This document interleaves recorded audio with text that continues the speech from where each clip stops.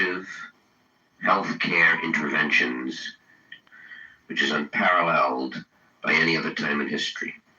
The first discussion is with Dr. Morton Beiser, who is Associate Professor of Social Psychiatry at the Harvard School of Public Health, Department of Behavioral Sciences.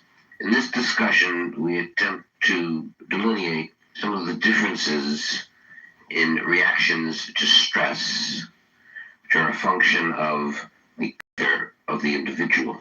And this requires that we look at what kinds of life situations precipitate stress in different cultures. What are some of the typical ways that individuals from different societies cope with the pressures of their society? I asked Dr. Beiser about the different types of political and social values that might be important influences on the kinds of stress that people undergo.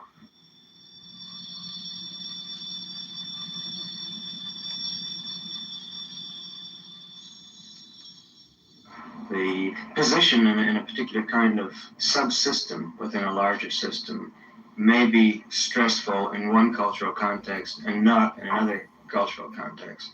Thinking of the kinds of things that have been done studying the birth order, for instance, and the chance of developing disorder based on birth order and sex. And I think there's some pretty convincing evidence that the chance of developing schizophrenia, for instance, is higher among firstborn sons, at least in Taiwanese Chinese, than it is among other racial groups in Taiwan, and certainly compared to rates of the chance of developing schizophrenia among comparable subgroups in our population. The question is, somehow does the fact that the culture is so different create different role expectations and therefore subject different people in the system to stress? Maybe the question of role expectations or the level of expectations of individuals is a notion that would cut across cultures involving some kind of stress, but that the cultural influence is in placing different roles or different roles in this line of increased expectations. A common problem that we're all confronted with now is the role expectation of the disturbances about what one's role should be in at least 50% of the population of this country, and that is women. And what can we say about the role expectations as that's related to different cultures in the world today in relationship to men and women, and whether we see a higher or lower incidence of psychopathology in men and women because of different expectations? There are at least two dimensions that are important, and one is the level of expectations, and the other one is the clarity of expectations. And probably with regard to women, at least in westernized, technologically developed societies, the problem is confounded by not only increased expectations, but a certain ambiguity about what these expectations are. And this is reflected in most of the epidemiological studies that have been done in the United States, Canada, to a certain extent in some of the Scandinavian countries, where one very consistent finding at a population level is that women exhibit more psychiatric disturbance, primarily in the area of the neurotic disturbances, than men. And the only place that I know of where an epidemiological study has been carried out where that has been reversed, where women actually show less psychiatric disturbance than men, was a study that was carried out in Nigeria about 10 years ago among women, among a tribal group, the Yoruba, living in 12 small villages in western Nigeria. It was found that probably the healthiest population of any that's been surveyed in these epidemiological studies is women living in very traditional, socioculturally integrated Yoruba villages. So that somehow there, where the role of women is still clear, where the expectations are fairly high, a woman have to perform a certain amount. It's not just raising children and caring for children, but Yoruba women are involved in trade and commerce to a certain extent. But at least the roles are clear, even though life is very hard. roles are clear, and the level of disturbance is lower than it is among the men, who are more subject to westernizing influences and more caught between the two cultures. If you look at the so-called American culture, what are we all about now? Are our goals so ill-defined that we are having problems placing our own activities in the perspective of the total community's activities? One of the problems with our culture, if you want to call it that, is its fragmentation. That somehow there are goals that are in opposition to each other, that those that are clear are often in opposition to each other.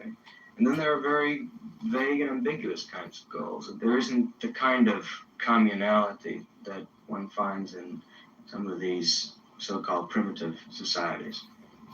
And this makes people uneasy, it makes people uncomfortable. It leads to clashes, intergenerational clashes, obviously. And somehow we haven't been able to demonstrate that the chance of occurrence of stress varies very much by a social class, but that the experience of the stress and the perception of the stress may vary a great deal by social class. This is important because it's a dimension that's very frequently overlooked in the literature about stress in general, and certainly in the literature about sociocultural influences on stress. We have a notion that somehow there are experiences that will be stressful no matter to whom they occur and in what context they occur. Such things as maternal deprivation, for instance. And the only influence that sociocultural factors bring to bear on that is on the chance of occurrence of these events. But there may be something that's more important and more fundamental, and that is the way in which sociocultural context shapes the experiencing of a particular event. Then there may be a discrepancy between what a therapist thinks is stressful and what the patient at times thinks is stressful based on their different backgrounds. And if the psychiatrist or a psychologist isn't aware of this, then if a patient isn't talking about some event as being stressful, the psychiatrist may make the assumption there's denial or repression going on, when in reality, based on what you're saying, some events may not be stressful for certain individuals, and others may be. Is that correct? Yes, that's one reason why I think it's important for mental health professionals to be aware of this kind of consideration. But maybe an even more important reason is that I think there are implications for prevention of psychiatric disorder in these kinds of considerations, particularly primary prevention. And ultimately the development of a public health psychiatry, which I think is the only answer, ultimately, for the kinds of problems that we know exist at a large population level. Another important aspect of trying to understand the impact of cultural factors on mental health problems is what influence culture has on the reactions to stress, particularly the maladaptive reactions, the psychopathological reactions. For example, are there a difference in the kinds of symptoms that people in various cultures show? What kind of shapes those differences? The most current thinking is that psychiatric disturbance is more alike than it is dissimilar across cultures, but that the cultural influence may be at the more pathoplastic level, that it shapes the secondary symptoms. For instance, if you have a notion of schizophrenia as some kind of a basic process, that the cultural influences may shape the secondary symptoms, whether you tend to find more withdrawn behavior versus more aggressive behavior in different cultural settings, and certainly what the content of hallucinations and delusions will be, obviously shaped by culture. And the notion that there are specific disturbances, specific syndromes in different cultural groups has tended to fall out, although I would point to some that are culturally specific and maybe raise some questions about what the particular cultural stresses are that shape those disturbances. But I think somehow a more important question, or a more vital question than looking for culturally specific disease patterns or illness patterns is looking at what a culture defines as disturbance, and somehow the breadth of coverage within cultures, and how this varies what the tolerance for behavior is, looking at it from a different perspective. That gets us into the bit on the iatrogenic factor and the influence of culture on therapist behavior and therapist perception, which you've already referred to. And I think we've tended to underplay this as a serious factor, and it's something we better consider very seriously, how mental health specialists view what's called mental illness and what we do about it. More specifically, are there cultural differences in the specific therapeutic modalities that are being utilized? You see the process going on with regard to some of our subcultural groups, particularly the Indian, and the notion that somehow what the Indian medicine man does is primitive and unscientific and has to be destroyed or eradicated so that we can get what's good into the culture and really treat people in hospitals and with medicines and so on. I think that perhaps there's some recognition that this may not be the most productive way to go about things. There's, I think, a very unique program for training Indian medicine men, providing scholarships for people to study to become Indian medicine men. It's a long process, particularly on the Navajo reservation. To become a Navajo medicine man requires years of study, requires a long period of indoctrination, requires a long period of apprenticeship with a practicing medicine man. But the notion is that somehow this is worthwhile, that the position that the medicine man has in traditional Navajo society is important to maintain, that the practices, the rituals that the Navajo medicine man practices may be important for restoring people to mental health or for prevention of psychiatric disorder, and then one shouldn't go ahead and try and destroy that and replace it with so-called modern medicine. That perhaps one can supplement this with some of the knowledge from Western psychiatry and incorporate that as part of the medicine man's training, but that's different. This kind of accommodation is different from trying to destroy and replace. How can we take the information on how individuals react in different cultures to stresses and what defines a stress? How can we take that information and begin to help shape a world which is less stressful to people that live in it? I think the notion of stress and what constitutes stress and what conditions an experience so that it becomes stressful is important. We have some leads from research and from experience that really ought to be tried out as in the form of resources to the school system so that adequate salaries can be provided and perhaps males can be recruited into the school system so that we don't have this kind of problem. One of the directions that man has to go now is bring together what he is, man and woman, bring together what they have felt. One of the directions that man has to go now is bring together what he is, man and woman, bring together what they have felt were discrepant roles or discrepant values. And of course, how we do that, I suppose, is the question for the future. We frequently hear two contrasting views in relation to children in modern society. One view is that this is a child-oriented society where stress is minimal. And the opposite view is that there is a conspiracy against children, so that stress is marked and alienation is a frequent response resulting from that stress. The focus of the next discussion will be on the psychosocial influences which are currently important in terms of childhood and adolescent stresses in contemporary society. Naturally, we're interested in how we can reduce the stresses imposed on children in our modern world.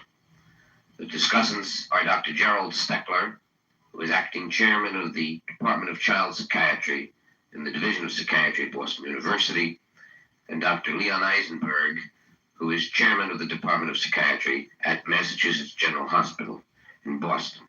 Dr. Steckler speaks first. Rene Dubos, a rather famous developmental biologist, said that the problem with man is not that he is unable to adapt to atrocious environments, but rather that he is able to adapt to atrocious environments And I don't think there's anybody has thought of any environment yet that man does not only survive in, but in fact multiplies in. We will tolerate things that probably no other organism would stand for. He would have the good sense to lay down and die.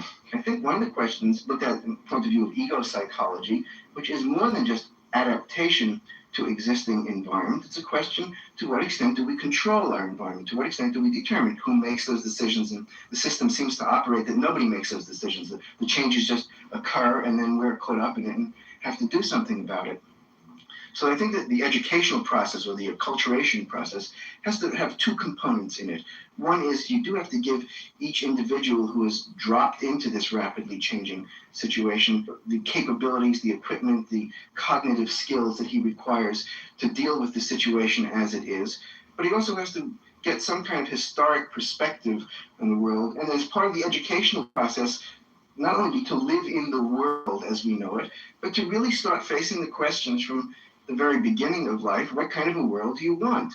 And that this should be as much an issue of schooling as is learning how to read and write, so that we start gaining some control over the rate of change or the directions of society, rather than just assuming we are the passive recipients of this who must deal with it as best we can. The problem is we have never yet developed the imagination to do it. In science, there was a discussion of a House of Representatives vote to establish an Office of Technological Assessment. And in the discussion of that, serious questions were raised as to whether the scientists have the capability to predict effectively what the consequences of introducing some new device into the battery of technology would be. However, that doesn't alter the fact that we damn well better learn how to do it. The real chore is to examine what it is one does in life, and to prepare children to look at life in order to be able to guide it in the direction that brings satisfaction rather than being passively manipulated by it. I suddenly now have a sense of awareness that the statement conspiracy against children has a broader meaning than just a deliberate conspiracy. But there has been sort of a organized effort to sort of develop programs ostensibly for children, which are really to meet other needs. All right, I buy that. And I've been part of that conspiracy, if you will. And I say, now we've got to do something else. Now we must develop programs which will be helpful for children, to help them develop a greater sense of happiness, be able to adapt to a world which they will have some part in shaping. And what do we need to know about children and human development in order to develop these programs? Are we going to be able to improve things by social change only, which, will have to be massive, but are there other things we have to know? I can't see an effective or meaningful school system that is not a participant in the change of society. The change of society by reform if necessary, or a change that may have revolutionary implications if the forces are so constraining that it takes revolution to change it. Now, this is a very different role from what most people conceive of for the school system, but let me point out to you that that was exactly how the public schools were conceived of by those people who founded this country. Benjamin Rush, who is one of my personal heroes, was the first American psychiatrist and a signer of the Declaration of Independence, spent a good deal of his time propagandizing for a free public school system on the argument that only a public school educational system could prepare a citizenry for the survival of a democratic society. Here's where I think our background and whatever meager skills we have as behavioral scientists can come into play, because we can look at, say, parental attitudes, and they have been looked at with respect to school, and they're dismal. You can blame the school system for what they're doing, but on a national survey, it turns out that 65% of adults surveyed indicated that the most important value that they attached to the school system was discipline. And you can sort of throw up your hands and say, well, what can we do with something like that? But you can also ask, well, why are the adults holding that position? How deeply held is it? Is it a defensive posture because they don't see any alternates, because they don't know of any other way to live, and so must hold on with desperation to what they feel is the only avenue to survival and maintaining some kind of equilibrium? And I think that what we have to do, agreeing entirely with your idea of parent participation in the educational process, and for the schools to address themselves to the parents as well as the children, is to examine these attitudes, and not only to analyze them in a sense with the parent, but for people to offer an alternate model, that there is another way to live, that you aren't giving up all that much, and in the long run you will in fact benefit from some kind of change in your way of living, whether it is giving up the belief that the most important thing that a school system has to offer is to discipline the children so that they won't rebel against the parent generation. This, I think, introduces questions about the future and the direction we go in. I think at the very beginning of our talk together, we indicated that we had to somehow bring to an end the fact that technology was shaping the culture, in a sense, and that it had to be the needs that grew out of the people who lived within a culture that shaped the technology, and that we use resources in the service of the needs of people and the desires of people. Well, we can look to future developments in things such as biochemistry and neuroembryology and better understanding of structural and morphological characteristics of the nervous system. And it's possible that with devoting resources, we might be able to define sort of certain potentials and capacities that newborns might have. And we all go on the assumption that stress is experienced as some sort of an interaction between what an individual brings into a situation and what he's exposed to.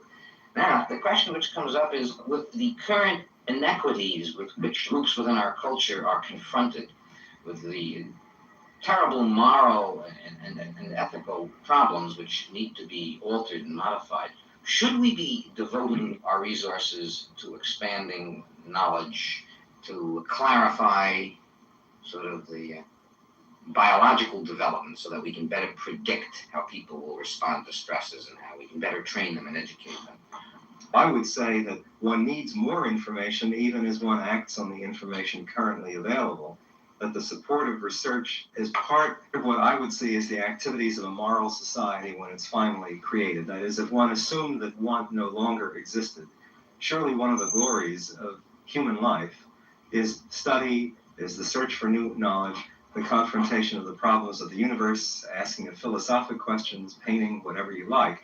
And these are not superfluous but essential human activities. That they have practical consequences, I think, is a nice incidental benefit. But I think they deserve to be supported just in the interests of the human spirit. So I would certainly not support those who feel that given the urgency of social application, it may not so easily answered at the present, as a matter of fact. It is legitimate to ask how the scientific dollar is dispersed, to what extent it is related to problems that are of social urgency to mankind, if one doesn't get carried away too far, since the prediction of relevance is very difficult at the beginning of a scientific undertaking. I would certainly argue very strongly for the maintenance of this, even as we try to apply those things that I've said we know with such certainty. The thing I would stress, though, and that's a very serious problem that I haven't the political sophistication to be able to answer. Up until very recently, the favorite American belief that bigger is better and that progress is endless led many people to the feeling that poverty could be eliminated by simply increasing the gross national product without ever having to take away from them that has in order to give to them that ain't got. It's now perfectly clear that we're going to have to aim for something like a very gradual incline or maybe even a plateau in the growth of productivity. And under those circumstances, with a limited amounts of goods and services being produced, then the question is the present distribution to be maintained?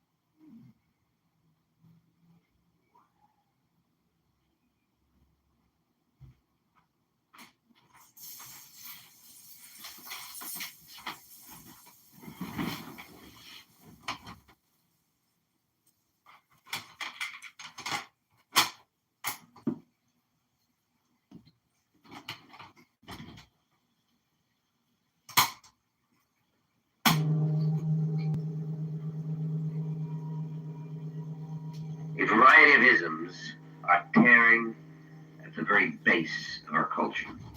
Sexism, elitism, institutionalism, and racism.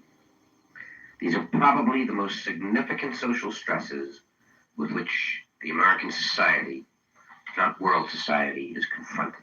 In spite of the seriousness of these problems, mental health specialists have devoted little attention to understanding of the implication of these problems for healthcare.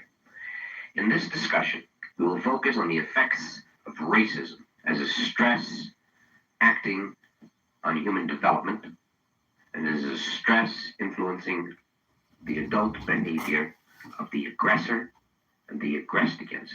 A most important point in this discussion will be the influence of racist attitudes on patients and doctors, both black and white. I discussed this important topic with Dr. Charles Pinderhughes, professor of psychiatry at Boston University and one of the nation's outstanding experts in this area. By and large, I see two different systems present in all isms. In every single one of them, there's what I like to refer to as an initiator and an accommodator. And the party, which is the initiating party, presents and cajoles or seduces or employs power or rewards some other inducement to get the accommodator to accept the belief system, basic attitudes, and the social structure which the initiating party sets forth.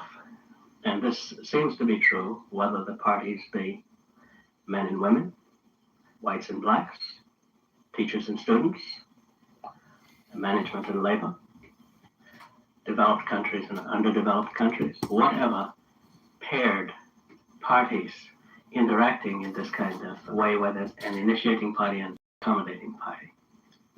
So the first thoughts that I have that each functions as a part of the environment of the other, exerting some. One paper that I have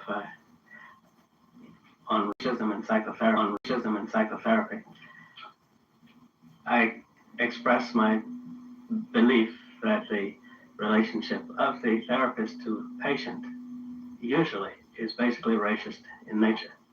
However, one of the things that hopefully takes place in psychotherapy is the use of enough introjective mechanisms by both the patient and the psychotherapist for each of them to be able to take in and build up a fairly accurate and balanced image of the other. And as they do this, then the image that they have of one another and the persons that they relate to are based upon the building up of more realistic introjects, so to speak, and much less on projection. Those persons who use a psychotherapy method which emphasizes the fact that the therapist basically is projecting all the time, just as much as the patient is projecting onto the therapist. And each of them needs to have this kind of corrective experience. Unfortunately, some therapists, using authoritative methods, can employ basically racist, classist, or some other kind of ism approach in which they seek to get the patient's system, so to speak, to become subjugated to the dominance role of the therapist. What you've introduced is important for us to clarify as quickly as we can, because I would think that most of our listeners who are involved in some sort of psychotherapy, whether it employs drugs or employs verbal means, are concerned with freeing the potential of men and women who come to them, who function as effectively as possible based on whatever goals and values the person called the patient has. And yet, what you've suggested, of course, which I think we have to accept, is that the therapists themselves have racist and classist and sexist attitudes. And what steps can we take to ensure that the psychotherapist frees himself from these attitudes in relationship to the patients? Or is there any way we can assure ourselves of this, or any approach we can take? Or do we need a new group of therapists trained in a different philosophy and discipline? In other words, are we too far gone? The principle that I would think needs to be kept in mind is one of having functioning feedback with which the therapist can constantly correct the impressions that he's gaining, more closely conforming to the nature of the patient's experience, the real nature of the patient's experience. The truth of the matter is the therapist can never fully have his impressions conform to the patient's experience, because the therapist is always, by his very nature, having additional to the patient. So there's always an additional part in the therapist that's false.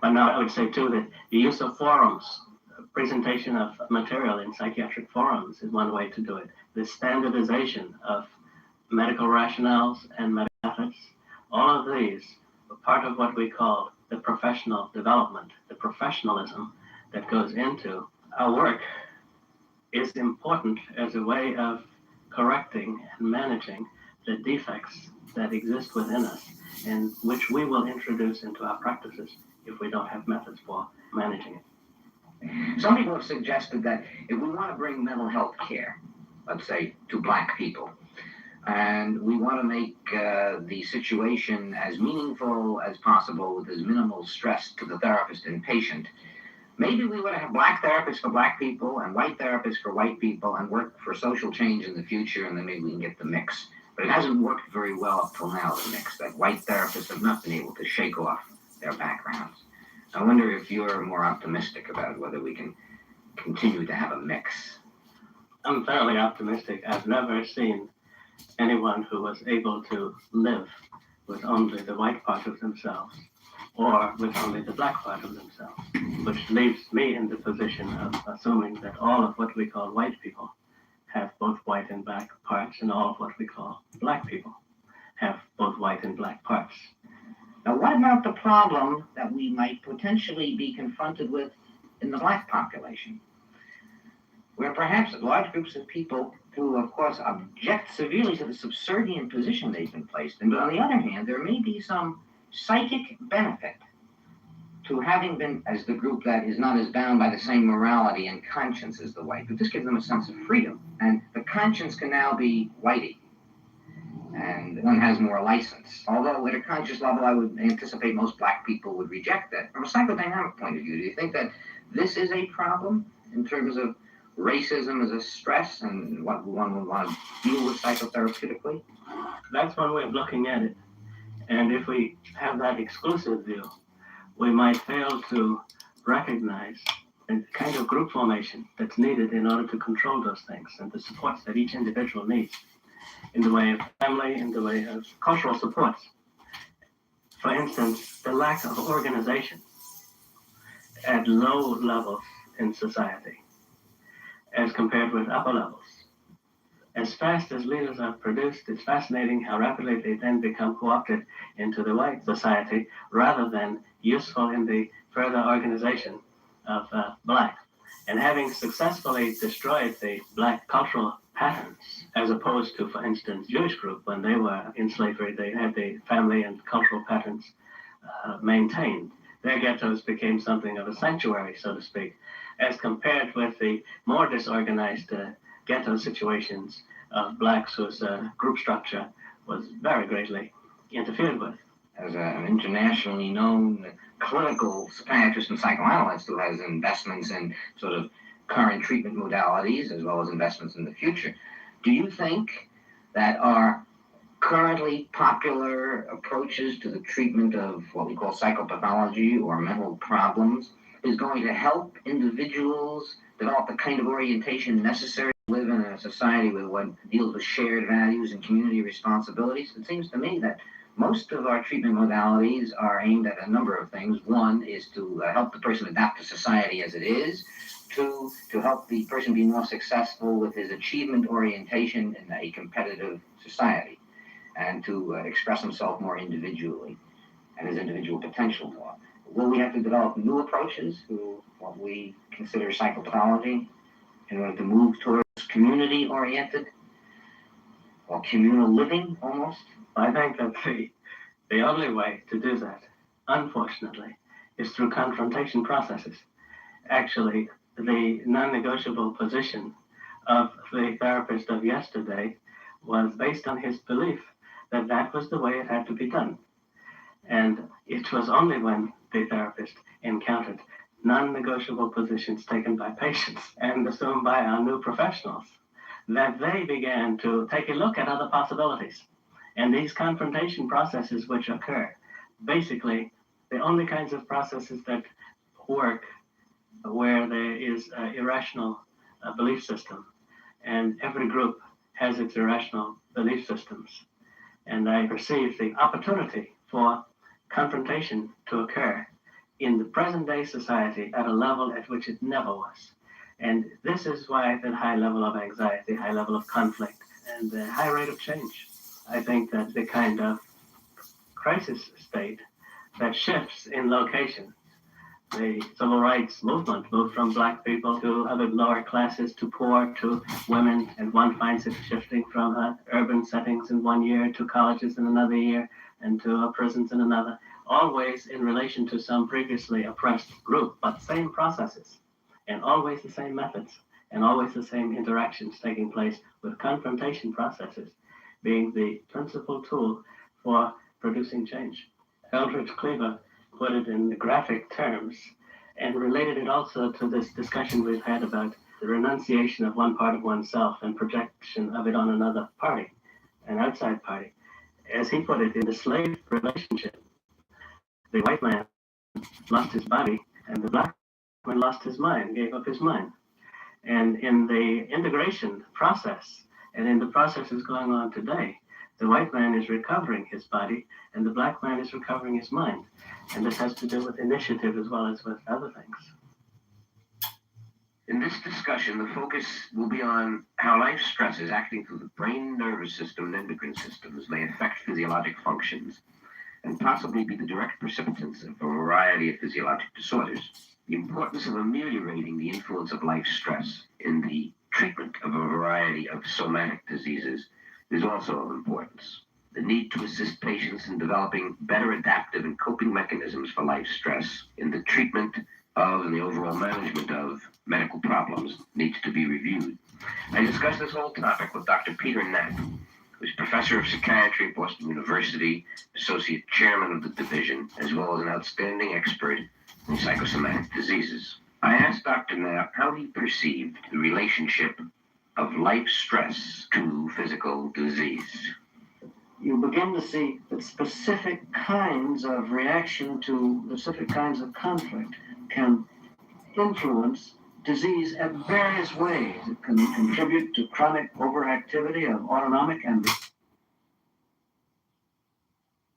systems, finally going on to causing structural damage. It can predispose possibly to the presence or development of disease in an individual under specific kinds of life conflict. It may contribute in other ways that we don't know about to a wide variety of disease. The stress concept has to become spelled out in much more detail, and I think the psychosomatic contribution to disease has to be spelled out in more detail in a whole variety of ways and a whole variety of disorders. There's another kind of feedback that we have to perhaps think about, which is feedback culture.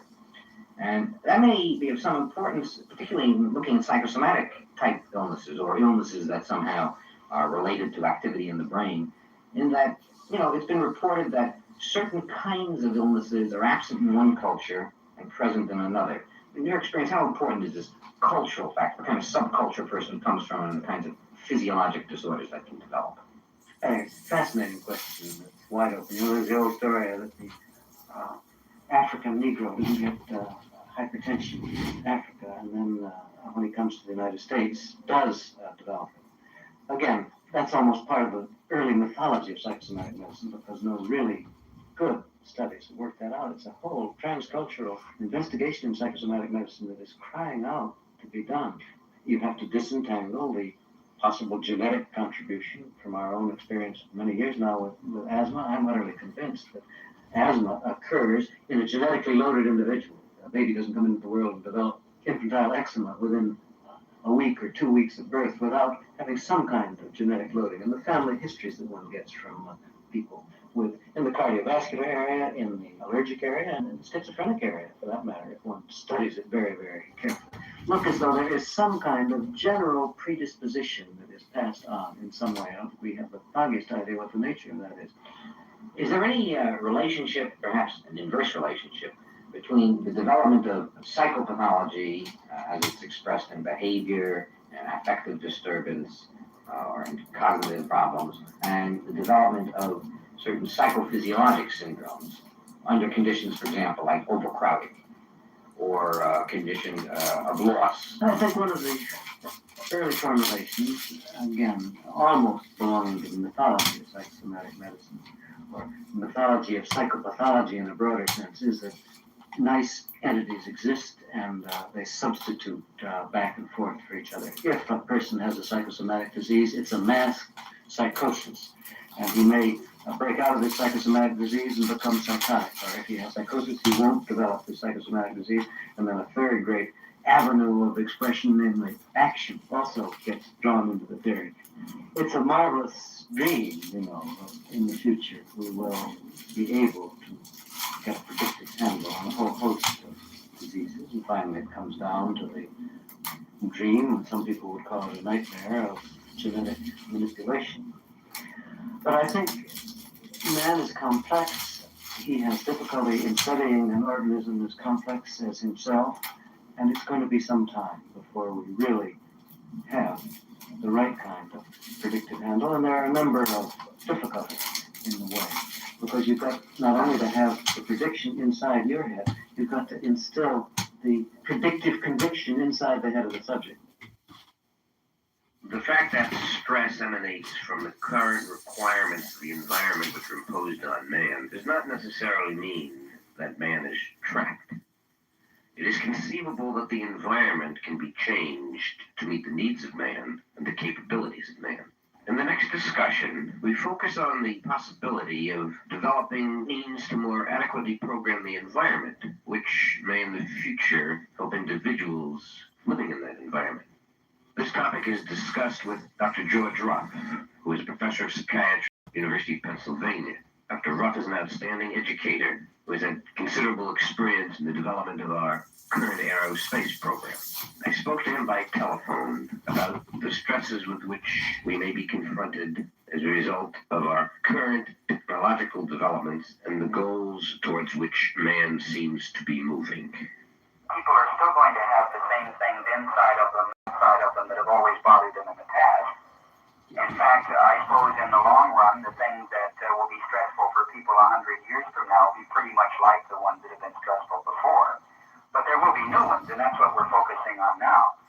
And I think that the more fluid relationships people have with each other, and then the technological changes, including the very strong possibility that the standard of living is going to drop, maybe precipitously eventually, is going to add to this. When we think about the change in the level of affluence or the standard of living, is this a function, do you think, of population change or the modification of the resources that we'll have available? Or is there some other factor that you're thinking about? Well, I think it's both.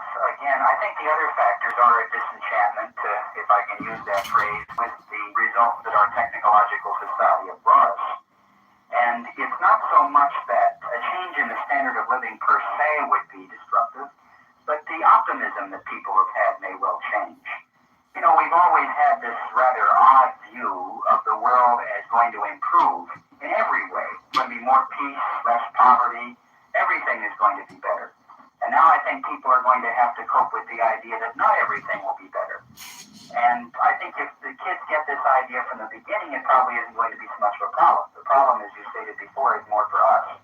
That raises the question of what your concept of the source of stress that people are experiencing now. Where is the major source of the stress or the major sources? Is this coming from the unfulfilled expectations, or is it coming from sort of internal values and goals and incongruities with what people can find in the outer world, or is it coming from the technological advance, or do you think we shouldn't talk about stresses as being different now than before, that It's really the same contemporary stress of the past. What are going to be stressful in the future, I think, are largely the internal problems that arise out of our human dilemmas in growing up. We start out as weak children, in a world of adults and develop all kinds of problems during that period, which if we're lucky, we adapt to reasonably well in the future. And this is what's going to bother people most. You mentioned the space program. We didn't find in the space program that the things that bothered the astronauts had so much to do with being up in space vehicles and dangers as the ordinary human concerns about who was picked for a flight, what was the implications for people who weren't picked for the flight, and those things will continue. But I think in addition to that, there's going to be more. As we're now suddenly having some information on, like the Chinese society, and a lot of the information we appreciate is incomplete, where there may have been some changes, at least in contrast to our society. Do you get the feeling that the stress-induced illnesses are less in a society like in China, current People's Republic? Well, my guess would be that they are, but again, the grass may be greener in that particular sense. I think what we have heard about China has, been fairly carefully filtered. But if I can take just the evidence of what we've been hearing recently, it does sound that way. It sounds like the educational system has aimed people in the direction of the society as it is existing, as it is evolving, and they've been fairly comfortable with that. They seem to have eliminated a lot of social problems. Now, along the way, I think they've cut down on the number of options available to people, and I'm sure for people who... Helping to develop a preventative program for a group about to be engaged in space travel of a year and a half's duration. Does he have the models at his disposal to help develop a program? Not really. Nobody has considered that seriously, at least seriously enough to do more than token research on it. I don't think now we could really figure out how to have a group interact or a mission to Mars. We probably could get by with it because people are adaptable. But I think after we've had Skylab projects and things of that kind and begun to have some more experience, coupled with laboratory research, we'll be in a better position. As you've been talking in response to my question, I realized that I may have been using the same defense that perhaps many people in the world are using, and that is to deal with a theoretical problem which isn't really very pressing to avoid one that is pressing.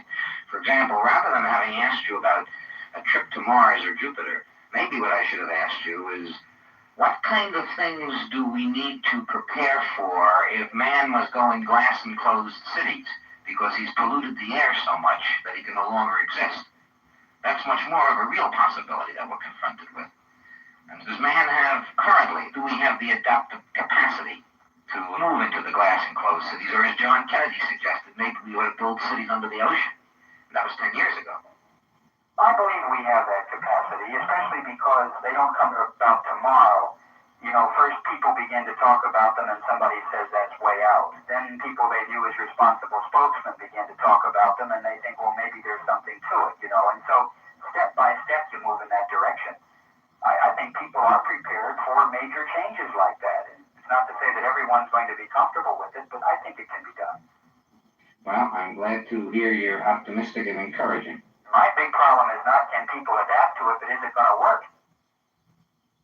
In no time, since the 17th century perhaps, has there been so much doubt as to whether society will continue to evolve constructively or whether it will break under the pressures of its own complexity. We've been assured to some extent by the experts on this tape that stress is a concept which has always been with us, that its definitions will expand as technology and population expand, and that in fact we may be in danger of overutilizing it, making it a catch-all. Perhaps, as mental health specialists, we can help to direct a definition for the benefit of treating patients who suffer from environmental as well as physically or emotionally induced illness, or what has been aptly called existential stress. We must also rely on the social system to guide us through. Most of all, we ourselves must undergo the experience of adaptation and become broader, more faceted, and more tolerant of change. Only then can we invest in an exciting future.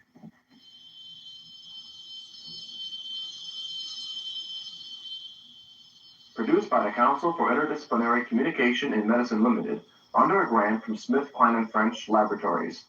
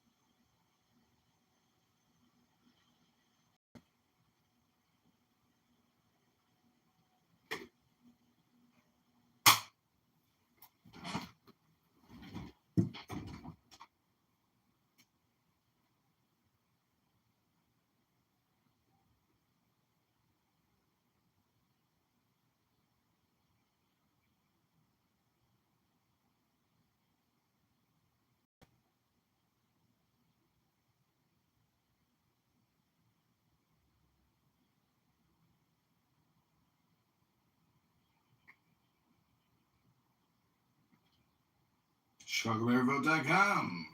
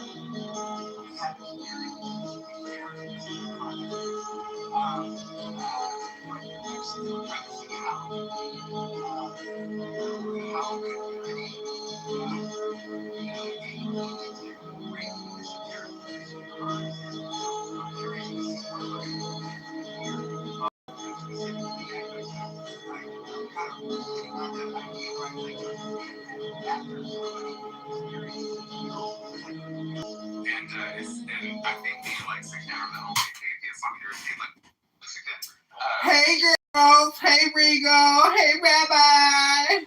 Oh God, here's this troll. Hold on one second. I'm not a troll, you're a troll. You're the troll, you're projecting on me.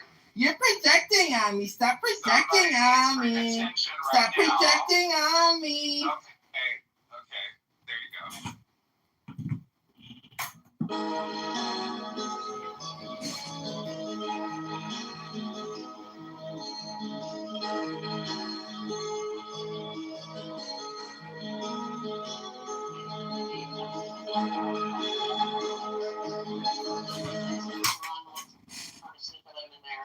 Hello?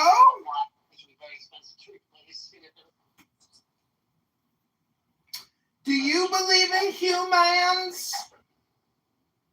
Yeah, mine was she's pretty much a full indoor outdoor, but she's funny, like she'll like cower and she kind of hides and then she waits for my kids to walk by.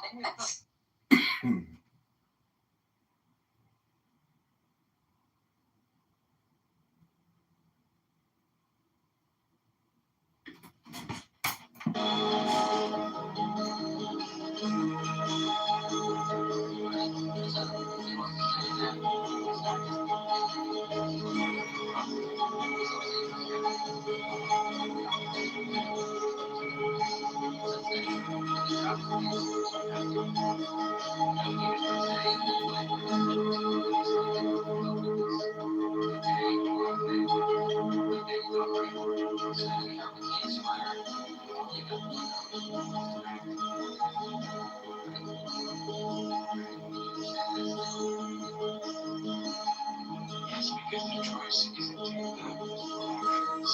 The choice is in the that's it. As soon as you're thinking about their stuff, about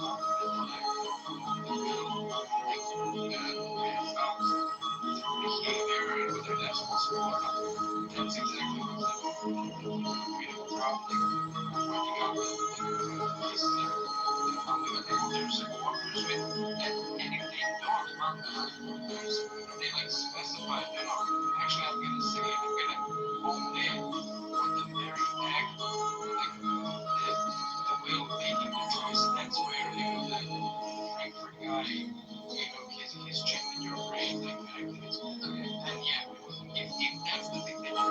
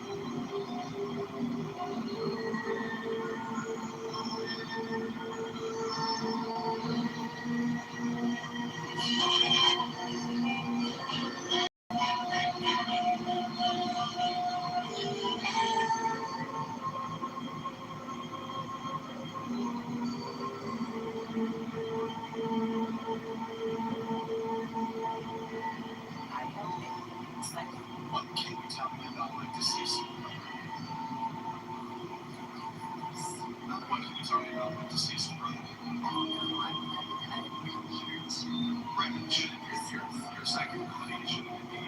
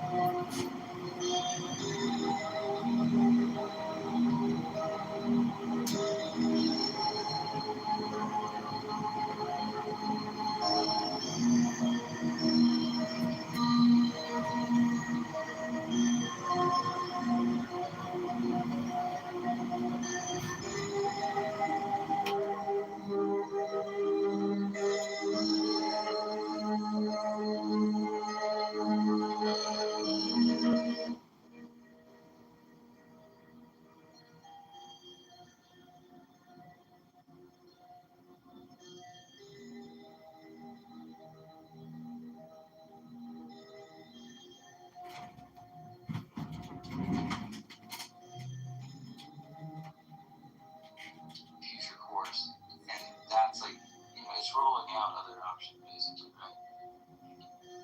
Yeah. Okay. So then, in this case of the ice cream, right, it's rolling out that chocolate is actually an open future for you to pursue, right?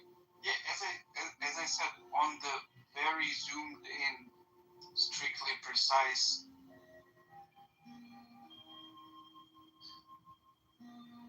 Have some shame. You don't have any pride of your own country. Pride. Could you have become so resonant, shameless? No faith, no loyalty to your own nation. Such a sad state of affairs. At least, scumbag. You are a scumbag. And Phil's, you're also a big scumbag. And today I got to know your true colors. Phil's is a big scumbag.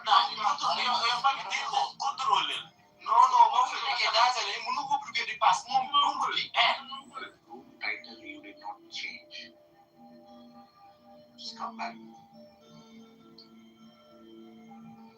Are you angry? All these days I thought I'm saying all these days I believed that you are my friend in Clubhouse. And you had to join hands with a whore who had to suck dick, gag on American ass. Is it making you very angry? No, I'm asking you a question. Are you really? I thought you would start complaining tomorrow. You've already started. What is happening? She's a fucking Iranian scumbag. You join hands with her, you're all poor fuckers.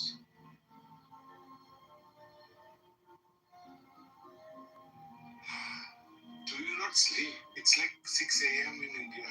You've been up all night. Doing what? Something time to get up. Okay. And after I came out of the bathroom, I saw her knees and I had to pee in her mouth. That's what happened. What is your mom? I live in my own house. Did your family leave you? No. They are in their own house. So you left your parents and siblings and everybody? I have to come out of my hometown for work. Oh, sorry to hear that. I was thinking of complaining to your mom that you're a very badly behaved child. That's okay, but you did not listen to all the things she said about me. How will I? I've never spoken to your mom. How will I hear what she's said about you? I mean, bro, don't talk to me, bro. You always against me, and you are to pretend you are also a fake person. It's because I don't have the right to scold you, and I'm going to complain to your mom, just like you complain about other people to me. It's only fair. I don't give a damn. You are a traitor. You betray people.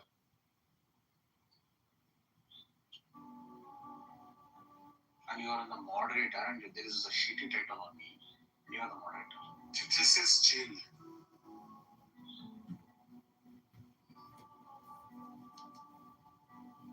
Oh, you changed it. Who changed it? Motherfuckers. I changed it to Gardu. They pop Gardu. Because I thought you were kicked out of the room. I didn't know you ran away. Nimappa sule mara. Ninamma. You know better, I know. You bitch. So how did you run away so fast? Because I thought you were what up? Whiskey. You're a pussy, I think. You're a smelly pussy. I'm recording all this. Eventually, you know what? I am going to become friends with you. And then I'm going to find out where you work. And then I'm going to email the company you work for. Do you know me in LinkedIn? What is your LinkedIn ID? My LinkedIn ID is Firdos Alam.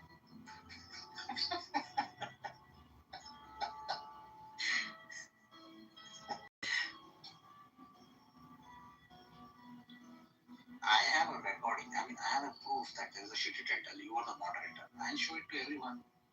Oh, that's why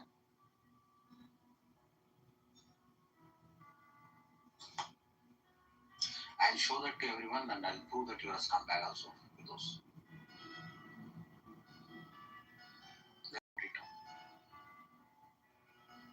Why don't you make that your profile photo? Yeah, I'm gonna make it. Wait.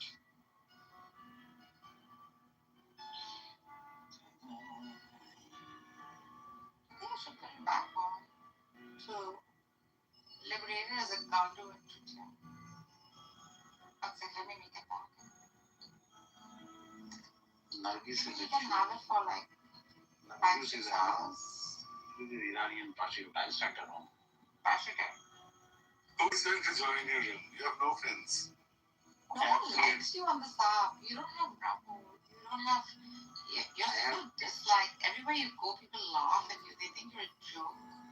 You think I care about such big things? You think I care, bitch? No, you don't care. That's why nobody cares about what titles you pick either. I want you to suck dick and get Americans as you, bitch.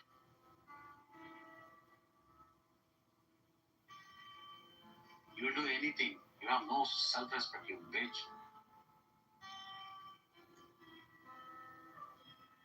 And for those, you are caught red-handed. Okay? Because I have proved you're a scumbag today.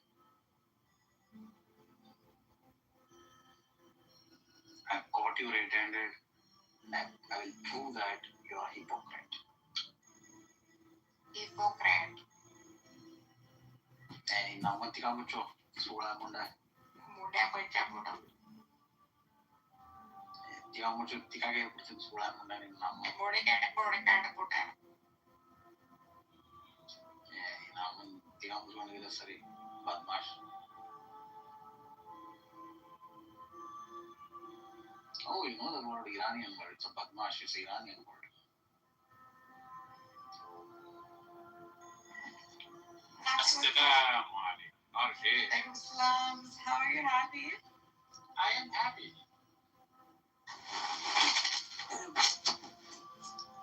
Out for those. And see you. Bye.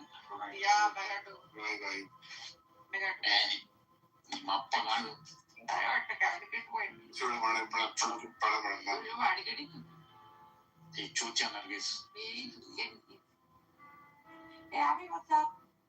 Oh, nothing. Just, getting busier with the World Cup.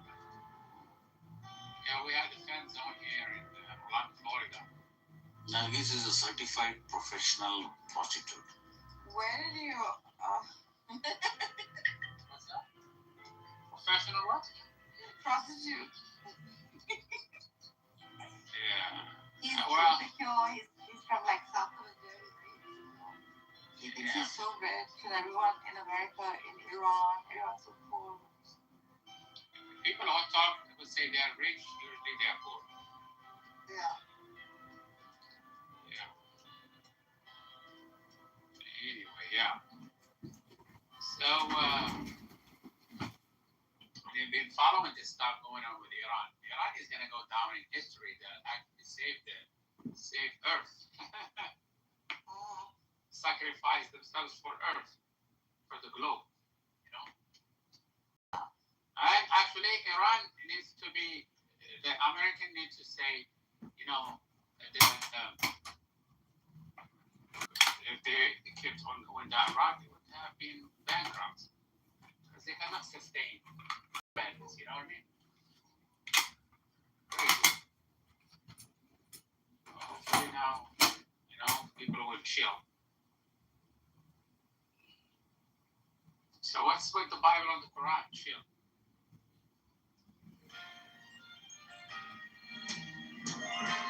Yes. I was here in the morning. Then I would go out. How much weight did you lose? Come on, hon. I want the entire place to see you.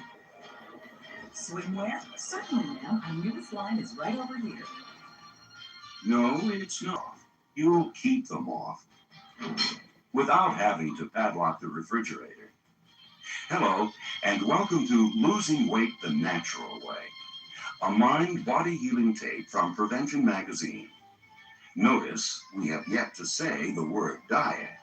You see, what we're really talking about here is a change in lifestyle, not a depressing or starvation diet. Anyway, how do you lose weight? Well, like anything else worthwhile, you have to decide to do it. So if you haven't done that already, a real honest-to-goodness pledge, then make that decision right now. That's it. Really mean it now. And whoa, here comes more encouragement. A friend you haven't seen for some time is definitely thinner. And if something worked for her, it can work for you. Just what did it, Carol? Well, I started to look at what I was eating. Every little thing. Like when I buttered my toast or poured dressing on my salad, I was adding hundreds of calories. Extras I could do without. So I did do without. Oh yeah, and I cut back on rich desserts. Of course, that wasn't easy. But those little things made a big difference. I'll say. Okay, so fattening little extras are out. Just picture them as empty calories. Besides, there's plenty of tasty and more nutritional food that can satisfy your appetite. Well, here's another friend. She's slimmer too. Wonder what her secret is. No secret, really. I just began to think why I overate. Like I hate to waste food. After the kids had eaten, I'd polish off their leftovers. Or sometimes I'd just eat because I was bored. When I figured that out, I took up some new interests. Things that got me out of the house and away from the refrigerator. So her approach was a change in attitude. Again, nothing drastic. Just a greater awareness of fattening habits and a better lifestyle. Uh-oh, it's Sally. Well, she's your friend too. Sorta. Boy, does she look terrific or what? Well, maybe you can benefit from the way she keeps in shape. I know, I look terrific. You see, I exercise just about every day. Hey, in the beginning, it was tough, but now I look forward to it. After all, I look better, and I feel better too. Well, see ya. I gotta run. Goodbye, Sally. Watch out for the traffic. Well, you've just heard 3 important ways to lose weight. 1, learn about foods. Examine each one, including certain food toppings. Also, discover which foods can really satisfy your appetite and reduce your urge to snack. More about that later in the tape. Number 2, understand yourself. In other words, why you overeat. Is it out of guilt, boredom, or is it something you don't even realize you're doing? Number 3, regular and moderate exercise. A good brisk walk, swimming, aerobics, or tennis. Start slowly, but once it becomes part of your lifestyle, stay with it. And above all, think positive. Oh, I know you've heard that before, but it's especially true for people who want to trim down. In fact, we suggest you identify your negative thoughts and counteract them with more positive ones. Psychologists call this powerful technique cognitive therapy, and it works. Here, for example, are a few negative thoughts of would-be weight losers, followed by the opposite or positive side you should replace them with. Negative. I can't lose weight. When I cut calories, I lose energy. Positive. I can lose weight. The best way is to cut just the right amount of calories and not starve myself to exhaustion. If I boost my exercise level and eat the right foods, I'll have more energy than ever before. Negative. I'm too tired and hungry to cook a special meal when I get home. It's easier just to pick up a pizza. Positive. Let's see. What'll it be? Maybe some fresh fruit or a salad. Steaming vegetables is pretty easy. I sure don't have to be a gourmet chef to lose weight. Negative.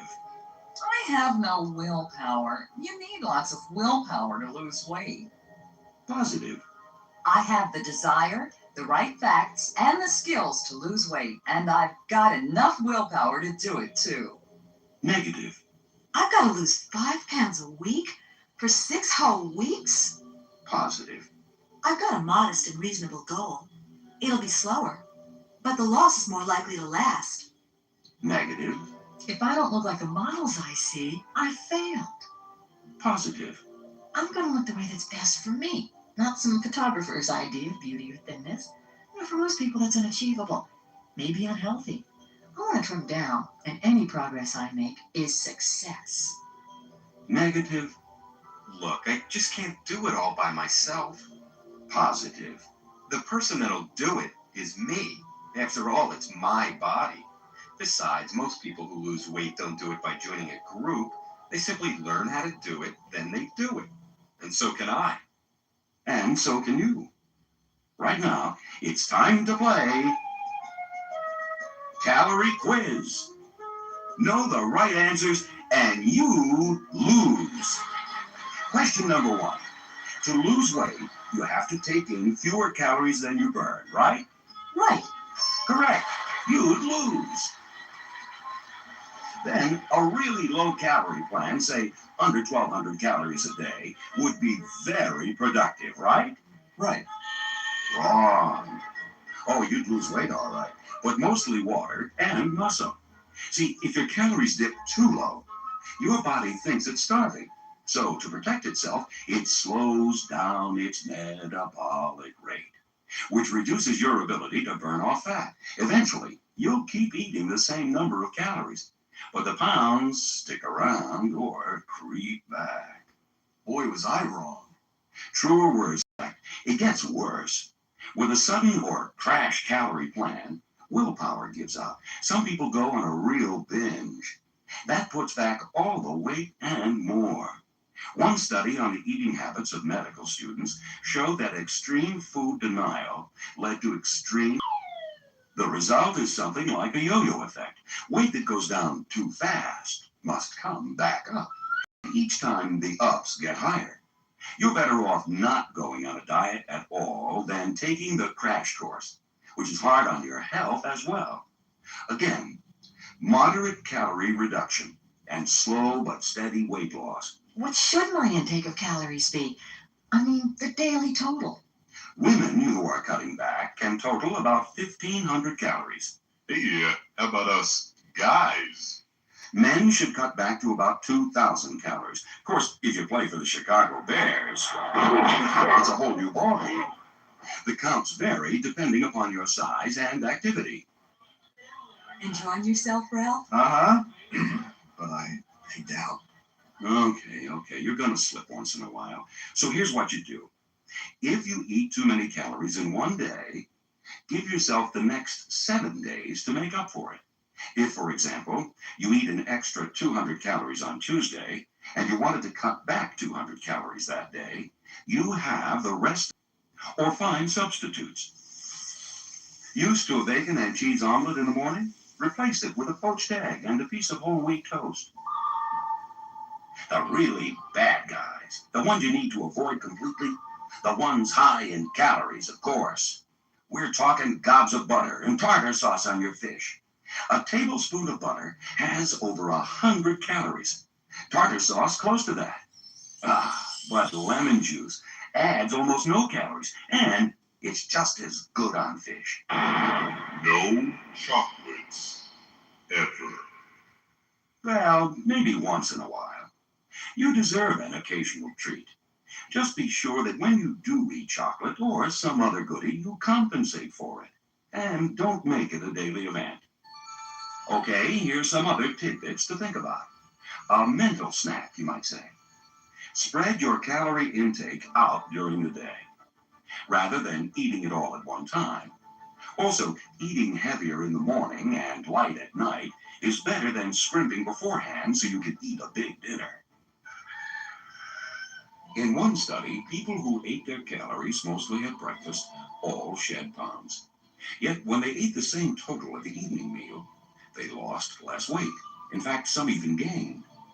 The reason? Your body's metabolism is slowest when you sleep, making nighttime a prime time to store fat.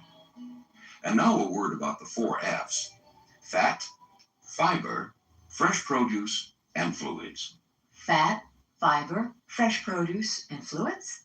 Right. Fat, fiber, fresh produce, and fluids. Let's talk about each, starting with the first and least friendly, fat. Yep, there he is. The biggest of the 4 F's. You'll find quite a bit of fat in whole milk, butter, whipped cream, cheese.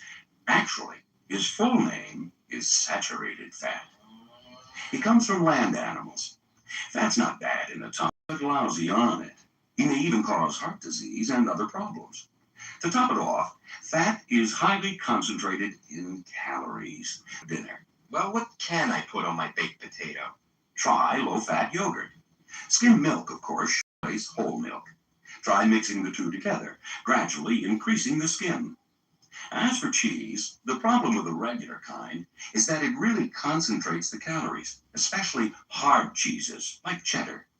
So if you do eat whole milk cheese, make it no more than an ounce at a time. Dream of ice cream. Just as tasty and better for you is ice milk, or low-fat frozen yogurt, or a fruit sorbet. I see, you're a meat and potatoes kind of person. Too bad. Like cheese, there's a lot of calories in a very small amount of red meat. Removing all visible fat would help. Eating red meat no more than twice a week would help even more. Try fish or fowl instead. You'll not only cut calories, you'll improve your overall health. Come on, don't be sad. Sure, you'll be saying goodbye to some oldie goldies, but you'll be saying hello to today's hot hits in healthful figure slimming food. On our charts is a steaming plate of golden corn pasta, a dish that's both zesty and satisfying. Another big hit is a fresh, crisp salad, perfect when teamed with a taste of whole wheat bread. Snack time? Try air-popped popcorn, or dig into a big juicy apple. Besides being low in fat, these foods are high in the second of our fat-fighting F's, fiber.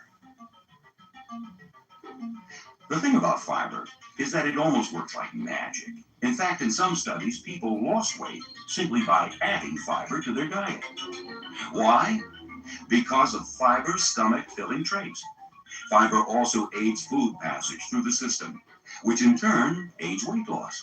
Another great thing about fiber is that it seems to reduce calories absorbed by the body, especially fat calories. In fact, calories from high fiber might even count less, because they're less likely to be stored as fat. Okay. Where do I get this fiber? You'll find plenty of fiber in our third and flavorful F, fresh produce. Both fresh fruits and vegetables contain not only fiber, but a wide variety of nutrients, like vitamin C, A, the B vitamin folate, and the mineral potassium. Eat them raw, steam, or bake lightly. Just don't drown those beautiful veggies in butter, cheese, or sour cream. Use yogurt, lemon juice, or herbs for flavoring. By the way, high fiber foods protect against certain illnesses, including, hope you're not eating right now, including hemorrhoids, varicose veins, heart disease, and colon cancer. There, that should cause your refrigerator to be flooded with fresh produce. Which brings us to our fourth and final F, fluids. The prime one being water. We all need from 6 to 8 glasses of water a day to cleanse and rejuvenate our system. A bit of ice water before a meal also fills the stomach and cuts appetite. Sip water while reading or watching TV. Have water instead of coffee at break time. Of course, if you do need a pick-me-up, try herbal tea. There's more and more flavors around. Plus, you can mix the tea with fruit juice for a low-calorie treat. Here's another super idea. Soup. Nothing beats it on a raw, windy day. Plus, people who consume soup regularly consume about 5% fewer calories. Why? Well, soup has 2 advantages. It contains a lot of water, so it's not calorically dense, and it's hot. So you can eat it slowly. By the time you're done, your body has had a chance to realize, hey, I'm being fed. Okay, appetite, switch off. The result is less calories, but more satisfaction. If you make your own soup, refrigerate it overnight, so you can skim off the excess fat in the morning. Oh, my aching head. But there's one fluid that's really trouble: alcohol. That daiquiri before dinner, well, it's not only fattening, it can stimulate your appetite. Even alcoholic drinks that you might not think are high in calories can really add up. 2 glasses of white wine, for example. With a typical glass, that's 160 calories, or more than 1,000 calories a week. And yearly? Okay, enough on the 4 F's. Let's get to the 2 S's, salt and sugar. The thing about salt is that our bodies need only a tiny amount of it. The more salt we eat, the more water we retain. And water is weight. So cutting down on salt is a simple and safe way to lose a few pounds. As for sugar, well, it's crammed with empty calories and tends to nudge more nutritious foods off your menu. I just can't resist. I mean, when I go to the supermarket and see all that great stuff, it's as good as in my mouth. What this person is actually experiencing is a psychological reflex or food cue. In other words, a sight, sound, smell, even a person that can lure you into eating, even when you're not particularly hungry. I bet some of these sound familiar. For me, it's the kitchen. I always like to check out what's in the fridge. Then I can't stop from gobbling what I see. At the office, around mid-afternoon, my energy lags. People bring in all kinds of cakes, candy, pretzels, and around mid-afternoon, I've got to have some. With me, it's television. Every time I watch, I munch. Are any of those your food cues? Are there times when you eat solely out of habit and not out of hunger? Then, like a good general, you need a strategy or battle plan. Take the supermarket, for example. It's no wonder so many are captured by it. Supermarkets are designed to lure people into buying snacks, sodas, all kinds of goodies. Well, now that you know what you're up against, fight back. A prime tactic? Never go to the market hungry. A full stomach is a strong defense. Second, hug the walls. That's where your allies are. Veggies, fruit, fish, poultry, yogurt, staunch allies all. Here we are at Checkpoint Charlie, the checkout counter. Before you march another step, halt! Take a good look at what's in your car. Ask yourself, do I really want this? Can I handle having this at home? Well, if you can't, if it'll go in minutes, put it back. Buy this, buy this. Buy this, Ma. Buy this. Another Buy rule. this, Ma. Leave Buy the this. kids and their demands for sweets at home. On the other hand, it wouldn't hurt to have a rational adult along who can talk you out of impulse buying. Do you know what's in this stuff? I mean, let me read you what's in this can. From the supermarket, we come to the kitchen. Or better yet, don't come to it, after work at least. That's when many people like to have a snack. A big snack. After work, go directly Hey John, how are upstairs. people paying as low Change as your clothes, $39 a month go when I'm for a paying walk. $400? That'll help you Because relax and $400 feel is less the rate desperate for for people food. who don't know When you come $39 back, you can exists. sit I'm telling down you, to a it's light, real. They just well-planned meal. But the advice still holds for any Weight Watcher arriving home from work.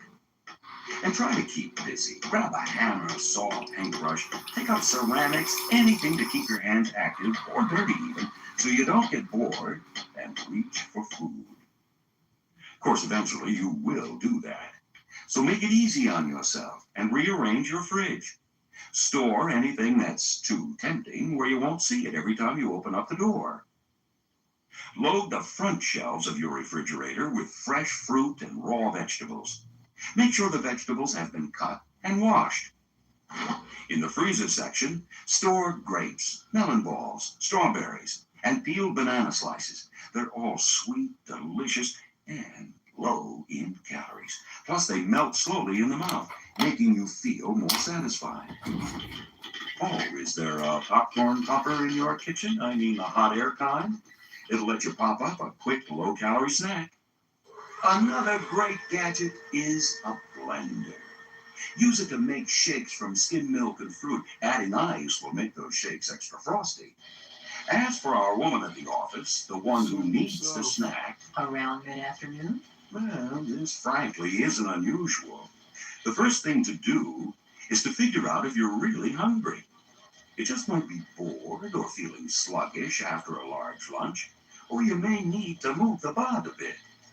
If you can, See you, bye. go for a quick walk around the block or find a task you know won't be tedious. Also, try eating a lighter lunch. Believe it or not, your mid-afternoon lag may be caused by a too heavy meal. And since those vending machines are going to tempt you, plan ahead. Bring along fruit, yogurt, carrot sticks, or take an herbal tea break at the office. Bite into a big, thick super burger soon, crowned with cheese, bacon, ketchup, and mayonnaise.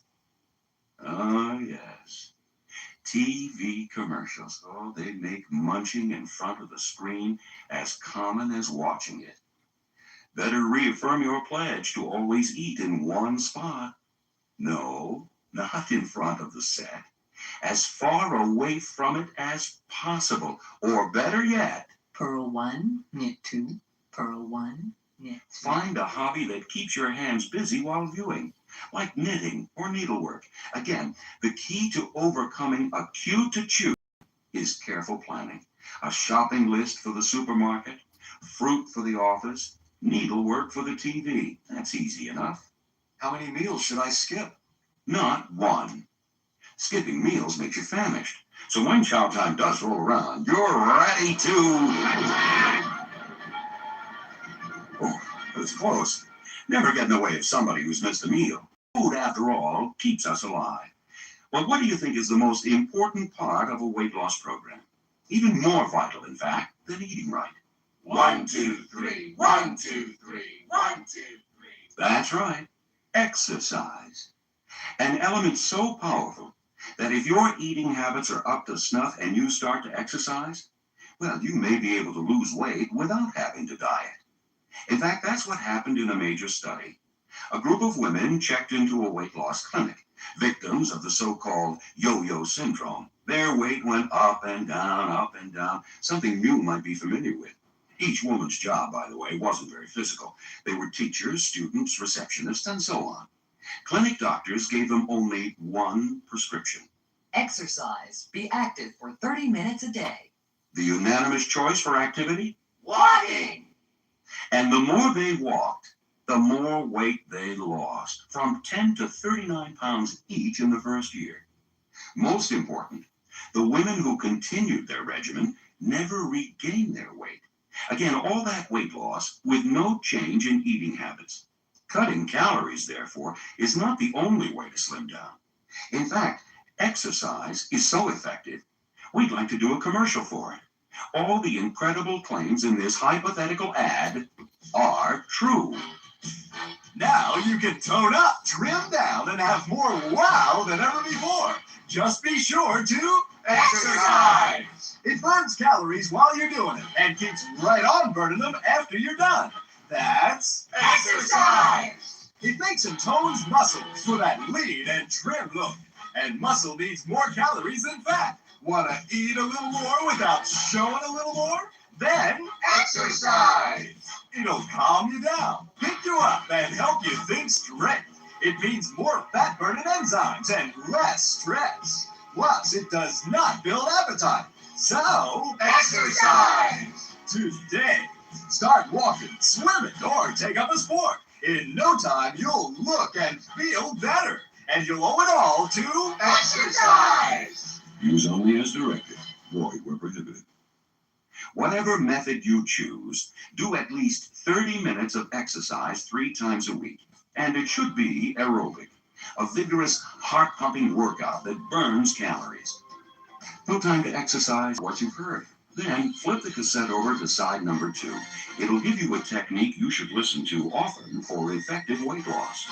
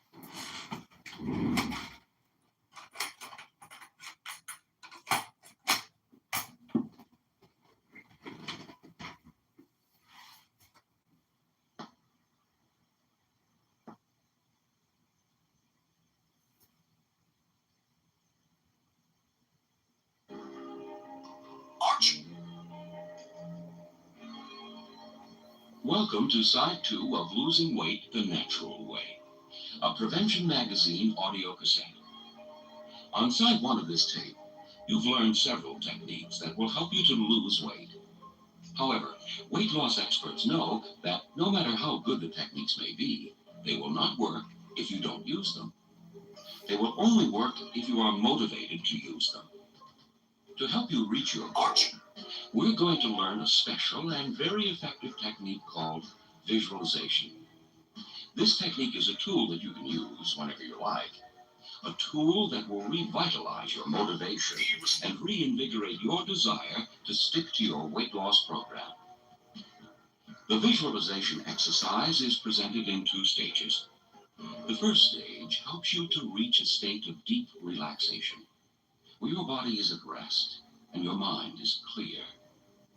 Then you will learn a very powerful visualization technique, one that will affect you deeply at all levels of your mind. To prepare yourself for the new and unique techniques you're about to learn, it's important to put your mind in its most receptive state, one of true relaxation.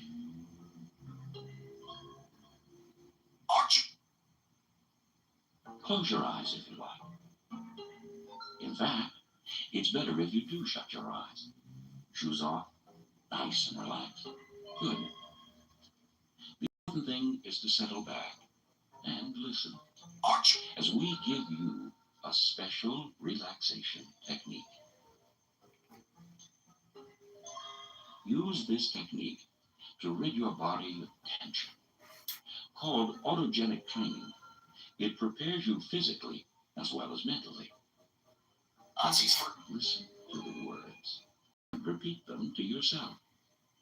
Let the feeling the words evoke flow to specific areas of your body. Again, after each phrase, there'll be a pause, so you can repeat the same phrase to yourself, several times in fact. Imagine the words as kind of a wheel going around and around in your mind. If you're distracted by something, an itch or a twitch, gently remind yourself to concentrate.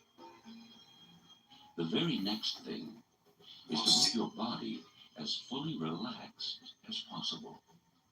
If you're sitting on a chair, allow your arms to lie gently on the armrest. Now, spread your knees a bit and place your feet very flat on the floor. Make sure there's no pressure at the backs of your legs. If you're lying down, spread your arms and legs slightly apart. That's it. Get good and comfortable. Now, with your eyes closed, allow your breathing to become slow and even. Nothing forced or unnatural. Just slow and even. With each breath, you should feel more and more relaxed. Now, focus your attention on your left hand and arm. Feel how they're gently supported by the surface they're lying on. Now, with your breathing slow and even, concentrate on your left hand and arm. Say to yourself, my left hand and arm are heavy. My left hand and arm are heavy. Repeat this to yourself several times.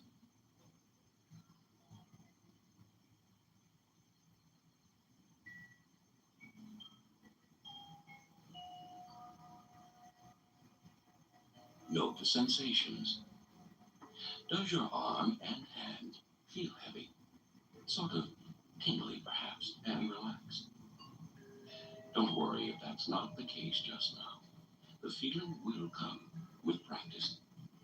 Now, shift your focus to the other side, your right hand and arm.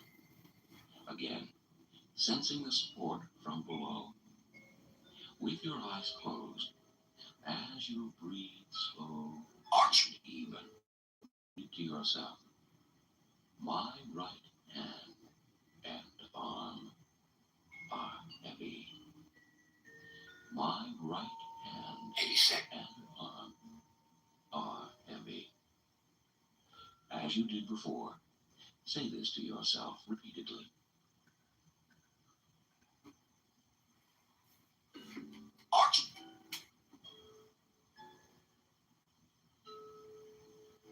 What do you feel?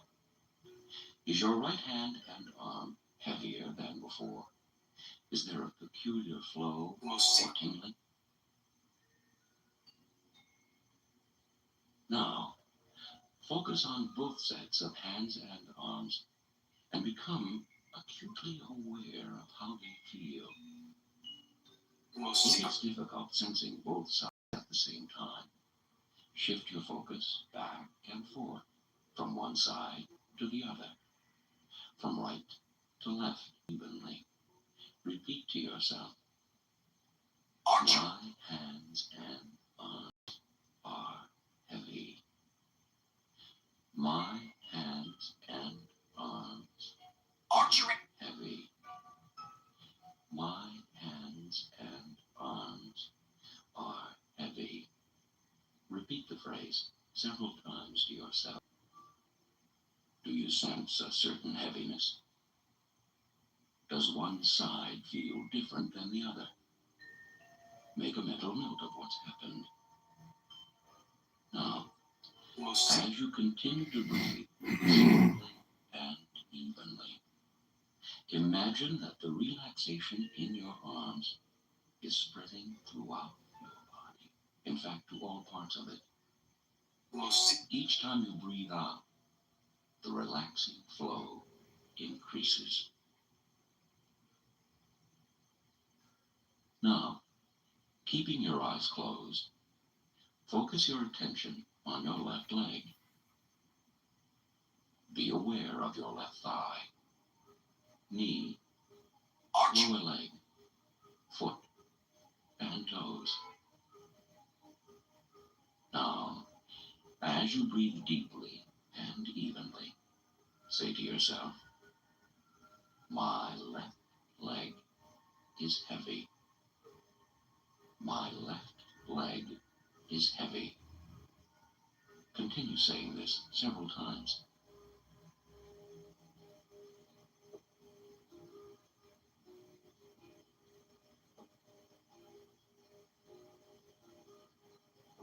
Now, note the way your left leg does feel.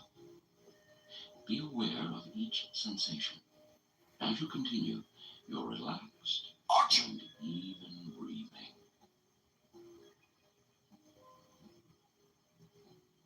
Now, move your attention to your right leg.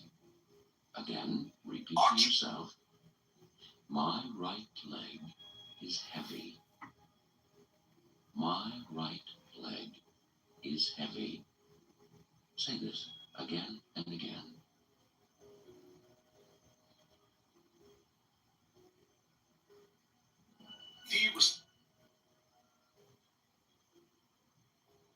Note the profound relaxation in your leg as you continue to breathe slow and even. Now, focus your mind on both legs. Again, if it's difficult to sense both at the same time, shift your focus back and forth from right to left and turn left to right. With your eyes closed and your breathing slow and even, repeat, my legs are heavy. My legs are heavy. My legs are heavy. Repeat it several times.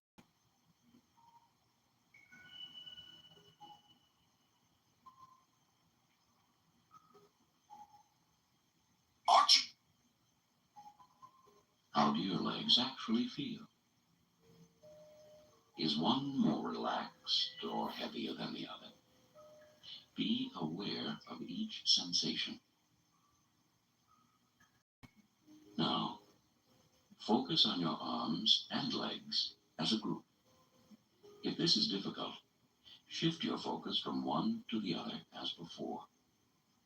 Remaining alert and with your eyes closed, repeat to yourself, my arms and legs are heavy. My arms and legs are heavy. Continue saying this several times.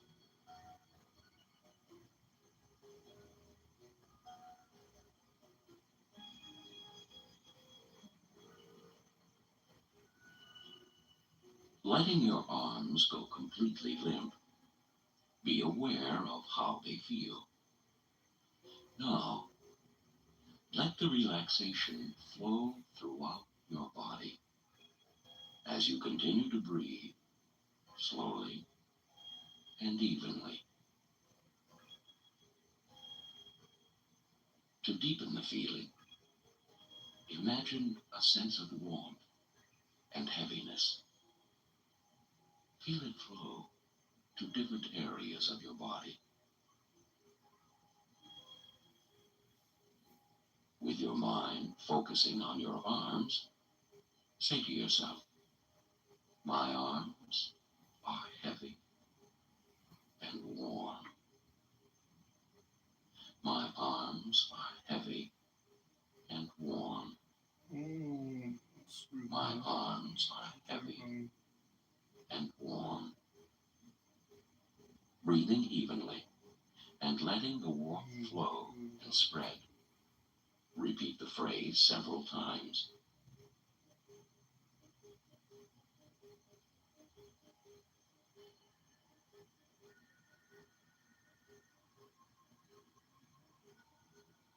Be aware of what you feel.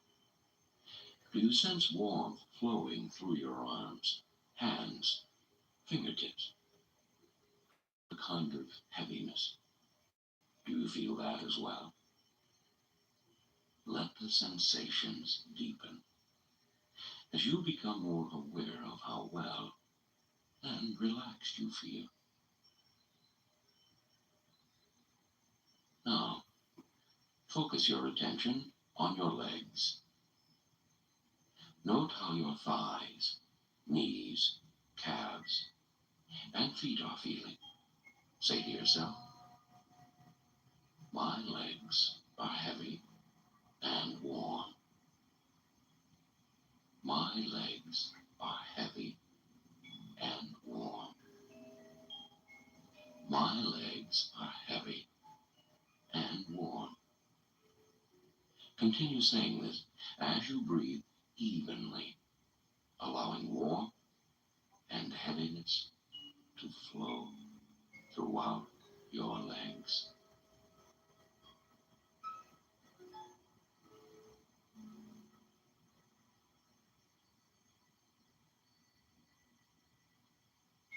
Keeping your eyes closed, let your mind focus on both sets of arms and legs.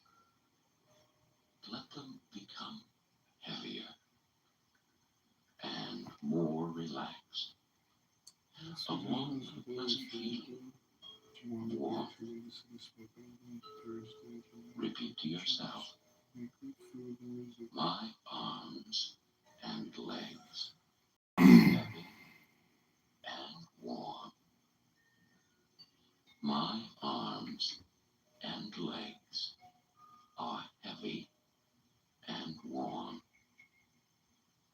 My arms and legs are heavy and warm. Continue saying this again and again. Really examine the way your arms and legs feel. Now, let your attention roam about your entire body. Sense the warmth. No business promoting this person as if he was. The feeling in your arms. No business. Neck. He was. The feeling in your shoulders. Chest. stomach, and legs. As you breathe deeply, say to yourself, my body is heavy and warm.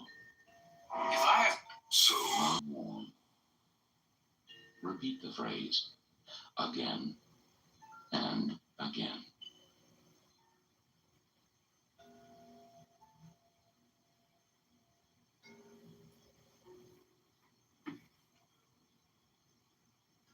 Now mentally scan your entire body. Be aware of the heaviness, warmth, and relaxation present. Let the feelings flow and deepen.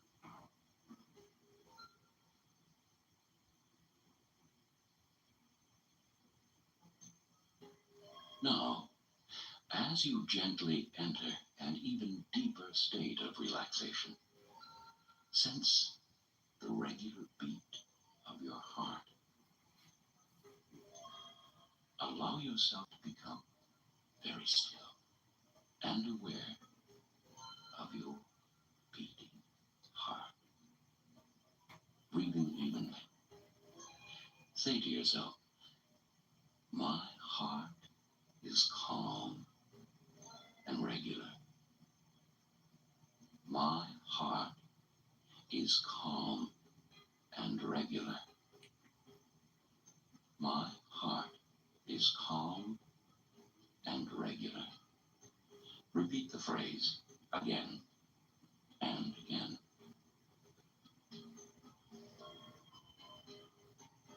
Now, notice how calm and quiet your body feels as you sense the slow, regular rhythm of your heart.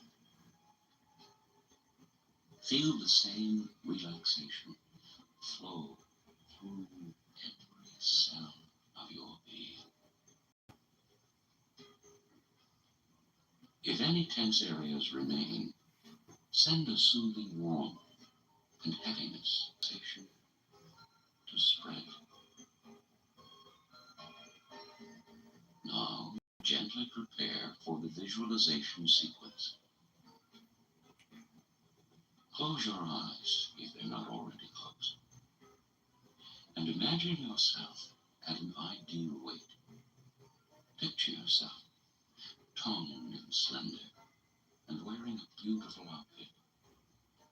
An elegant evening gown, perhaps, or something more casual, even a bathing suit. Get the picture clear in your mind. Yes, there you are, looking fit and well, and feeling full of energy. Now, imagine yourself doing things right, things that maintain that image, like sitting down to a delicious meal, a dish you've prepared for your fruit you're having for dessert. And because of such meals, you look terrific. In fact, picture your family and friends telling you that. Now, go to the mirror and take a good, long look. Examine your face and feel. That's it. Smile. Be proud of yourself. Make that feeling of pride and the image itself very, very clear in your mind. Your body, the clothes, the great way you feel. In fact, linger there a while. Now make a slow return by concentrating on your breathing. What did such an exercise just do? It's giving you a positive image that you can use when needed. Those times, for example, when you reach for a fattening food, stop for a second and summon up that image of an ideal you. Recall how great you looked and how alive you felt. That should deter you from eating something your ideal self wouldn't. Or take those days where you just don't feel like exercising. Again, recall your ideal self. Feel the energy, the vigor, and well-being, the result of regular exercise. Your ideal self enjoys it. In fact, looks forward to it. And so can you. The notion of an ideal self, of course, is just a tool, something to use. Keep in mind that in real life, you may not get all those compliments, or you may slip occasionally in your exercise or eating habits. The important thing is not to give up the ideal. Reinforce it by doing the relaxation and visualization techniques as often as possible. Progressive relaxation will most certainly reduce tension. And as for the visualization, you can vary the imagery as needed. Say your downfall is cocktail parties, the ones where you might overindulge. Picture yourself before the party, getting ready for it. You're now at the refrigerator, taking out a small salad. Calmly, you sit down and enjoy every bite. You'll also drink plenty of water, so you won't be thirsty for alcohol later on. Now you're slipping into a really great outfit. Can you see it? One you know is flattering. Well, you're at the party, feeling poised and confident, having fun. You are in control of yourself and your appetite. You are enjoying the company of your friends, enjoying the music, enjoying the festive atmosphere. Now, picture a friend coming over, offering to get you a drink. Hear yourself saying that you'll have a club soda. You don't need an alcoholic drink to have a good time. You don't need those empty calories. As your ideal self, you smile, sip the soda, and enjoy the little tingle as the bubbles touch your nose. You savor the slight tang of wine. Now see yourself at the buffet table. Picture the many platters of tempting food. Remind yourself that party food is almost always high in calories. Remember that you had something to eat before attending the party.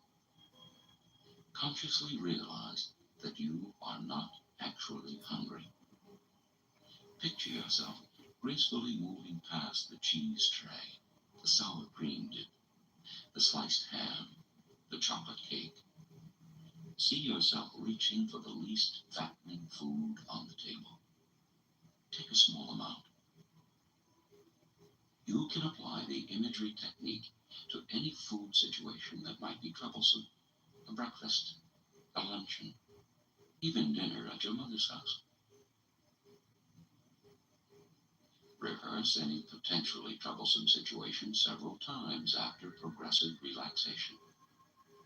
You can't expect to behave exactly as your ideal self might, but rehearsing will help. Now, slowly begin to return to your normal waking state. Slowly stretch your fingers. Curl your toes.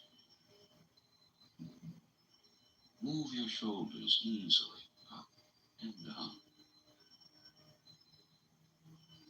Again, gently move your head from side to side. Listen to the quiet sounds around you. Feel how refreshed you feel. Now, open your eyes. You have completed the relaxation and visualization exercise. Listen to it often, and with practice, you will be able to return to the ideal you whenever you wish. To help reinforce what you have learned in your relaxed state, it would help to have a visible reminder of the wonderfully slim person you are about to become. To that end, I'm getting hypnotized as I'm ordering fatty foods. Fat lady.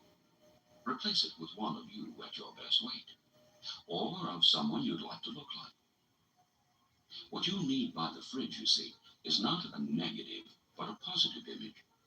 One you can look at and say, that's what I'm becoming. And now we conclude losing weight the next way.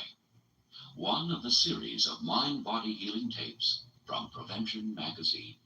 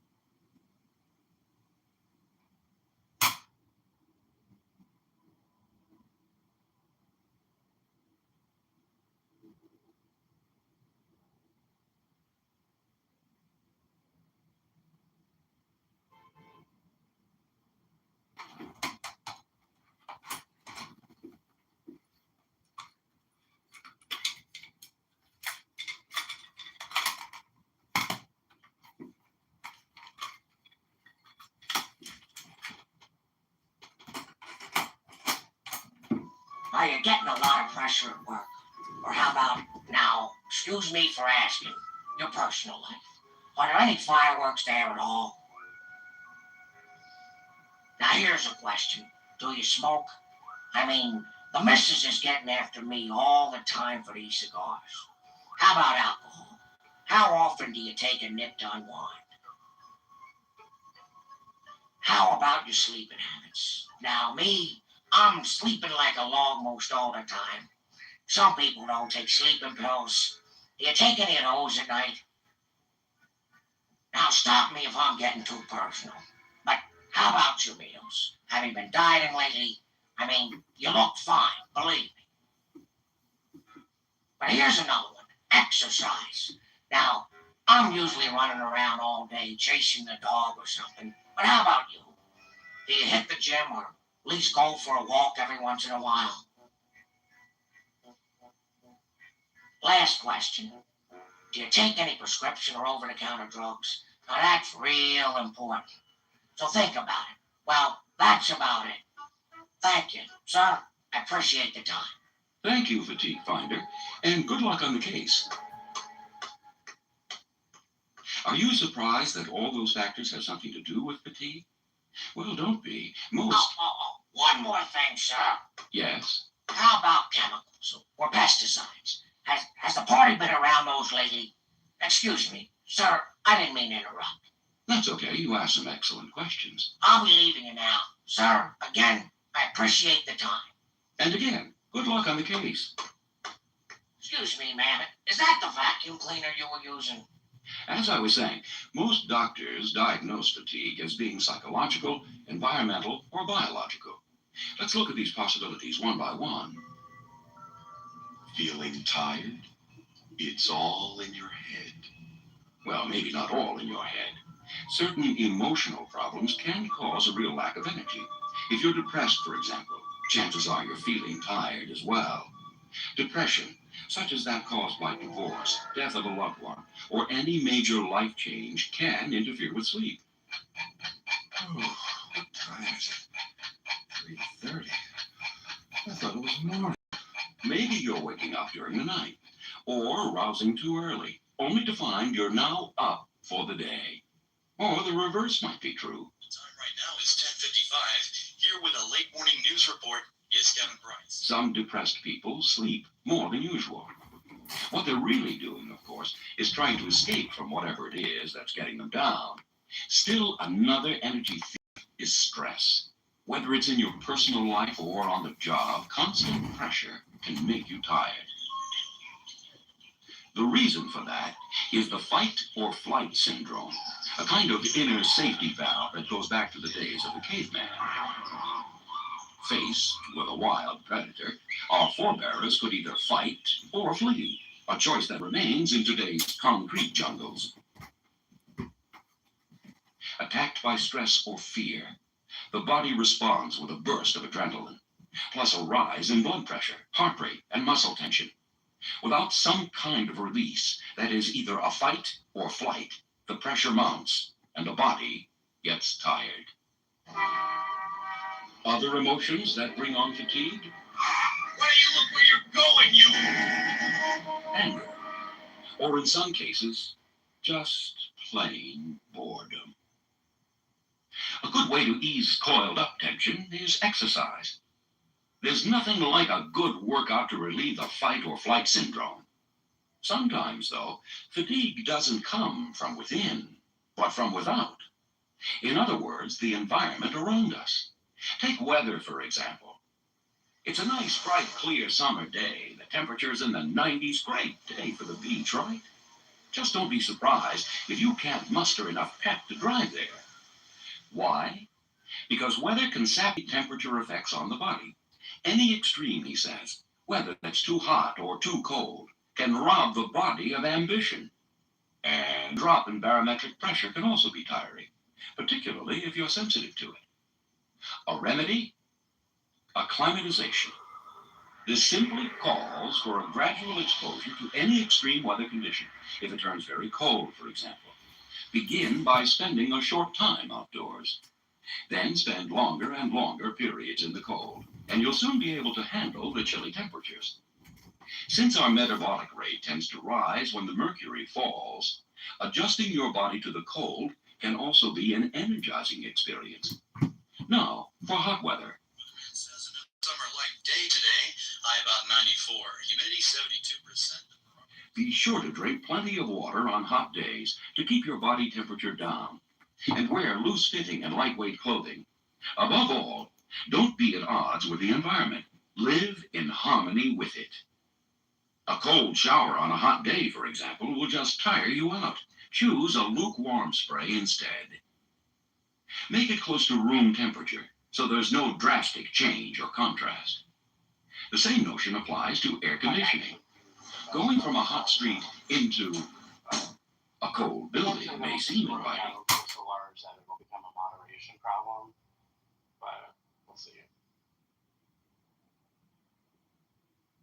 It'll be like individual user creates game that is like right coded for Nazis and alt right, because it'll eventually go that like retarded and they burn you often. I don't know. Yeah. Like, this is a game for the far right. I was like, no, it's not. It's for anyone who enjoys it.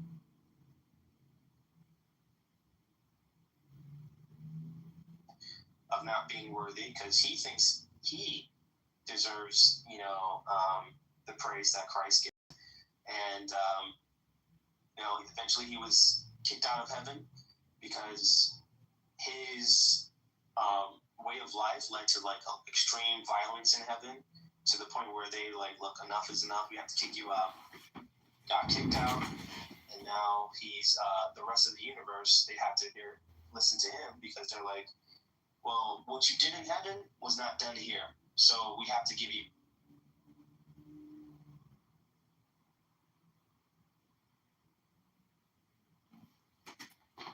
It makes the body work harder to adjust. Another tiresome element? Noise. A noisy racket can exhaust you.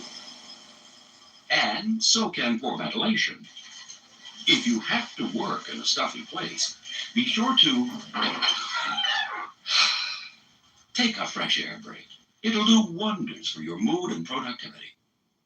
Finally, lifestyle. Perhaps more than any other factor, your daily routine has a profound effect on whether you feel, this is living, or, hey, this is living. The difference? Well, diet sure makes a big, what's that? Oh, you're on one of those crash diet things. Let's see, for women, that's fewer than 1,000 calories a day. And for men, it's Fewer than 1,500 calories a day. great. Both of you may not be eating enough to get the energy or nutrition you need. Crash diets, they're more likely to make you crash instead, like into the nearest bed. That doesn't mean, of course, that that you shouldn't be concerned about weight. Carrying a lot of extra pounds around is tough work for the body. So by all means, lose weight if you need to. Just do it slowly and sensibly. And along with a sound eating plan, how about some exercise? It'll tone you up, cut stress, and actually boost your energy level. Again, your body responds to whatever you supply it with. Can I have this refilled, please? Which brings us to prescription and over-the-counter drugs. Many of them can cause extreme drowsiness, so keep that in mind as a possible reason for your feeling, drugged. Check with your doctor or pharmacist about possible side effects, particularly with tranquilizers, high blood pressure aids, and over-the-counter remedies for colds, coughs, or allergies. And while an occasional cocktail or glass of wine will hurt, just be aware that both alcohol and tobacco deplete the body of essential nutrients. The end result? Fatigue. Remember, too, that alcohol is a depressant. So the next day when the party's over, it's over. Oh, somebody shoot me, please. Okay, those are some of the things that can rob you of energy. Now, what can you do to restore it? Well, as a fatigue fighter, nothing beats a sound, restful sleep. Or, as the mythical Morpheus might say, 8 solid hours in my arms. Of course, your sleep needs might be different. You might require only 6 hours a night, while your mate turns into a walking zombie with less than 9. It's best, doctors say, to follow your own natural sleep-wake patterns. In fact, there's a name for them. They're called circadian rhythms. Generally speaking, a circadian rhythm is the 25-hour cycle that regulates everything from hormone level to body temperature. This ebb and flow in all our cells is very important when it comes to sleep. According to the circadian rhythm, Human beings sleep best at night. the most beneficial sleep period? Many experts say it's the time just before midnight. Oh, if I could only sleep. As for chronic sleep disorders like insomnia that just won't quit, well, there, a doctor might help. Occasional wakefulness, though, is something you might be able to cure. But first, forget about sleeping pills. They can have a rebound effect that'll leave you feeling sluggish the next day. Or you could build up a tolerance to the drug. The result? An ever-increasing dependence. First, do something relaxing before bed. Try taking a warm bath or reading a good book. Avoid any thriller, though. That's too intense. Anne felt the shadowy form behind her. Terrified, she turned as an icy hand reached for her neck. It could keep you awake at night, just the way any real nightmare might. That louse! He won't get away with this. Don't call your ex-spouse or start figuring your income tax. Clear your mind of painful thoughts and try to be pleasantly tired. How? Well, how about a brisk evening walk or a late afternoon bicycle ride? Avoid anything too strenuous, though, just before bedtime. A tough workout boosts your metabolism, and the energy surge could keep you awake. Also, go to sleep and wake up at the same time every day. That'll get your body into a certain pattern it'll automatically follow. Let's see. Salami, cheese, pickles, pizza, nice and cold. And while you shouldn't overload at bedtime, a light snack can calm the body and actually improve sleep. Carbohydrates are your best bet. That's because the glucose in such foods triggers insulin, allowing a substance called tryptophan to enter the brain. There it's converted to serotonin, which promotes relaxation and sleep. An ideal bite at bedtime, then, might be A blueberry or corn muffin. Or why not try a breakfast cereal without milk? Then there's popcorn, cookies, not too many now, and those waffles you just toss in the toaster. What about milk, you ask? Well, sure, it's a source of tryptophan.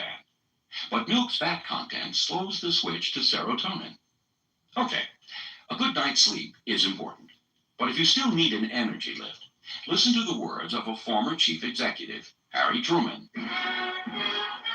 If I feel tired, even while in a meeting, I excuse myself and take a nap. Wise old Harry knew the value of a good nap, all right. As did Winston Churchill, Jack Kennedy, and Tom Edison. Don't nap too long or too late in the day, though. Otherwise, your night's sleep might be ruined. Yes, sir. The presentation's at 3 today. Don't worry, sir. I'm really up for this one. Right. Thank you, sir. Goodbye. Oh, please, just let me get through it. Sound familiar? Our tired worker might be having a post-lunch crunch, a sudden drop in energy following his midday meal. Here's how to fight such from Dr. Judith Wertman, a research scientist at MIT and author of the book, Managing Your Mind and Mood Through Food. Vitamin intake. Studies show that foods high in protein raise the flow of certain enzymes in the brain. These include dopamine and norepinephrine. The result is more vigor and mental alertness. List A. To help you choose foods that are more beneficial, Dr. Workman has developed an A, B, and C list of items. The aforementioned A list contains foods that have very few fats and no carbohydrates. These include fish, particularly shellfish, chicken, without the fatty skin, of course, veal, and very lean beef. List B. These are low-fat dairy foods, such as cottage cheese, skimmed milk, and yogurt. Remember, it's the low-fat variety. Another B-list staple is vegetable protein. Dried peas, beans, lentils, tofu, and other foods with soybeans as their base. List C. C-list foods include beef, lamb, pork, and pork products, lunch meats, organ meats, whole milk, and regular yogurt. Now, these may be high in protein, but they're also high in fat. The catch is, fat slows their absorption into your system, so you won't get the burst of energy you need. By eating foods from the A and B list for lunch, you can boost both your energy and alertness. Let's look at a midday menu that's packed with power. 3 to 4 ounces of lean roast beef, 2 slices of whole grain bread or a bagel or a roll, 1 sliced tomato, a small cup of sugar, and finally an 8-ounce glass of low-fat milk. As for coffee, tea, or other caffeinated drinks, they can pep up performance. Just don't go on a Java jag. Oh yes, the vending machines, big, bright, just filled with little goodies. That candy bar, oh sure, it'll raise your blood sugar level. You may get a brief energy burst. But then,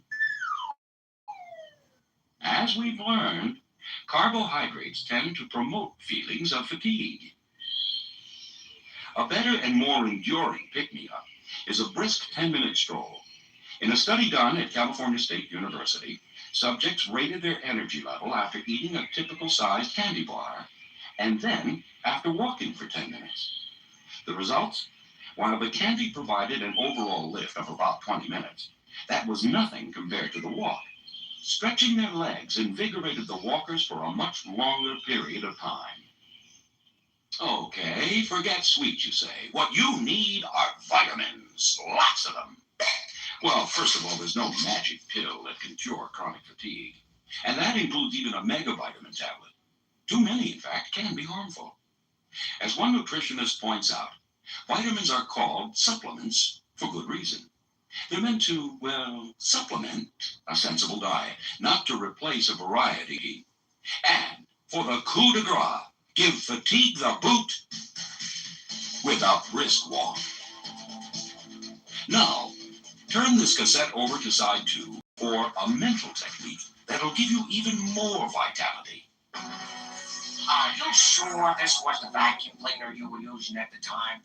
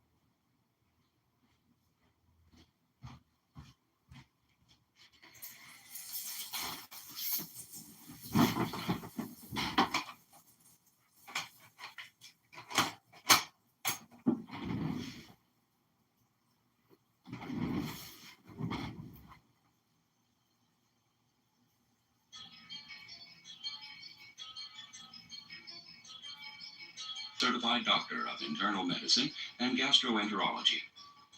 He has developed techniques that relax and energize.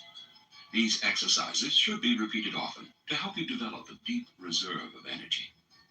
They also can be performed whenever you need a lift, sort of energy on tap. Now, let's begin. First, move into a comfortable position. Loosen any restrictive clothing. Make sure your arms and legs are uncrossed. Now, simply close your eyes. 85% of the external world is perceived through vision. And when you block out external vision, you begin to focus more easily on your own inner self. As you go through this experience, you may periodically find your mind wandering. This is perfectly natural and will not in any way interfere with the benefit you gain from this experience. When you realize your mind is wandering, just gently and easily bring it back to the sound of my voice. Excessive stress is the most vicious culprit in robbing you of your energy and leading to long-standing fatigue. The relaxation exercise you are about to experience, if practiced every day, will eliminate the adverse effects of excessive stress and enable you to use your full potential of high-energy living. Focus your mind on your feet and allow them to feel whatever they feel when I say to you the word relax. It may be lightness, heaviness, coolness, or warmth. It may be a numbness or tingling. Or perhaps at first, you may not feel anything at all. Be assured that relaxation is taking place at a very deep level of your mind and body, even if it happens to such small degree that you do not consciously perceive it at this time. Rest assured that with practice, the relaxation will become an easily perceivable way of life.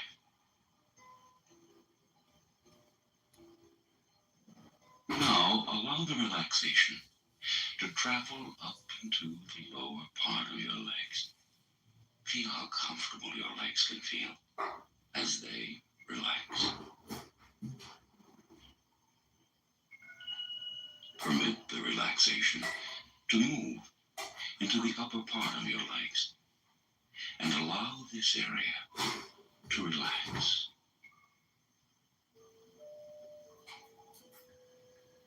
Allow the wave of relaxation to move slowly but surely into your lower back and abdomen. Feel these areas now becoming loose, limp, comfortable. Allow every breath you take to enable you to feel more comfortable. And allow every sound you hear to enable you to become more comfortable. Allow every moment of time that passes to enable you to feel more comfortable. Let the wave of relaxation and comfort move up into your chest. And the breathing that has become more comfortable at this point can even become more comfortable.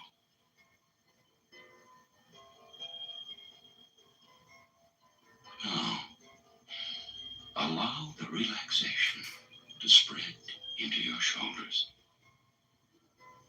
Feel how comfortable it is to just let them relax. Let the relaxation travel from your shoulders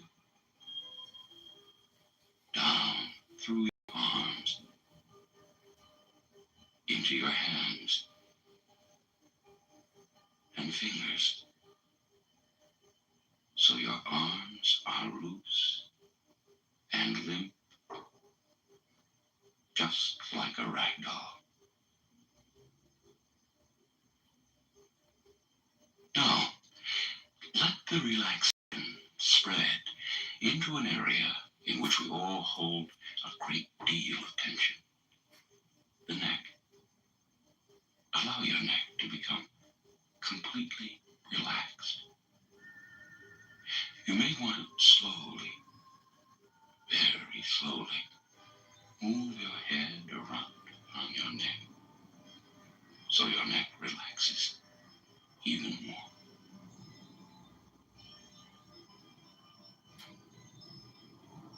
Now, let the relaxation spread into another area of tension, the jaw. Allow your jaw to just drop and feel how comfortable that relaxation feels.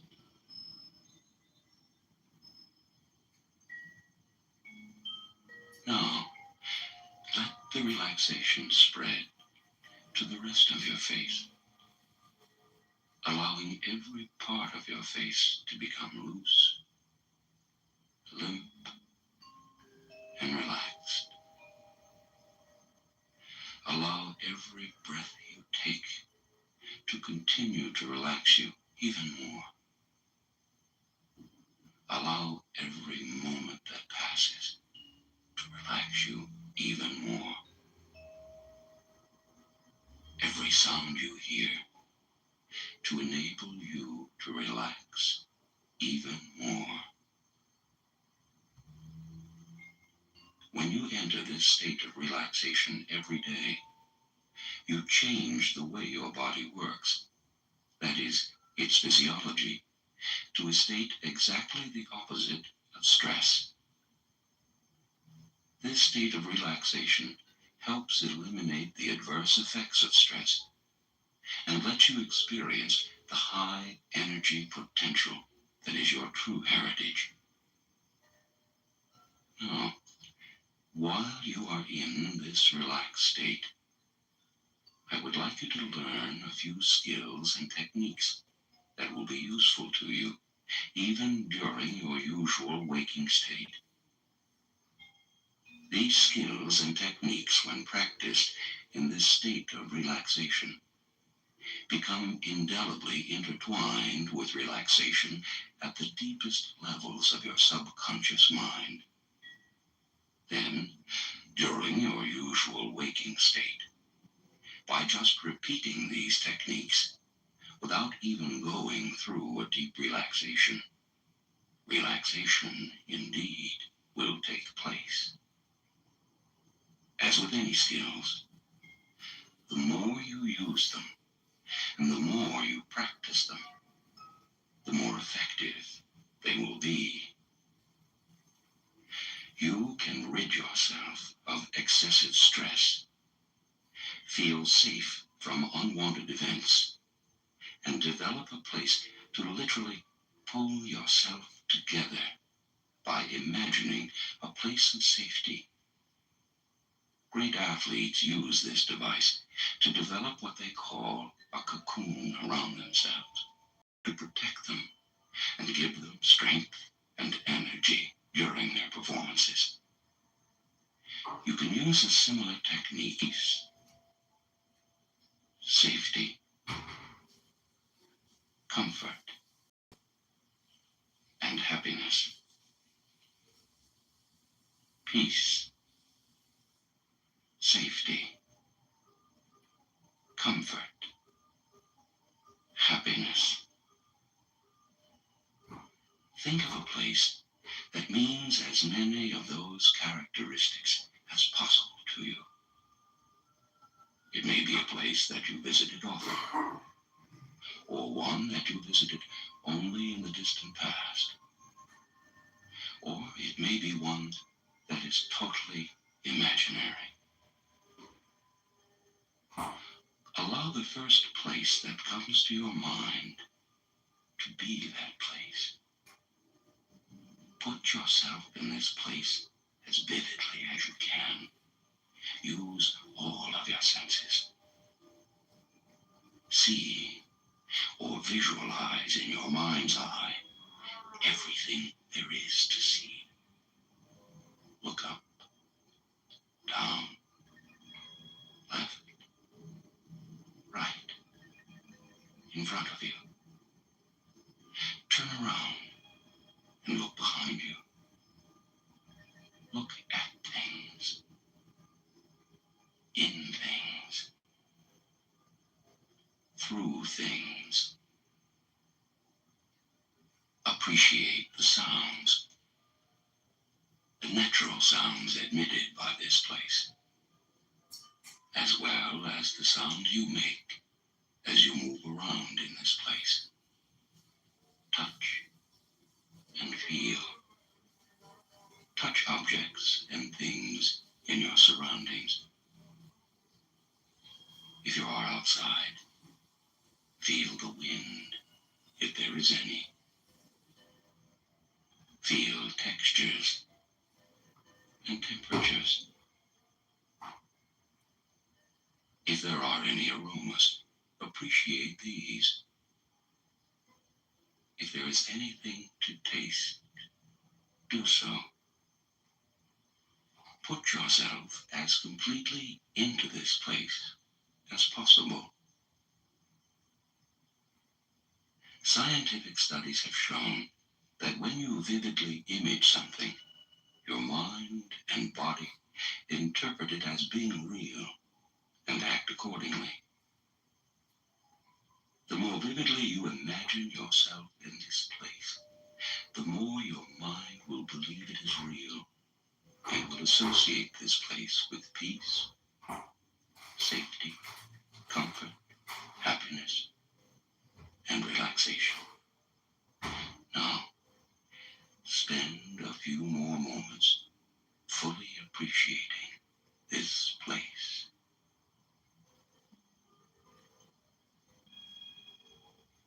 In addition to the mental technique of the place of safety and comfort you've just experienced, you can also use physical techniques or cues, which act as shortcuts to experiencing energy, relaxation, and even to help put yourself to sleep. Now, while you're in a state of comfort and relaxation, a state in which you are building up a tremendous amount of energy to be used when you return to your usual waking state, take your non-dominant hand, the left one in most people, and touch your thumb and a finger together. Spend moments touching your thumb and finger together, and don't let them come apart until I instruct you to do so. As you spend these few moments in this physical position, with your thumb and finger touching, your mind interprets this physical maneuver to be a signal of the way you feel at this moment, relaxed and comfortable. Practice this cue several times while in this relaxed state, so that in the future, just touching your thumb and finger together while you are in your usual waking state can bring on a degree of relaxation and comfort. Eventually, with practice and use, this degree of comfort can become as profound as the degree of relaxation and comfort you experience while practicing in this relaxed state.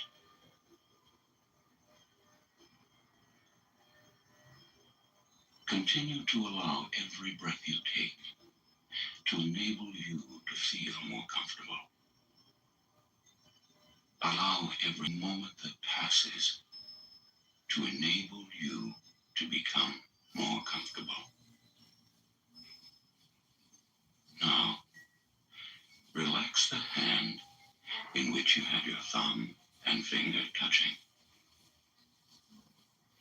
Scientists have shown that imagining an event vividly is interpreted by your mind as though you were really experiencing that event. Scientists have also shown that imagining something very vividly can set your mind into action, that you can actually realize what you have been imagining. This is not idle daydreaming. This is telling your mind precisely what it is you want and trusting your mind to lead you wherever it must to accomplish this goal. To realize your goal of high energy living, picture what high energy means to you if you were feeling vigorous, energetic, strong. Just allow that place to come to mind. If that is somewhat difficult, imagine that you are watching yourself in a movie or on television. As before, use all your senses here. See everything there is to see. Particularly, see your attitudes and movements.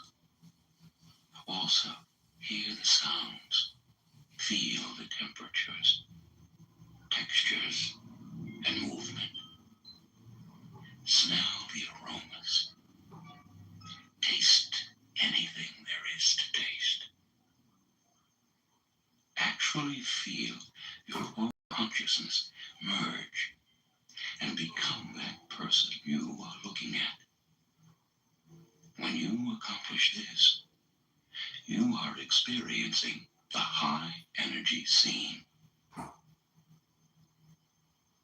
Now, as you spend the last few moments of this exercise fully experiencing yourself as a high energy person, I'm going to repeat some high energy affirmations. When you hear these affirmations in this relaxed state, they will go directly to your subconscious mind, where they will begin to take hold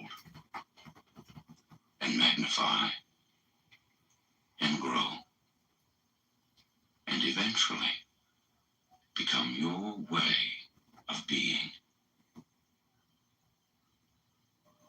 At another time, if you wish, you can listen to this part of the tape in your usual waking state. Write down the affirmations on an index card and place them all around your house, your office, your automobile, and any other place that you frequently go to during the day. This will reinforce the power of these affirmations that I am about to recite to you. As I recite the affirmations of strength and energy, continue to picture yourself in this scene of unmistakable high energy living. You are energetic. You are enthusiastic. Every day you have more. You are happy with life. You sleep well. You awaken each morning vigorous and full of energy. You act enthusiastically. You feel. Begin to breathe deeply, bringing energy into your relaxed body with each breath. Become aware of all the parts of your body. Become aware of your clothing and the room around you and the time and place. When you are completely in the here and now, you are still calm and peaceful. Add to the serenity the feelings of high energy, enthusiasm, and vigor. Now, simply open your eyes. Listen to this exercise each and every day. Using these techniques, you soon will feel energetic and alert, ready for almost any task. you will be, in fact, fatigue-free. This, then, is the conclusion of Fatigue-Free. We hope you have enjoyed this tape.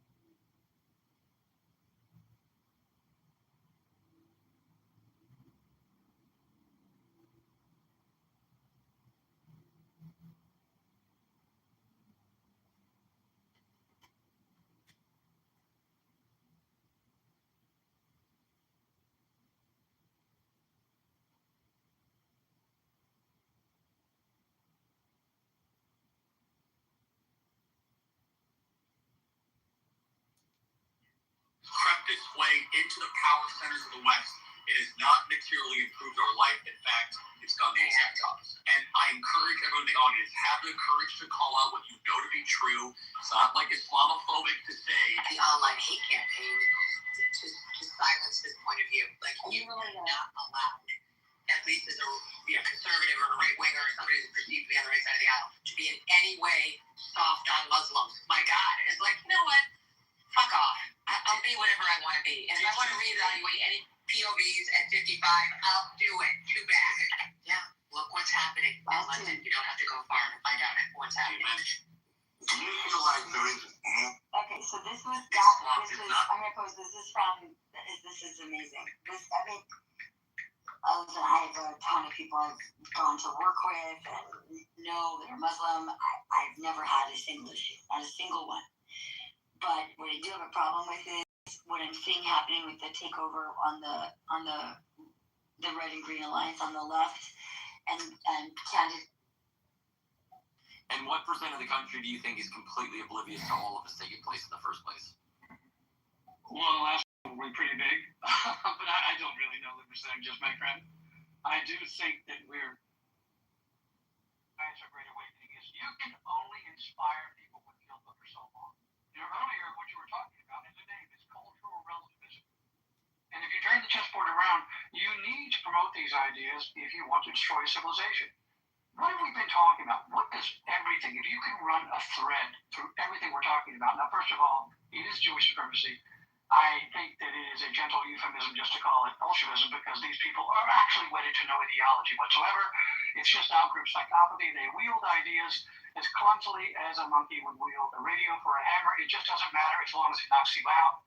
So what are we talking about? We're talking about demoralization. So the people that our friend here was just talking about, that are sort of selling the other side. Those are the people, you've heard me say this before, who have had the streams of guilt strung across their soul and the enemy is playing them like a virtual. So what do they say?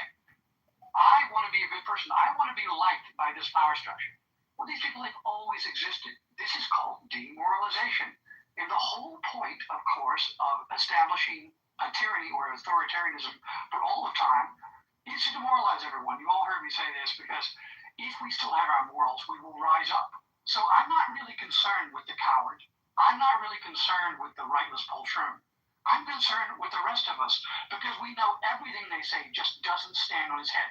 Like math, the equation doesn't work frontwards and backwards. It doesn't work for them. For instance, cultural relativism. If you say there's nothing special about your culture opposed to others, how would you know? What standard of measurement would you use? In fact, Western civilization towers over the rest of civilization so immeasurably that even the average person living in it doesn't comprehend it. And of course, some of that is due to the malevolence of the people that we're talking about. But I'm really more interested for the purpose of... How retarded are you? Do you know anything about Jewish philosophy? Anything at all about Jewish philosophy?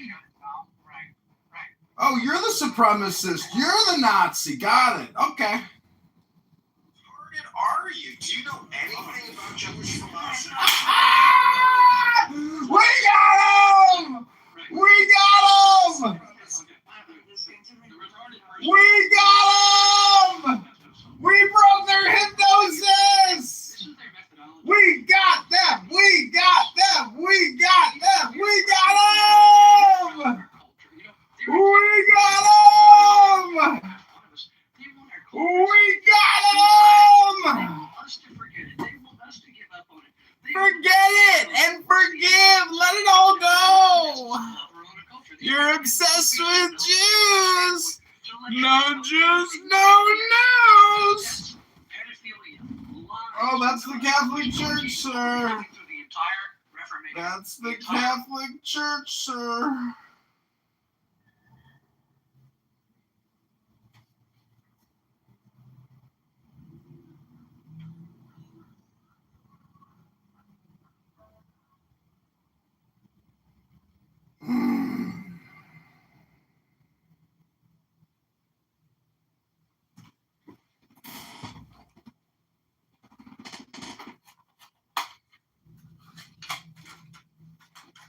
These people are fucking whack. What the fuck?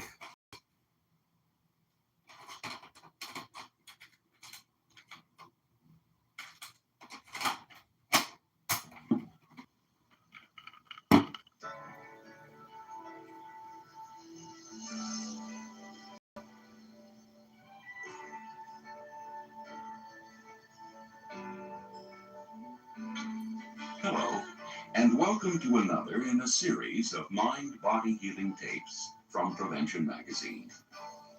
During the course of this tape, you'll learn how to remember names, places, facts, numbers, directions, and lists. You'll master techniques giving you a super memory.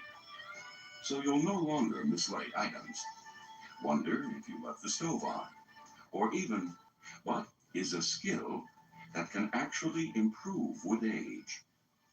Did you know that a brief stroll and a round of Scrabble can keep your memory cells young? And your recall ability from getting rusty? Well, they can. And you'll learn why. You'll also learn how to make memories more indelible by linking them to certain visual, verbal, and sensory cues.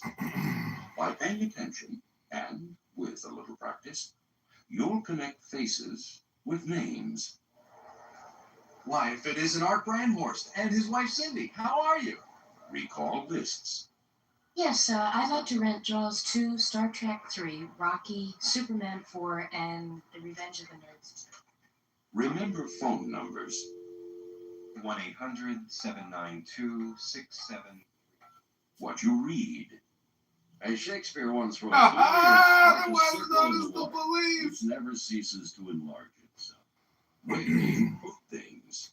The instruction book, in the hall closet, top shelf, gray box, left side. Two things that can often cloud your ability to remember. For now, though, let's take a cold, hard look at memory lapses. Those annoying bouts of forgetfulness that nearly everyone has. Take Jerry, for example. The other day, he left his keys at his favorite restaurant. Excuse me, I think those are mine. Oh, I'm sorry. Pardon me, please. His parents' wedding anniversary? It's okay, son. Dad and I know how busy you are. Sometimes, Jerry forgets where he puts his glasses, or where he parked his car. Then, last week, he was introducing his wife to a coworker of his when... Oh, Jan, I'd like you to meet, Mike. Mike Fuller. Nice to meet you, Jen. Mike, of course. How could I forget? Yeah, how could I forget? Is there something wrong with Jerry? Do all those memory lapses mean he's growing old, or even a bit senile? Well, the truth is, people of all ages forget things. Names, numbers, things that are too complex, or just aren't. We also forget when we feel excited, frightened, distracted, nervous, tired, or rushed. Think back to when you were a kid, and in the heat of a game, you dashed out in the street, forgetting about traffic. Stage fright? That's caused many an opening line to just vanish, no matter how well the line was rehearsed. And rushing. Look, I'm late. I've got to get going. I can't miss that appointment. Well, that often leads to things getting left behind or misplaced. The point is, excitement, tension, haste, all make for memory lapses, regardless of age. In fact, only about 15% of those aged 65 or older suffer memory loss due to a health problem like Alzheimer's disease. So don't worry about occasional lapses if they don't mar your daily routine. On the other hand, if you can't remember the day of the week, or keep forgetting your daughter's name, it may be wise to see a neurologist. Your memory lapses might be caused by basic serious math? factors. Addition, division, can you even run a basic calculation? Nope. Struggles getting ripped off soon after we missed the liberation. All can leave you feeling drowsy or confused and impair memory. More data just came in. Better bone up on these as soon as possible. Your memory can also stall if it's overloaded, or if you have too much stress or too little sleep. But again, keep in mind that you can't wear out your memory like an old tire, nor does it fade like an old photograph. Experts say you can learn new facts or skills at any age, and you can retain it for the same length of time as when you were young. In fact, some parts of your memory actually improve with age, including its power to solve problems and form complex sentences. Think of all the not-so-young scientists, inventors, and authors.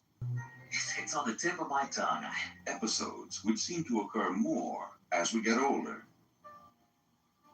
Dr. Michael Epstein, a psychologist at Rider College, gives this reason. Think of your memory system, he says, as a computer. With every passing year, you collect more memories.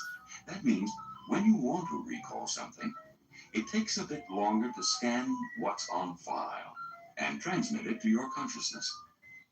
Maybe that's why the town you couldn't think of will suddenly pop up unexpectedly. Bridgeville, of course. So, is there anything you can do to speed up the computer? The answer is a definite yes. One memory mobilizer is physical activity. Exercise pumps more oxygen to your brain, fueling its billions of neurons, or memory chips, if you will. Want a super memory? Get your body moving. A brisk walk or stroll through the park, for example. Getting out, in fact, adds another benefit. The sights you see, whether it's some kids playing or a guy roughhousing with his dog, may bring forgotten memories to the surface or give you something new to think about. So while the physical movement is fueling your brain, what you observe is adding new input to your mental computer. And input is vital to memory. Next, how's your social life? Gabbing with friends and exchanging thoughts and ideas is another memory tonic, as are hobbies and different interests. If you spend the day pretty much alone doing the same old thing, almost nothing will be memorable. You read the paper? At 8:30. Eat the same lunch? At noon. Watch the soaps? At 3. Make no special plans, do nothing different. Well, what's there to add to all those old memory chips, huh? In other words, No input. no memory. Lack of psychological stimulation is the start of memory decay. So says Dr. Kurt Sandman, co-director of the memories, for example, are patients whose memories are quite limited. When they did something out of the ordinary, though, like going on a picnic or an outing, they recalled that day very clearly. When they did nothing special, however, well, that day was often a blank. Why does something stimulating jog our memory cells? Oh, look who it Let's is! take a quick tour through the brain's memory system. Well, here we are inside the most mysterious and complex of all human organs, the brain. Surrounding us are billions of nerve cells, or neurons, which are essential to memory. Neurons look a bit like that sweep incoming data through. I would just wait and then do whatever they want. Hey, I hate to interrupt. I just want to say you guys are all brain rotted out. This is like a chillism room now. All of Andrew's rooms are basically chillism, brain rot, retard rooms. The handle part is called an axon. The bristles at the other end, meanwhile, are called dendrites. Neurons don't just float idly about, by the way. They communicate with each other. Any sensory input appears as an electrical signal. In a flash, the signal shoots down the axon, or broom handle, until it meets the dendrites. Special chemicals, meanwhile, relay the signal to a neighboring neuron. Finally, science believes the signal is for some new information, a new song, perhaps. It enters your ears, then flows into your brain, where it's transformed into the signal we mentioned. When it hits certain dendrites, the basic structure of the neuron is changed forever. The memory is now permanently stored. So when you hear the song again, the dendrite memory chips are activated. And voila! Oh, I know that song. The catch, though, is that we stop producing neurons by the time we reach the age of 30. But here's the good news. Studies show that if you're active and continue to stimulate the old noggin, you can create new dendrites in your brain. Your memory bank can stay strong and healthy all your life. How do you stimulate your brain? Well, you don't need to study thermodynamics or try to speak Swahili. Simply reminiscing can give certain kinds of memory power. Of course, you can do a more strenuous memory workout. Games like Scrabble, Bridge, Trivial Pursuit all keep your retrieval skills nice and sharp. They involve specific information. Now, here's how to sharpen your memory in areas not so trivial. First, try to be acutely aware of your surroundings. Or, as Samuel Johnson once said, The art of memory is the art of paying attention. if you can't remember where you parked your car, for instance, you probably focus too much on where you were headed. Keep forgetting to put the gas cap back on the tank? You were probably thinking, Let's see, should I charge it or pay cash? to really remember that cap, you got to concentrate on it, fully. It's what one memory expert calls Learning to shift from automatic pilot to manual. that parking lot that seems to swallow up cars like the Bermuda Triangle. Examine it consciously. Let every landmark be stored in those data-hungry dendrites. Mixing a recipe? Give it your full attention. Not while You're kidding! Frank said that? talking on the phone. Otherwise, Oh, wait a second. Did I put in the... concentrate on each task. Shut off. I say, shut off any distraction like the TV set. There. But you're not done yet. you need to be sure that what you want to record is deeply processed in your brain. And the deeper, the better. Start by deepening your short-term memory, the one that holds a small bit of material somewhat briefly. Here it is. Arrow Cab 65450. This short-term or working memory lets you recall a number you looked up. Till you dial it. Arrow Cab. Then it's forgotten. It's believed you can manage 6 or 7 items, like the digits in a phone number or zip code, using your short-term memory. But what if it's a figure you want to store permanently in your mind? In that case, you need to transfer it to your long-term memory. A vast library of ideas that goes all the way back into life. Long-term memory covers everything from your first kiss to how to tie your shoes. Once stored in your long-term bank, these memories remain with you, safe and sound. As we get older, it's the short term that's not so safe. I can remember my first car, the first moon landing. But darn, why can't I remember what I had for breakfast this morning? The answer is simple. Meaningful or landmark events make it to your long-term memory bank. A common everyday breakfast doesn't. On the other hand, if you dined on Eggs Benedict, let's say, on the balcony overlooking the sea, Would you like some more coffee, dear? and with an attractive companion, well, chances are you'd remember every detail of that morning. Events that are striking, experts say, make a deeper impression on the mind. The idea, then, is to make your memories possible. Example, okay, say you want to remember someone you just met. Try reenacting that meeting in your mind. Ideally, you weren't, nosy, but you learned certain things about them. You asked. So, are you originally from this area? What kind of work do you do? How about your spare time? What do you do for fun? I've been admiring your watch. Is that NNT? I'm glad Bob introduced us. Have you known him very long? It's a safe bet that when you leave, you won't forget that person's name. Why? Because by collecting lots of information, you stored and mentally coded certain cues.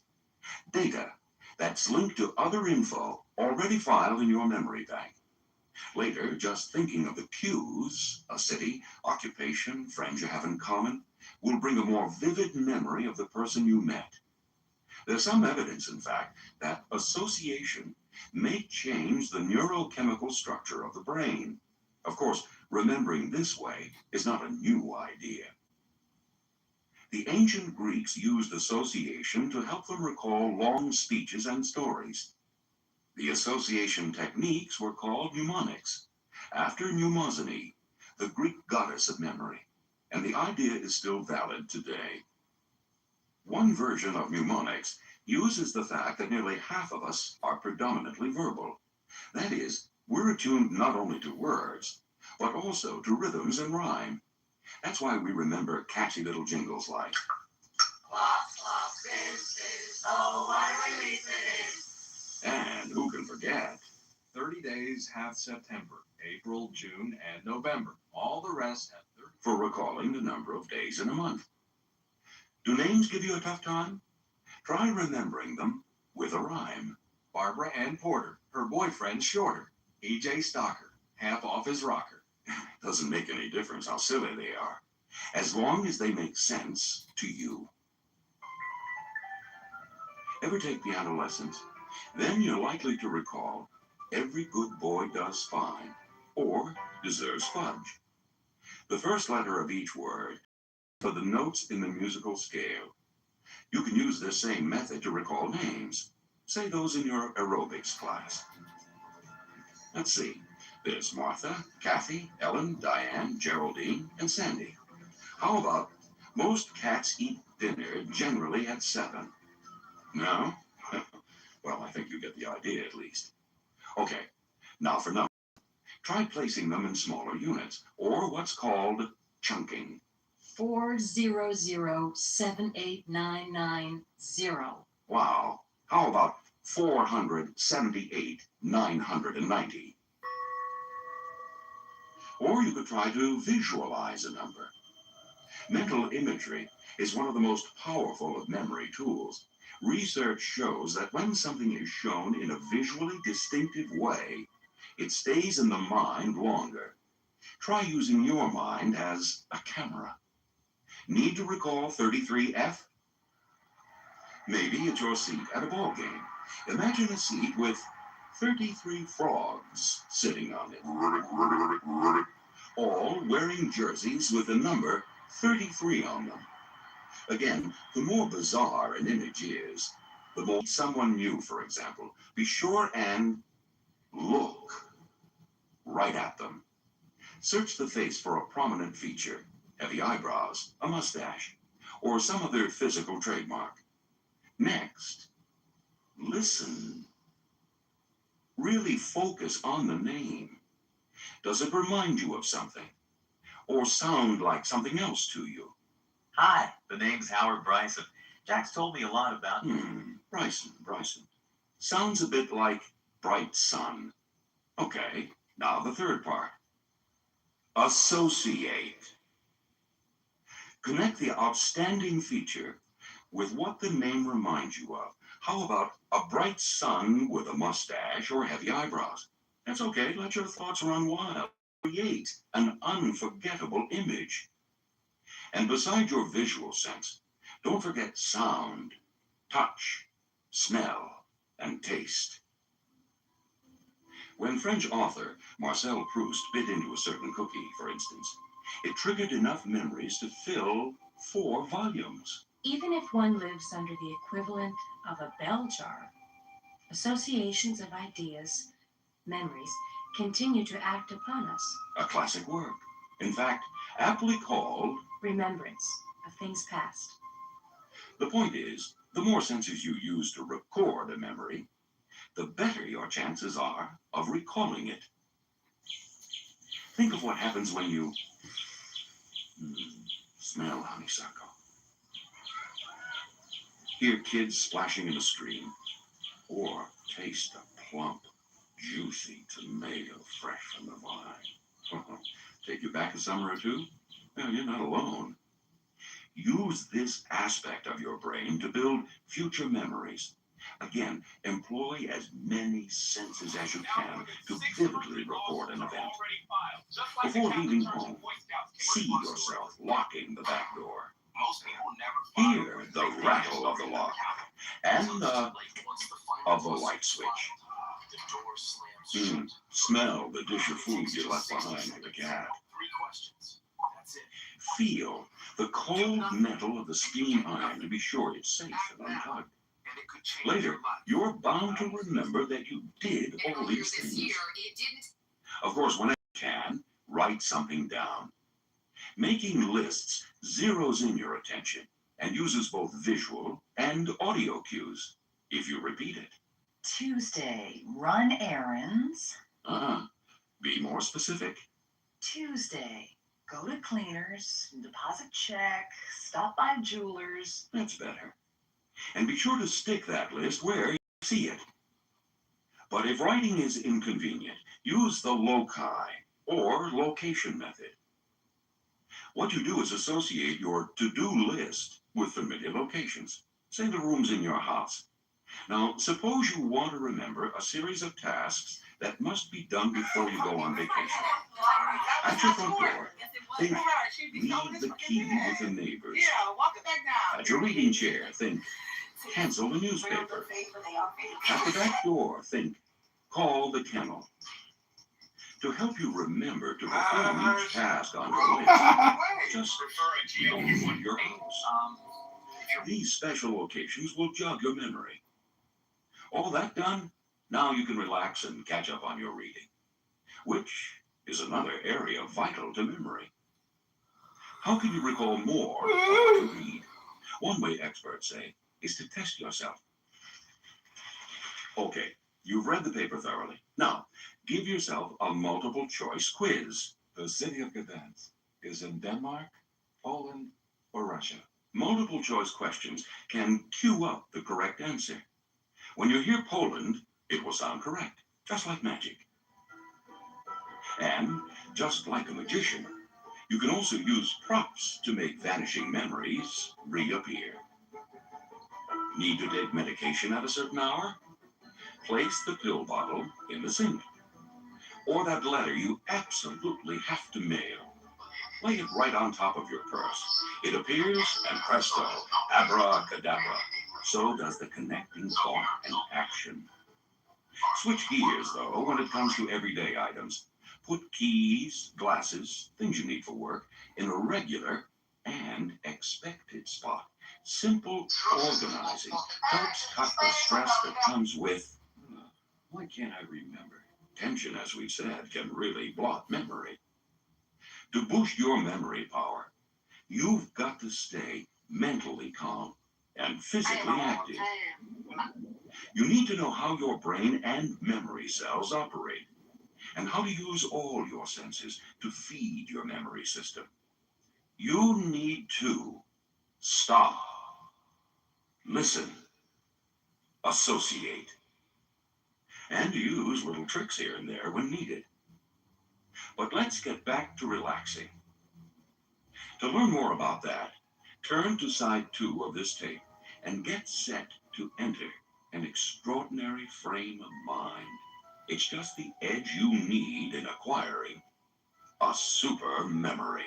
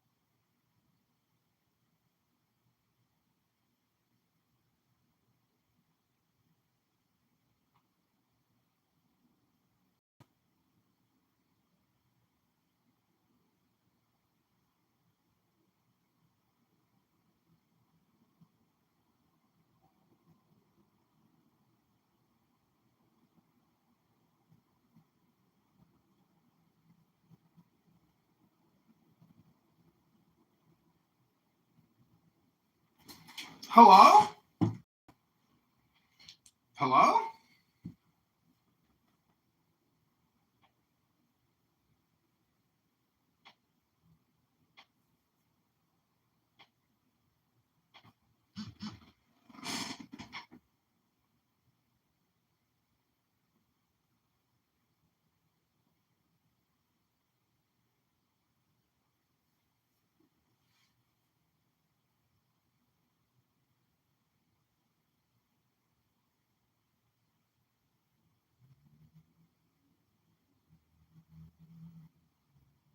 God talking about he want that man ain't never wanted in the head.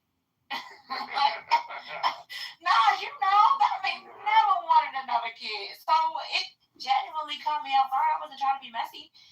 I'm supposed to know that you talked to her. I did not know that. But apparently Drew knew, didn't tell me. Drew started laughing. I'm laughing. And I'm thinking we just having a laugh because we know what he said in the private. You know, I didn't think that he thought we were laughing at him because we knew that he was trying to talk to this girl and we just fucked it up. Did not know that. Right hand to God. So now that makes sense. Drew don't be knowing how to tell a damn story. Okay? Because Drew, you should have been put that together that way. I mean, I didn't think about it though, because I'm just thinking like, who would be that? You know what I'm saying? Like, so who would be that?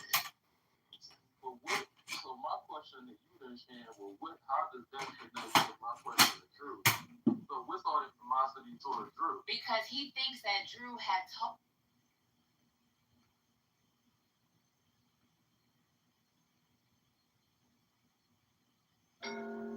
Welcome to Side 2 of Super Memory, where you will learn how to develop and sharpen your memory. Now, Let's begin. First, move into a comfortable position. Loosen any restrictive clothing, and make sure your arms and legs are uncrossed. Now, simply close your eyes. 85% of the external world is perceived through vision. And when you block out external vision, you begin to focus more easily on your own inner self. As you go through this experience, you may periodically find your mind wandering. This is perfectly natural, and will not wandering. Just gently and easily bring it back to the sound of my voice. Stress, tension, and anxiety interfere with your development of a supermemory. The relaxation exercises you are about to do effect excessive stress and enable you to use your full capacity, whatever they feel when I say the word relax. It may be lightness, heaviness, coldness, warmth. It may be a numbness or tingling, or perhaps at a very deep level of your mind and body, even if it happens to such a small degree that you do not consciously perceive it at this time. Rest assured that with practice, the relaxation will become an easily perceivable way of life.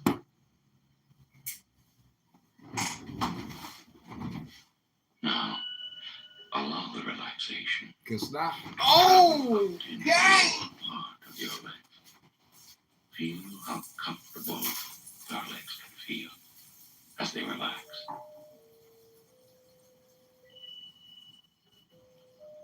Now permit the relaxation to move into the upper part of your legs and allow this area to relax. Now, allow the wave of relaxation to move slowly but truly into your lower back and abdomen. Feel these areas now becoming loose and limp, comfortable. Allow every breath you take to enable you to feel more comfortable. Allow every sound you hear to enable you to become more comfortable. Allow every moment of time that passes to enable you to feel more comfortable. Now, let the wave of relaxation and comfort move up into your chest, and the breathing that has become comfortable at this point can even become more comfortable.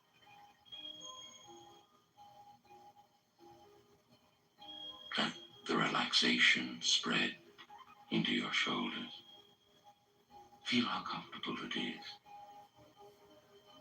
Let the relaxation travel from your shoulders down through your arms, into your hands and fingers, so your arms are loose and limp, just like a rag doll.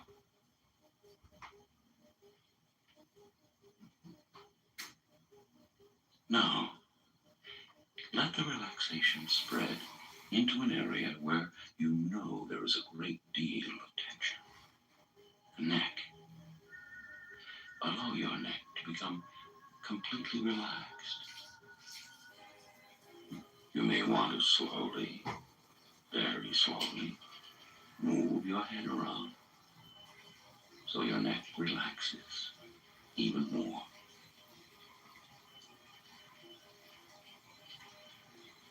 Let the relaxation spread into another area of tension, the jaw. Allow your jaw to just drop and feel how comfortable that relaxation feels.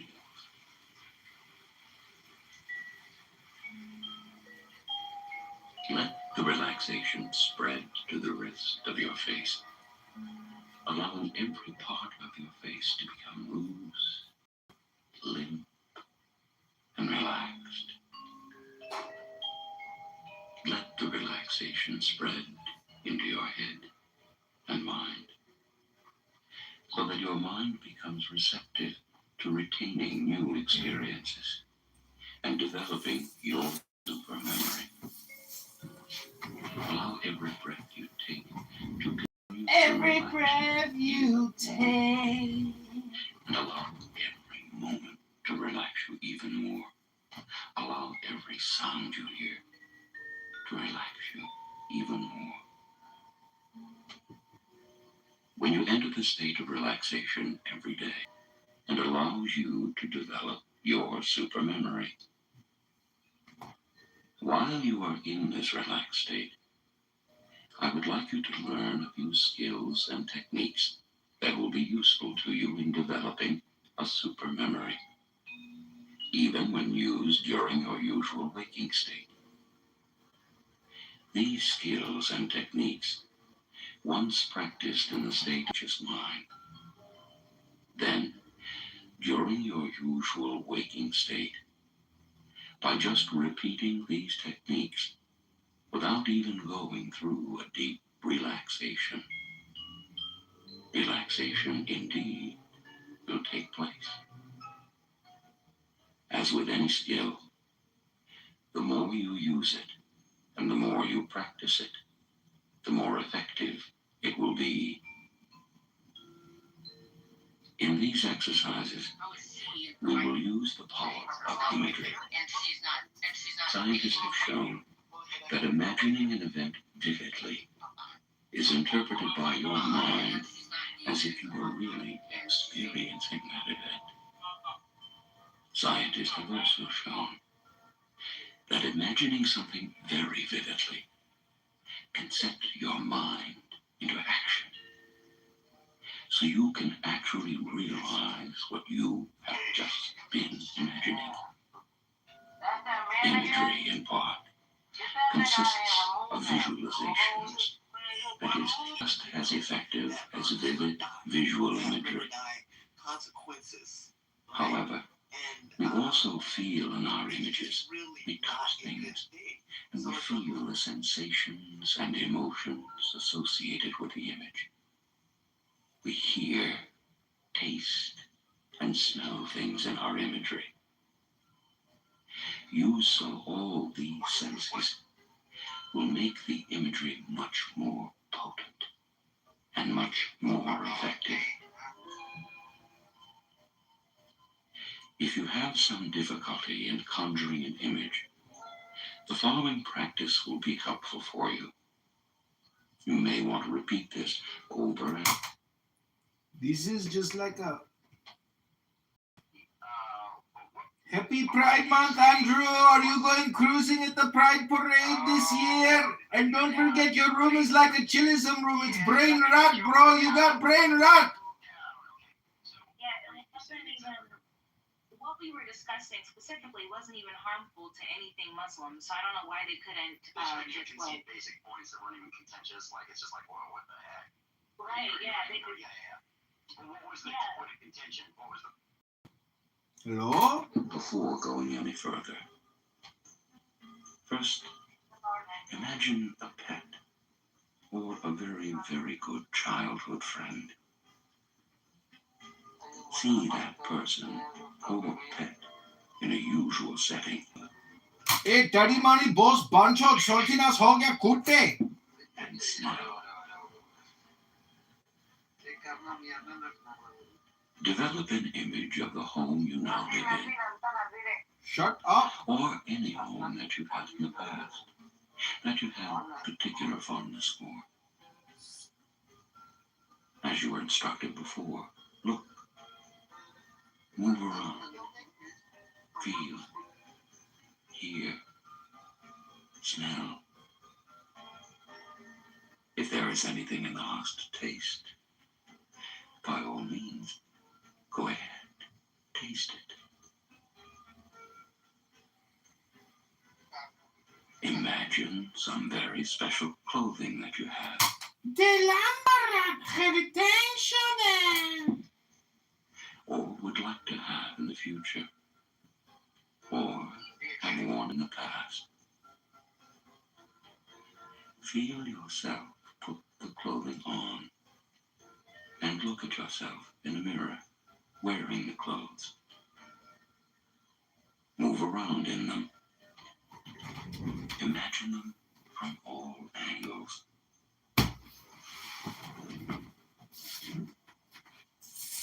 At this time, I would like to lead you through an exercise to help you apply these techniques in a specific hypothetical situation.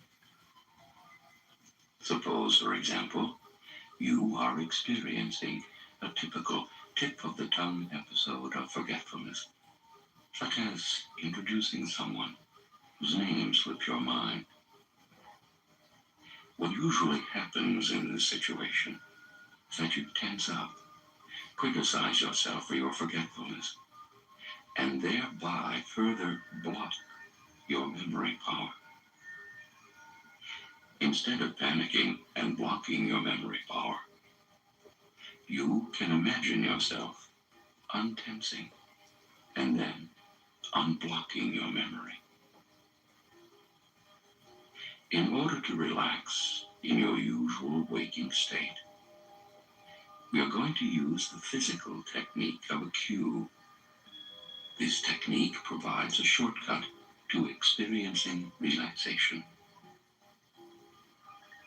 Now, while you are in a state of comfort and relaxation, a state in which memory and retention naturally develop, take your non-dominant hand, the left one most people, and touch your thumb and a finger together.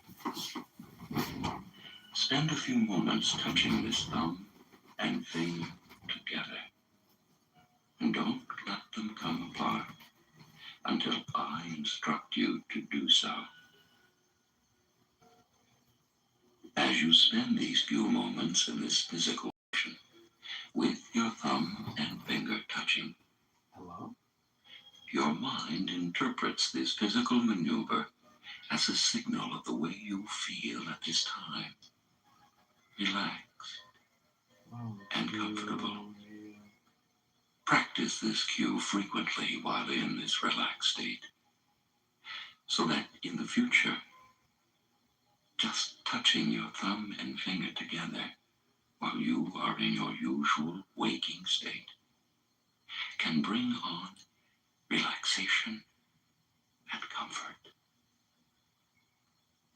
Eventually, with practice and use, the degree of comfort you feel when in the waking state can be as profound as the relaxation and the comfort you experience while practicing in this relaxed state.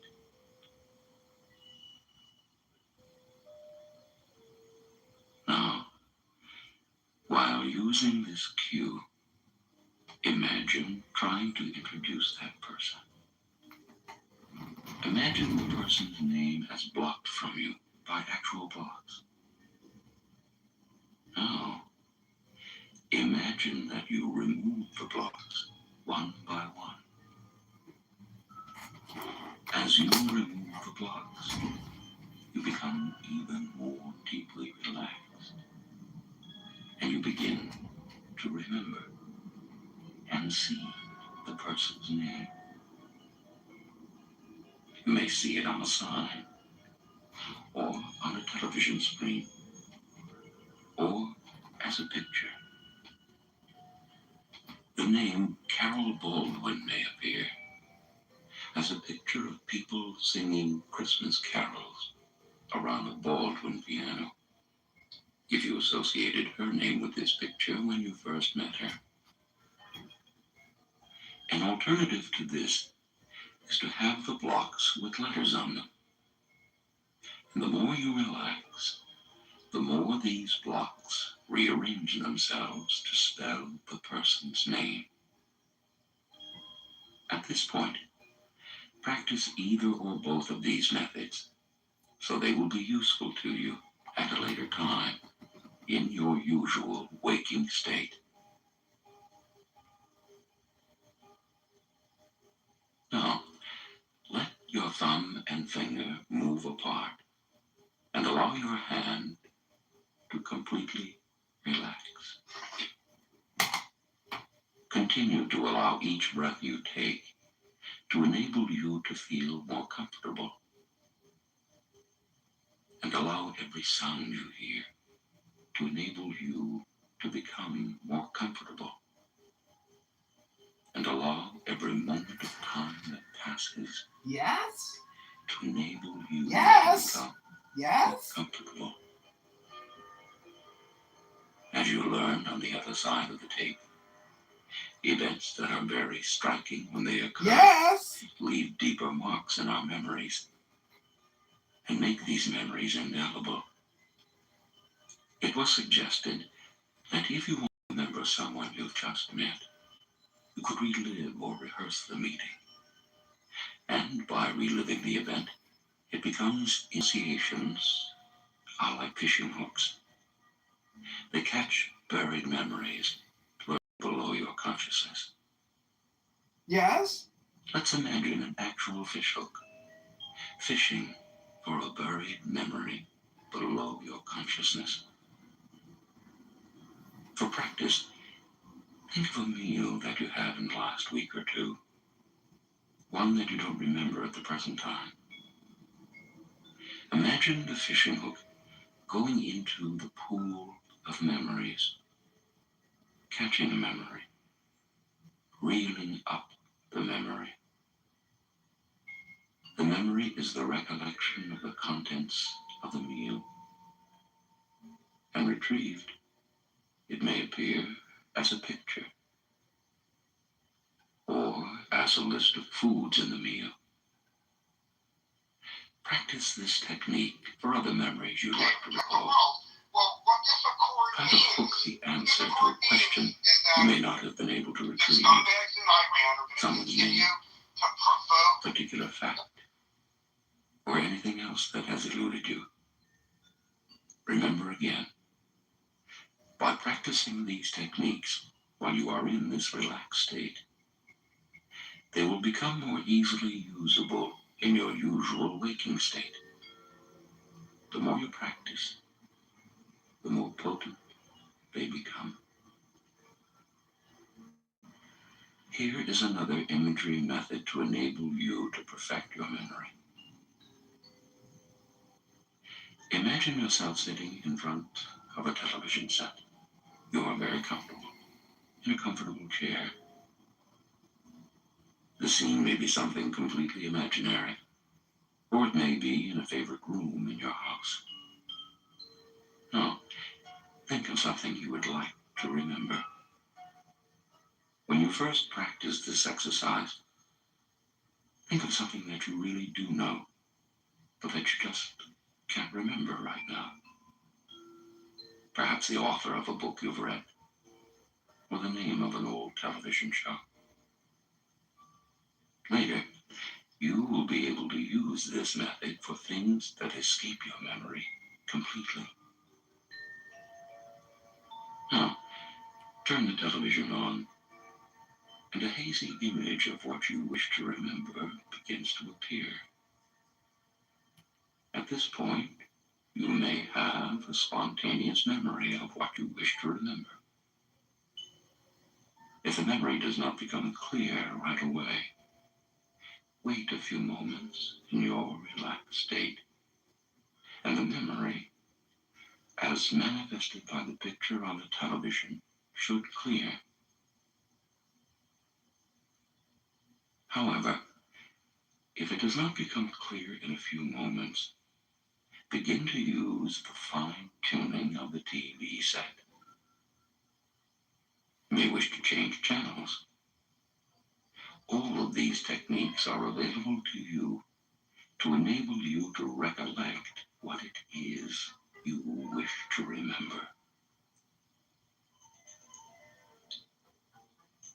As you spend the last few moments of this exercise fully experiencing this technique of developing supermemory, I am going to repeat some memory affirmations.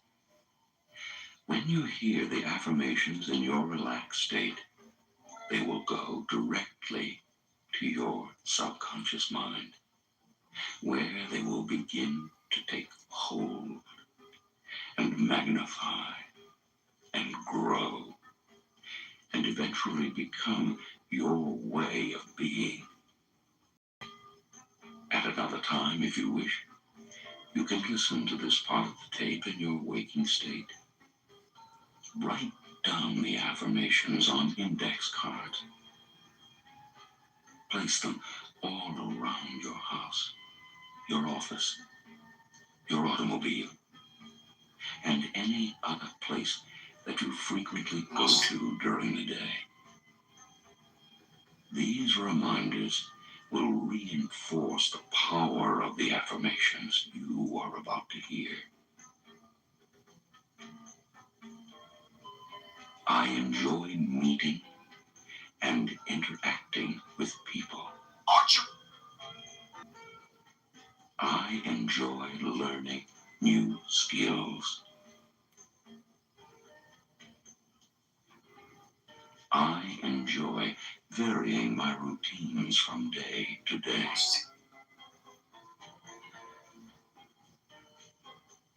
I enjoy challenge. I enjoy developing and learning new social and mental activities.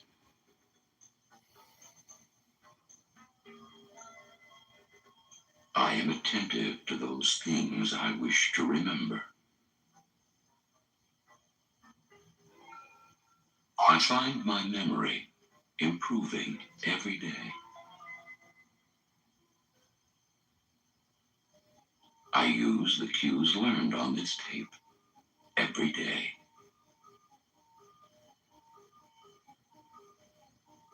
More and more, I use associations, particularly visual, to help train my memory of all parts of your body. Become aware of your clothing, the room around you, the time, the place. Even when you are completely in the here and now, you can retrieve the calm and the peaceful feelings. Now, add to this serenity the feelings of high energy, enthusiasm, and vigor. Simply open your eyes now. Listen to this exercise each and every day. Using these techniques, you will soon notice your memory significantly improving. Prevention hopes you've enjoyed Super Memory, another in a series of mind-body healing tapes.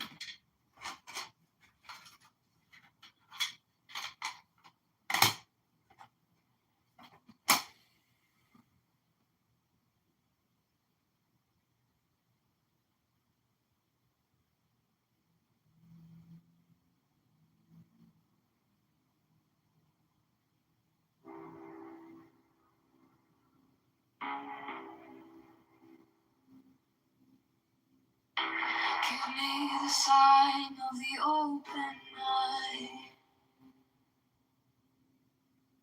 A riddle of shadows where whispers lie. The thorny thigh, the maddening cry. Open.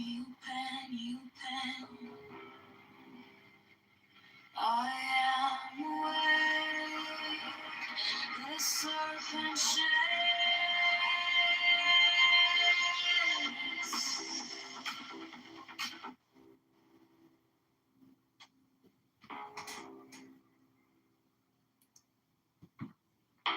Give me the sign of the open eye.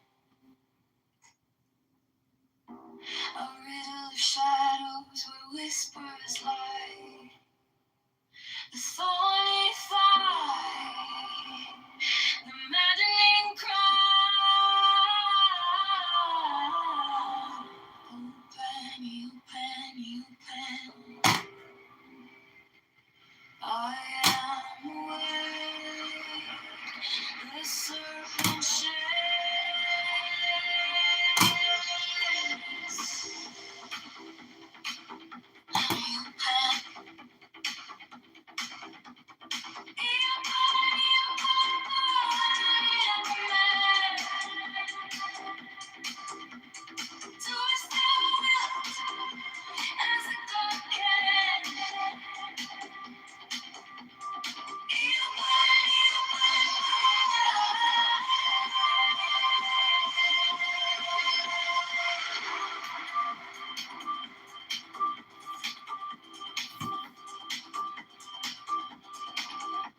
The eagle strikes with his jagged claw, but beasts emerge as the gods withdraw. A storm of silence, a broken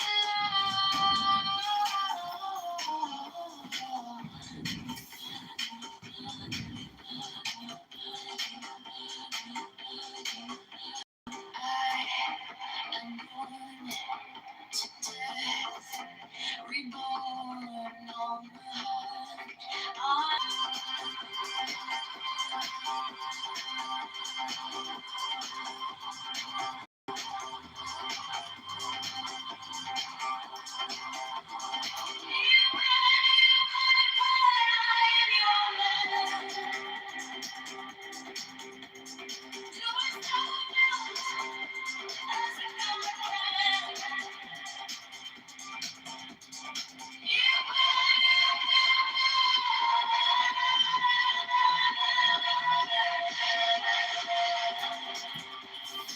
Oh shit, it's just moving.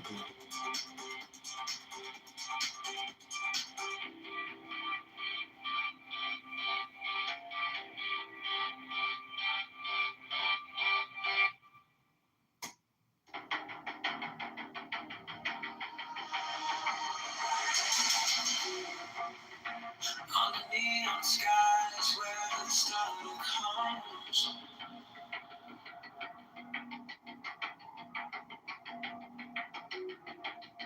shadows whisper truths as the bass on drums. My will is fire, unchained, untamed. No path is written, no soul is blamed. Thou hast no right but to do thy will. Feel the stars, let the silence fill your will. On flames, alive, still. Deliver from the lust of the thrill.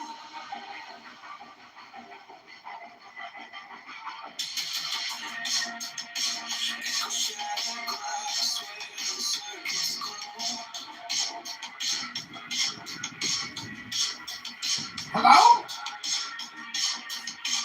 Clock ticks slow, but it doesn't show. Hello? No purpose, No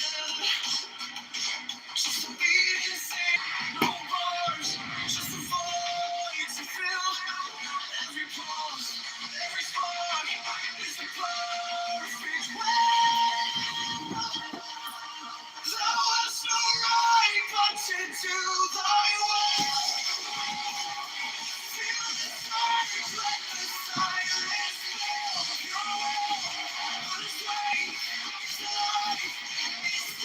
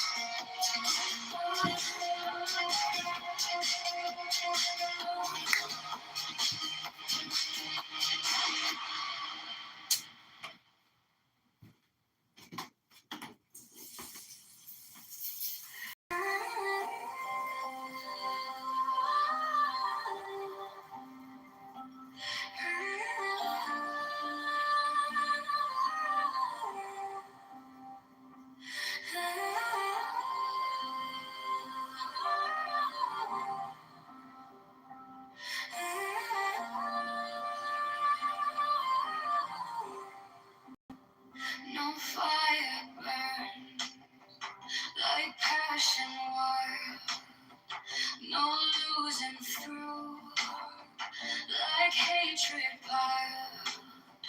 This body aches, a cage of stone, rest whispers soft, the only throne.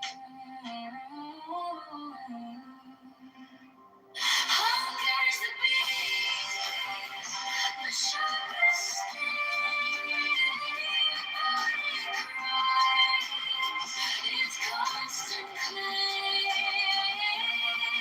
but all truly see, and waits to set us free. Pain walks close, a shadowed friend. Each step we take, it will attend.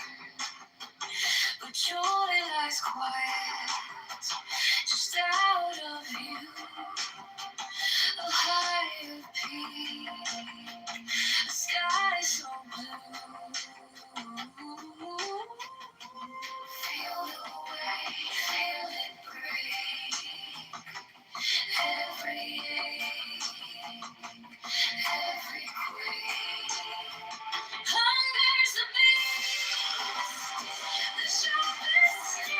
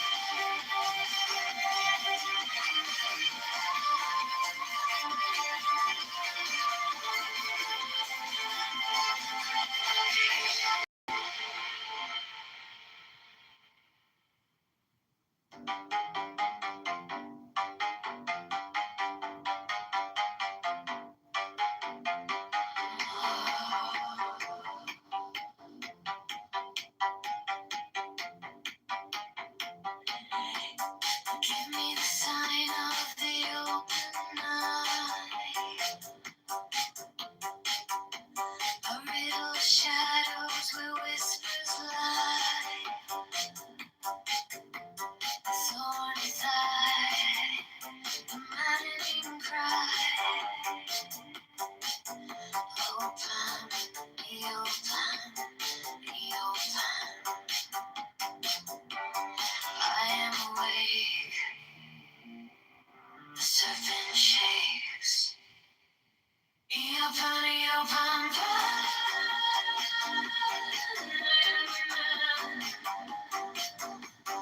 do as thou wilt, as a God can. You open.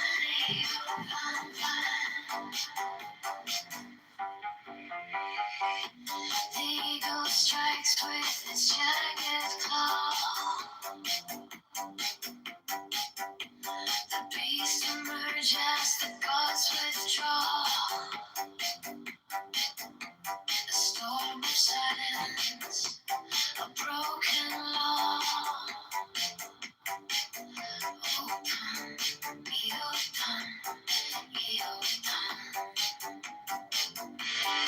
I am born to death,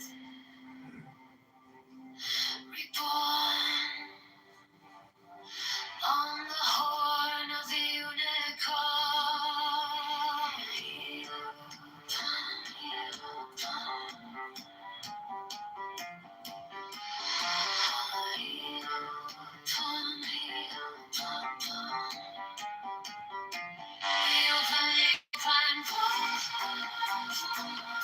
I am woman.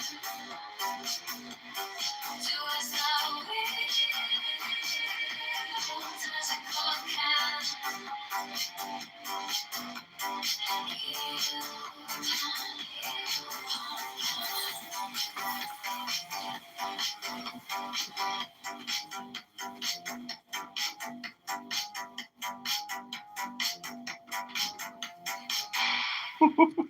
I guess I became invisible to that.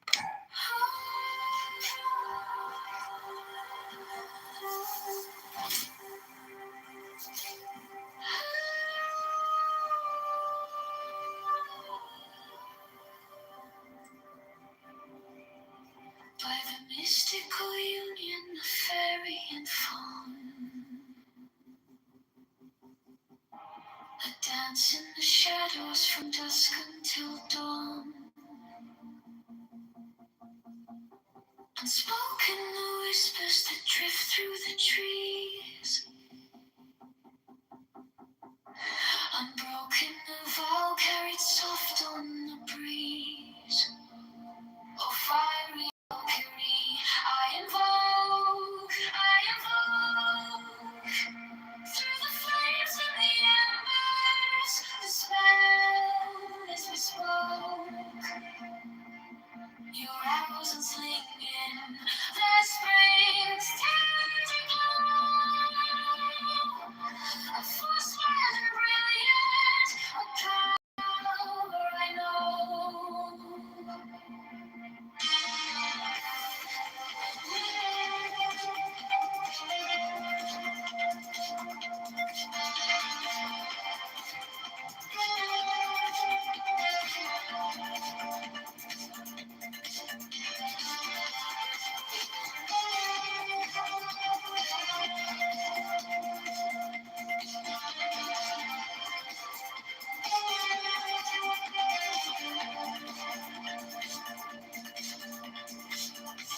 Secret communion of hearts left unsung. The listless, resistless, tumultuous tongue. The veils of the morning, her armor does gleam. The warrior's spirit ignites every dream. No God had control her, no throne could command, but manhood awakened. She took up her stand, brilliance resilient, a fire does burn, a goddess of spring, with the world left to turn, fire without a dream. I invoke, through the flames and the embers, the spell is bespoke. Your arrows are flinging, the spring's tender glow. A force wild and brilliant, a power I know.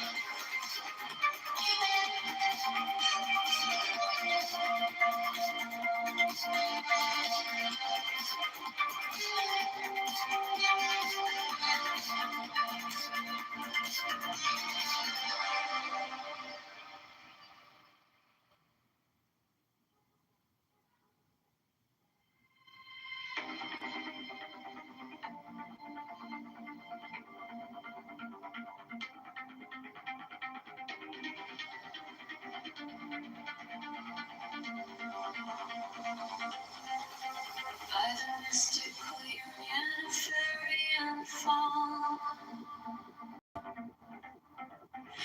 dance in the shadows from dusk until dawn. Unspoken whispers that drift through the trees, unbroken vow carried soft on the breeze. On fiery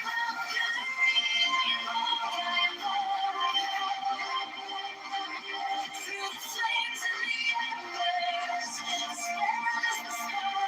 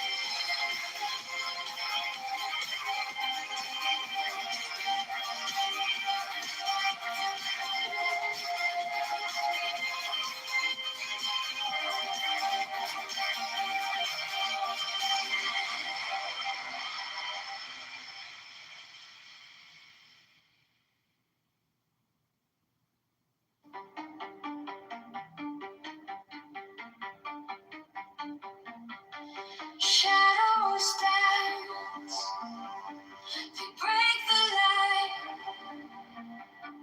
echoes hum, the stars ignite. I was yours, you were mine, a spell woven in the spotlight.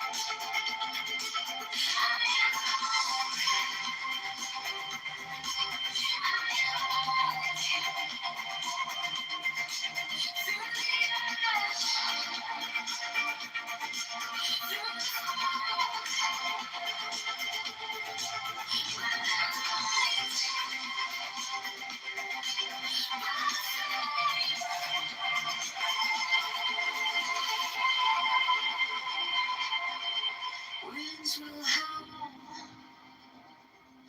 the earth will quake, a promise held, a vow won't break. Though I shout, though I choke,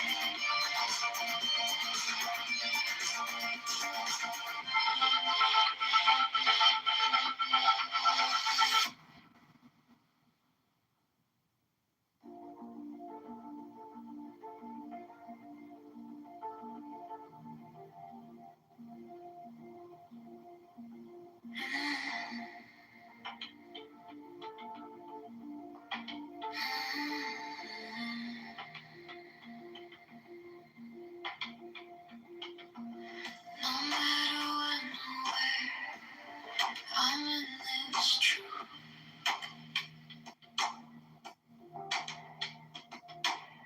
Breathing in the nowhere, breathing out the proof. One heartbeat on repeat, feels like it never moves.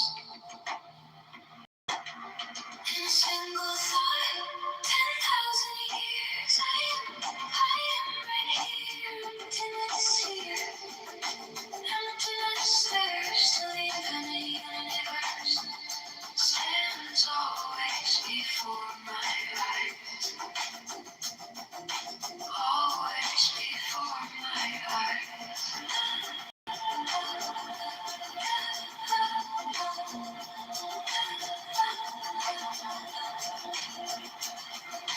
Infinitely large, infinitely small. I reach to draw a line and there's no line at all. Every time I name it, it slips right through my call. No distance now, no then and now. Definitions vanish, I let it all fall out. No edge, no stars, just this open heart. In a single thought, 10,000 years, and I am right here, emptiness here, emptiness there, still even a universe stands always before my eyes, always before my eyes.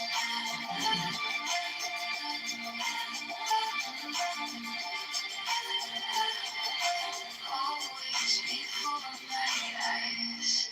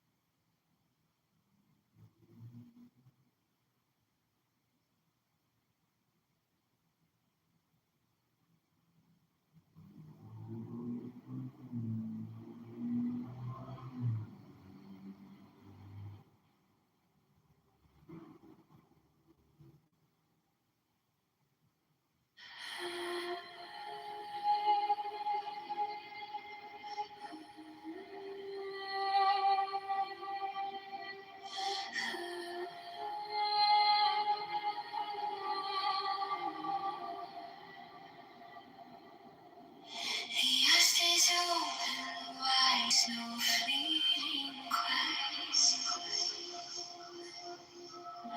The mind unmoved, no lines to draw. 10,000 whispers, one single law. No edges, no seams. His soul has it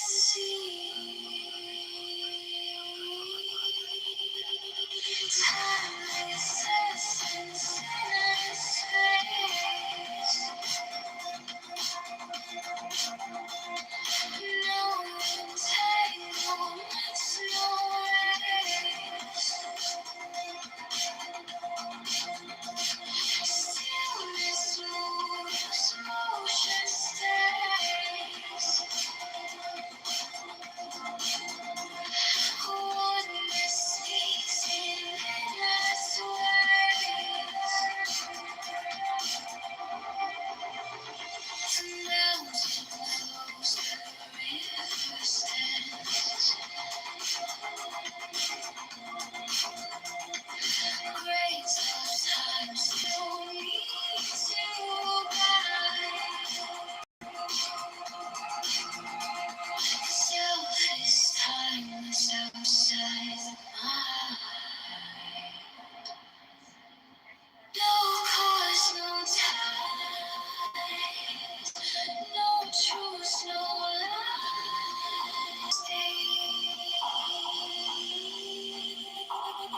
Timeless essence, endless space.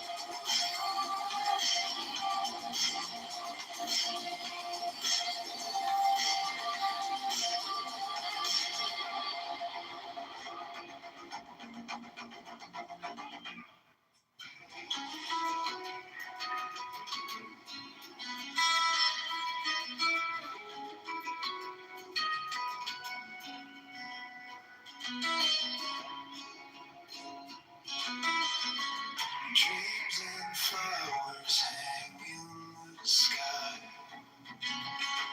Reach to hold them, they float on by. Grasping shadows, it makes no sense. The weight of nothing feels so immense. Rest and no rest, they're just the same. A whisper echo without a name. No, no wrong, no lines to cross. Let go again.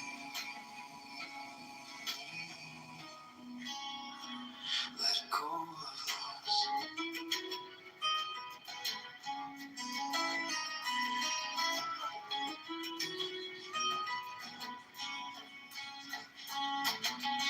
A mirror ripples with every glance. Truth and fiction caught in a dance. The mind it builds a fragile wall, but every duality's bound to fall. It's foolish to chase the air, but there's nothing solid there. A whispered echo without a name. No right, no wrong, no lines to cross. Let go again. Let go of loss.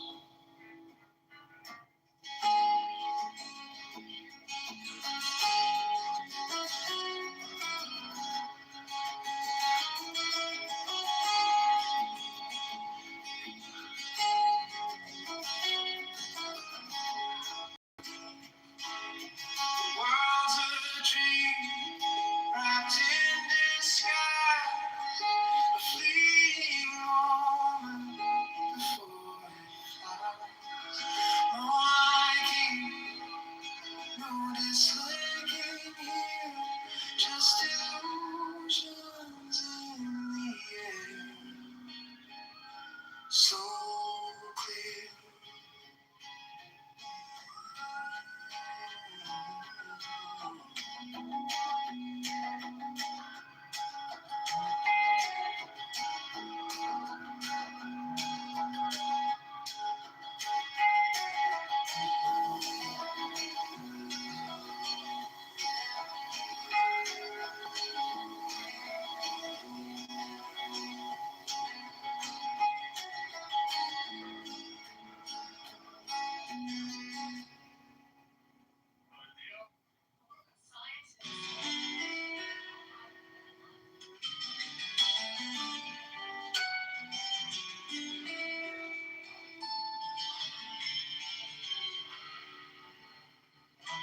Dreams and flowers hang in the sky. Reach to hold them, they float on by. Grasping shadows, it makes no sense. The weight of nothing feels so immense. Rest and unrest, they're just the same. A whispered echo without a name. No right, no wrong, no lines to cross. Mirror ripples with every glance. Truth and fiction caught in a dance. The mind it builds a fragile wall, but every duality is bound to fall.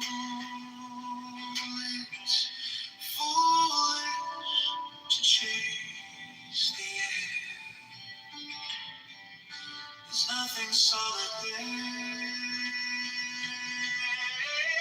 Rest and unrest, they're just the same. The whispered echo Go without a name. No right, no wrong, no lines to cross. Let go of game, let go of loss. The world's a dream wrapped in disguise. A fleeting moment before it flies. No light, no disliking here. Just illusions in the air, so clear.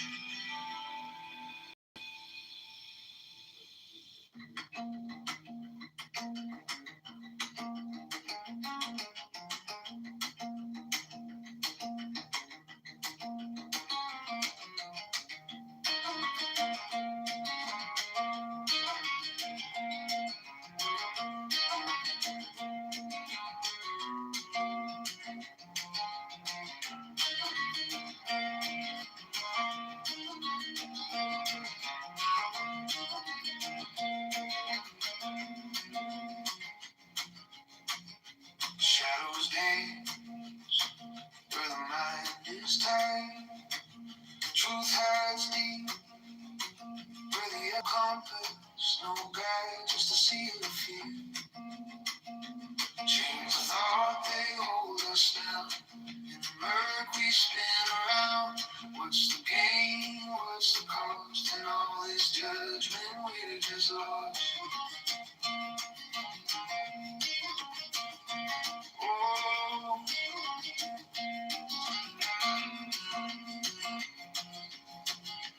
lines are drawn in the sand so thin. We chase the end, but they fall back in. The way we carry it bends the spine.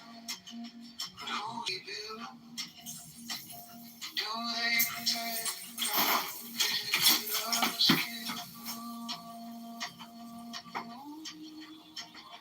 Chains of thought, they hold us down. The murk we spin around. What's the gain? What's the cost? In all this judgment, we're just lost. Distinctions crack like brittle glass. Separations of fleeting mass. Let the burdens fall. Let the echo cease. Only in freedom can we find peace.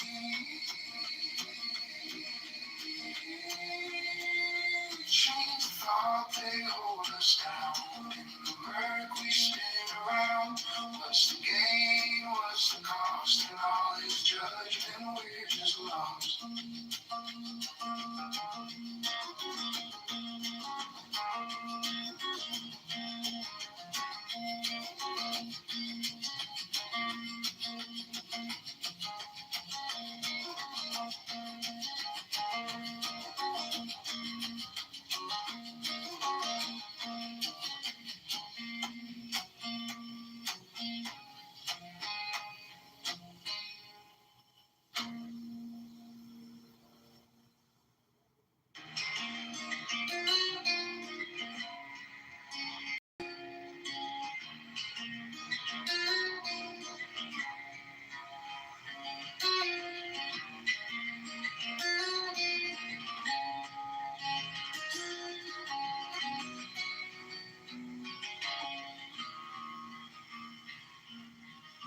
Shadows dance where the mind is tight. Truth hides deep where the echoes collide. The air is heavy, the water's on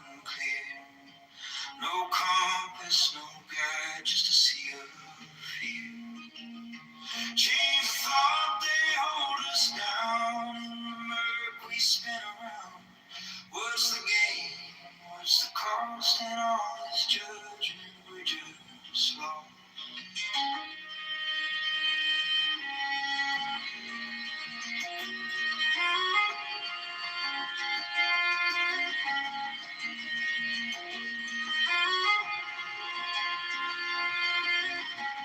Lines of the weight we carry bends the spine. But who's to say what's yours or mine? What's the point of walls we build? Do they protect or get us killed? Chains of thought, they hold us down. In the murk we spin around. What's the gain? What's the cost in all this?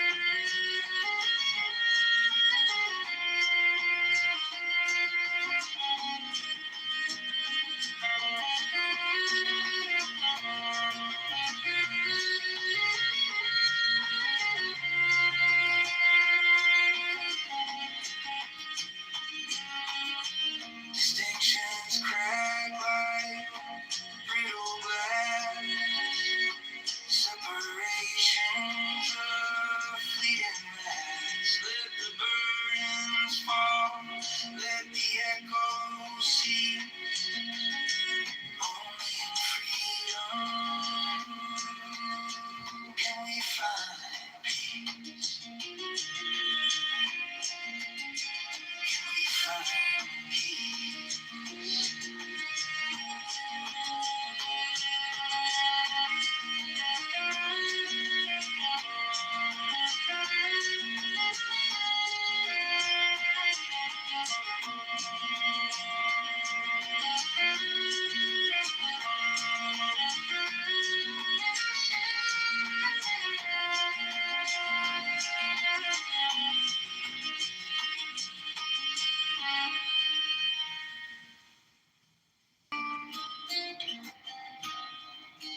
The river flows where it may, not fast, not slow. No fear in its waters, no path to follow. The stone sits still, no need to grow. Rush like the wind, chasing the sky. Stumble, we fall, we ask ourselves why. Let it be, let it stay. Great waves, neither easy nor great. No coming, no going, just here today.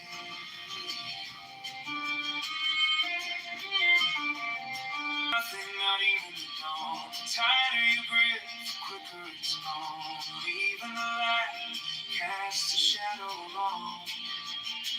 The faster you run, the further you stray. The slower you go, the closer you stay. Let it be, let it stay. Great waves, neither easy nor great. No coming, no going, just here today.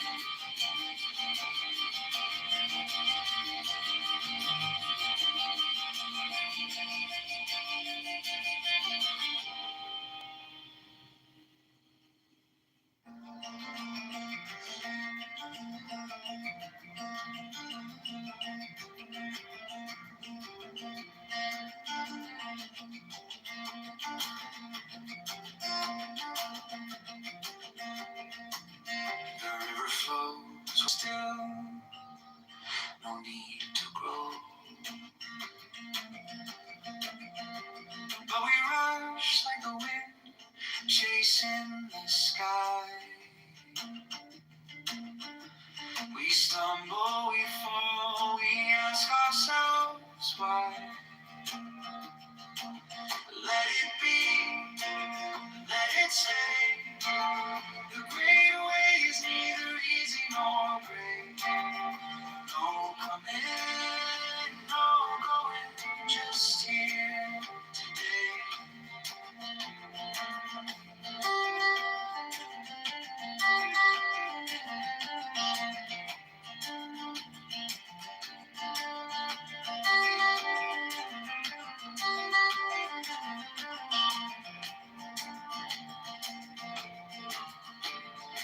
Cling to nothing, not even the dawn. The tighter you grip, the quicker it's gone. Even the light casts a shadow long. The faster you run, stay. Let it be, let it stay. The great way is neither easy nor great. No coming, no going, just here today.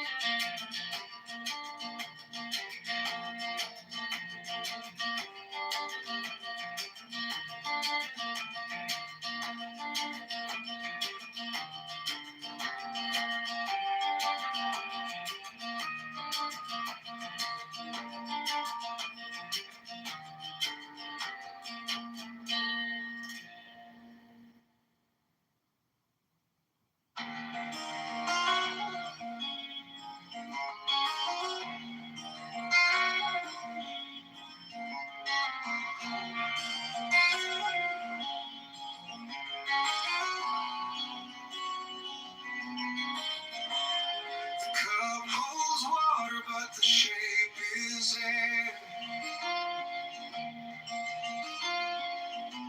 What's a path if no one's walking there? A mirror reflects, yet it's hollow inside.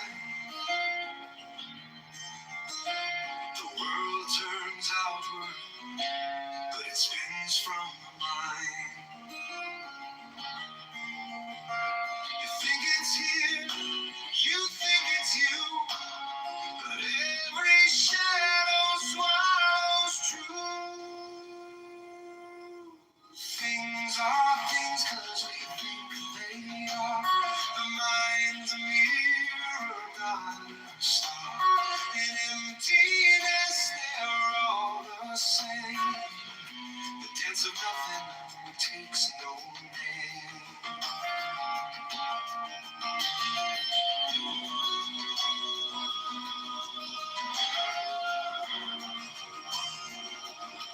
Time slips sideways, it disappears.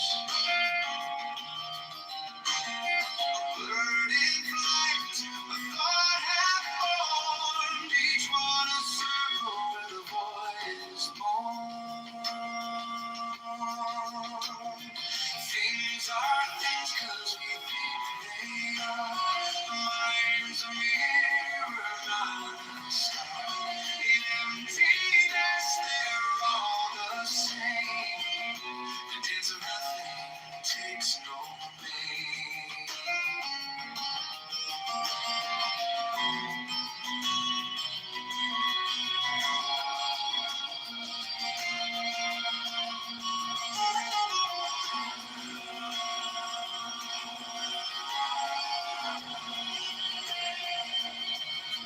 Look at the edge, what do you know? It's not an end, it's just a glow inside the side.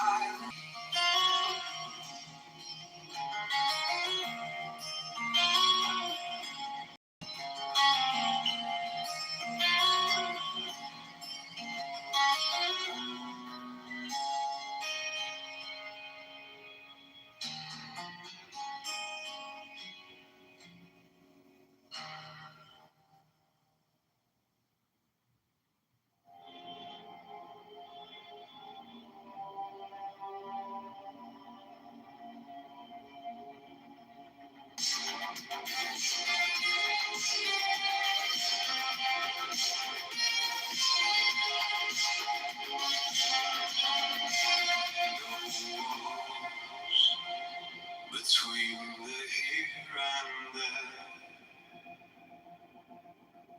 a hollow breath fills the air. The clock forgets to take its time. This world unravels line by line. When the mind vanishes, all the noise dissolves. When the mind vanishes, there's nothing left to solve. Just the echo of silence where we revolve. The mirror fades, it holds no face.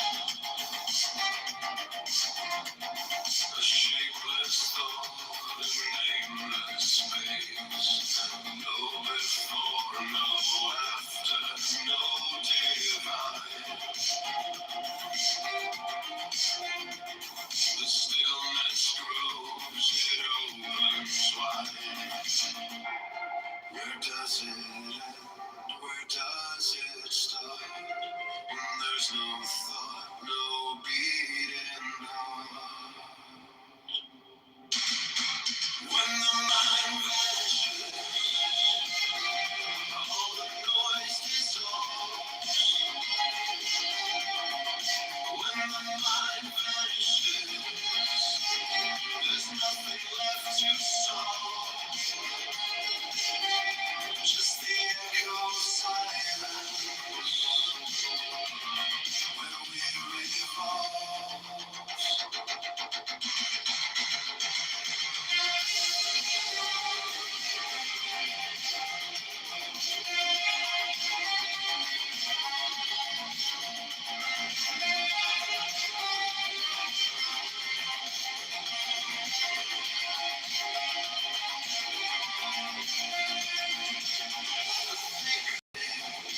Into the street, the dream awakes from the dream.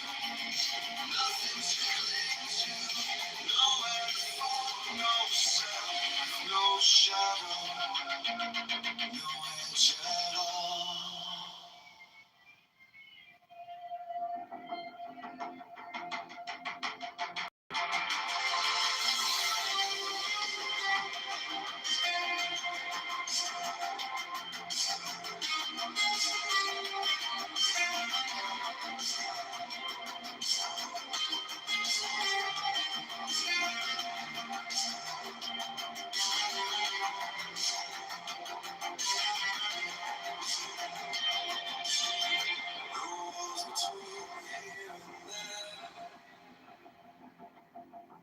A hollow breath fills the air.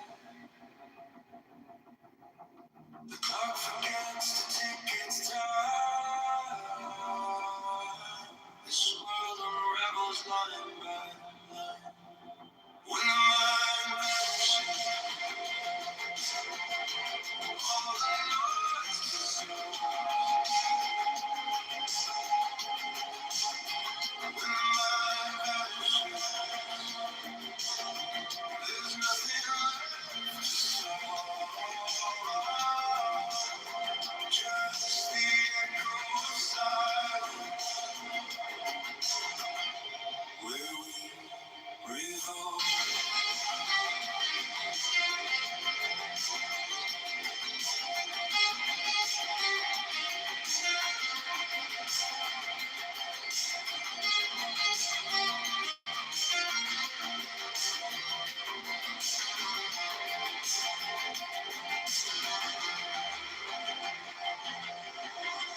The mirror fades, it holds no face.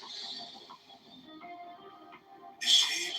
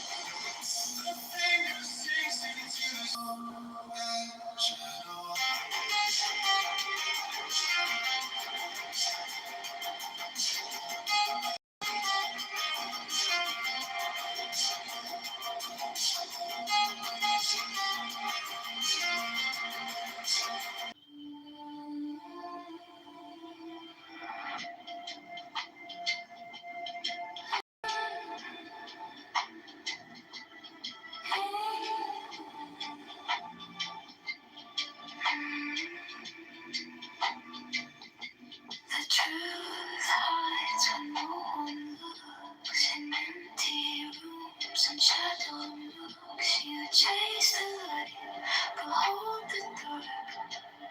A spark, then nothing's dark.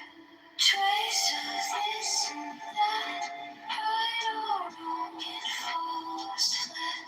My lessons slipping slow.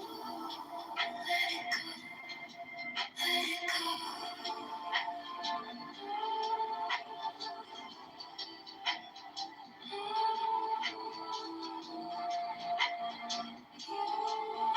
Soaking rain, you hold too tight, it tears apart. No start, no end, just broken hearts. Dualities collide, collide. Let it slide, slide. Traces slipping slow. Let it go, let it go.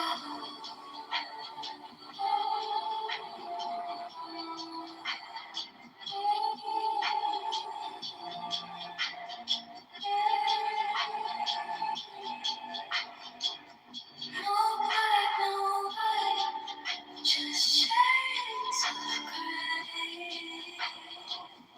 No need to fight, no need to stay.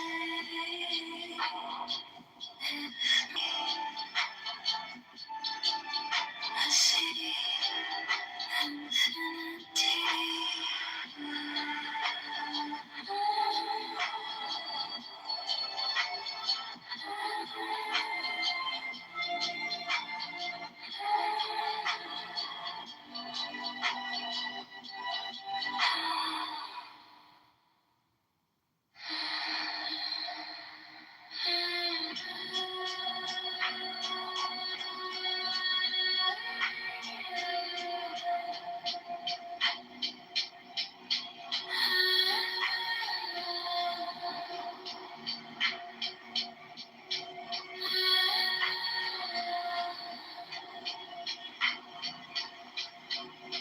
The truth hides when no one looks. In empty rooms and shadowed nooks, you chase the light but hold the dark. Whisper, and nothing's dark. Trace of this and that, right or wrong, it falls flat. Listen, slipping slow, let it go. Let it go, let it go. Opinions fall like paper crane, tears apart. No start, no end, just broken heart. Dualities collide.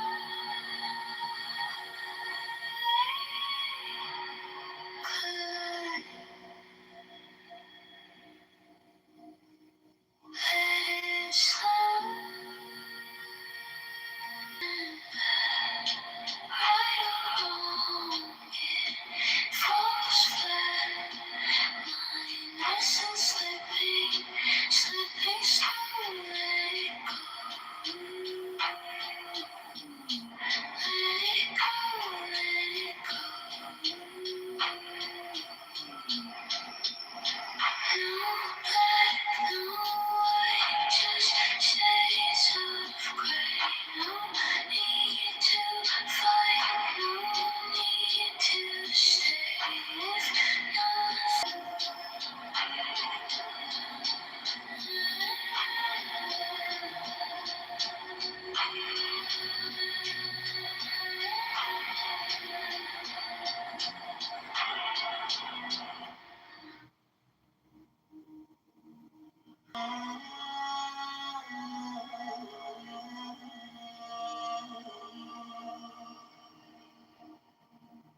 chasing shadows,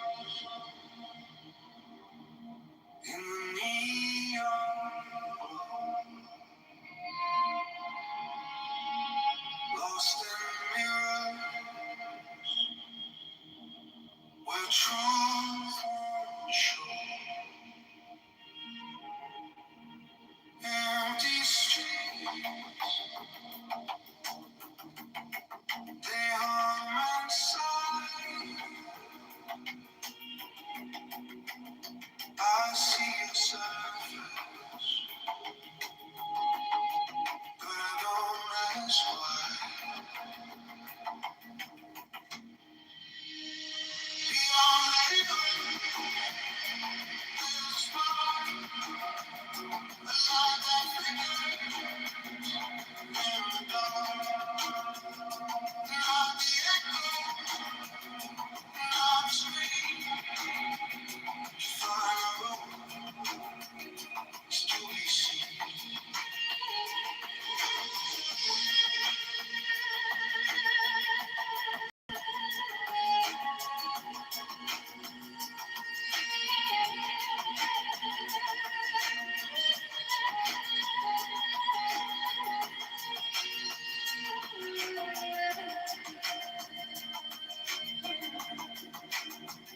The hollow world, it spins and falls begin, twisted. We touch the glass, we see it crack. The more we reach, the more it lasts. Inside the silence, the meaning waits. Through every shadow, the truth translates. Beyond the pyramids, there's a spark, a light that flickers in the dark. Not the echo, not the scream, to find the room is to be seen. Ignorance that paints the sky, colors bright, but born to lie. When the mind steps past the haze, the source of peace and quiet.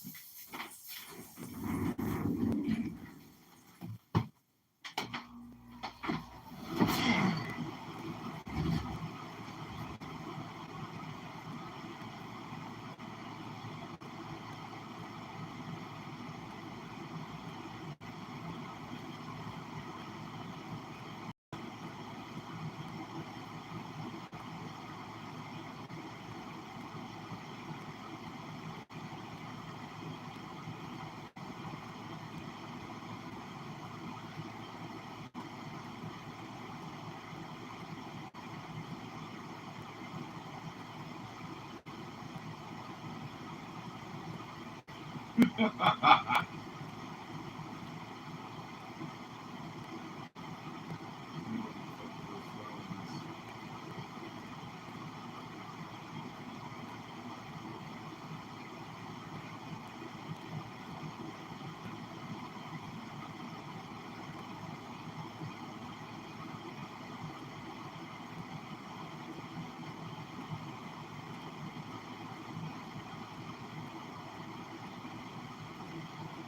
felt a waste of time.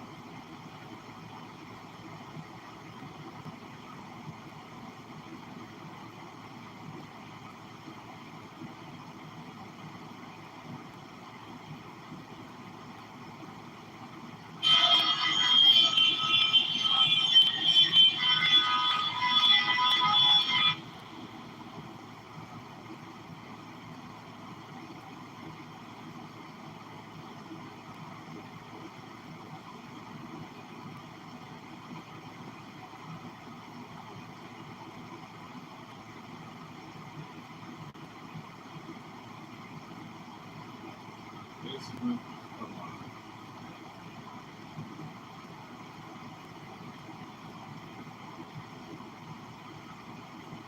Oh, huge. Huge!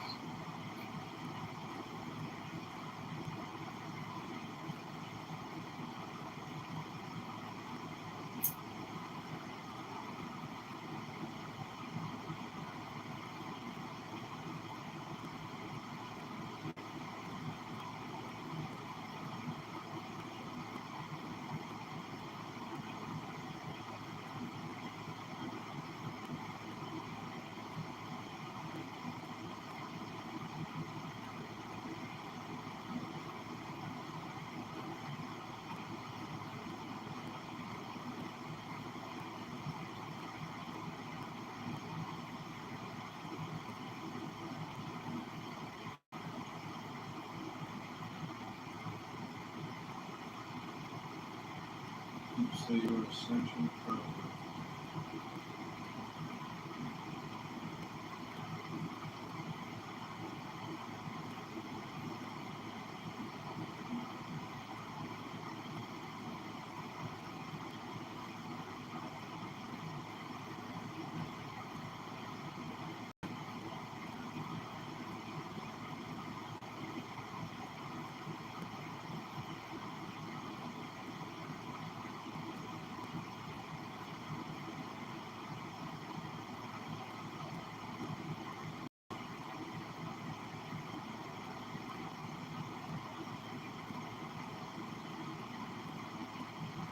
Big bouncer.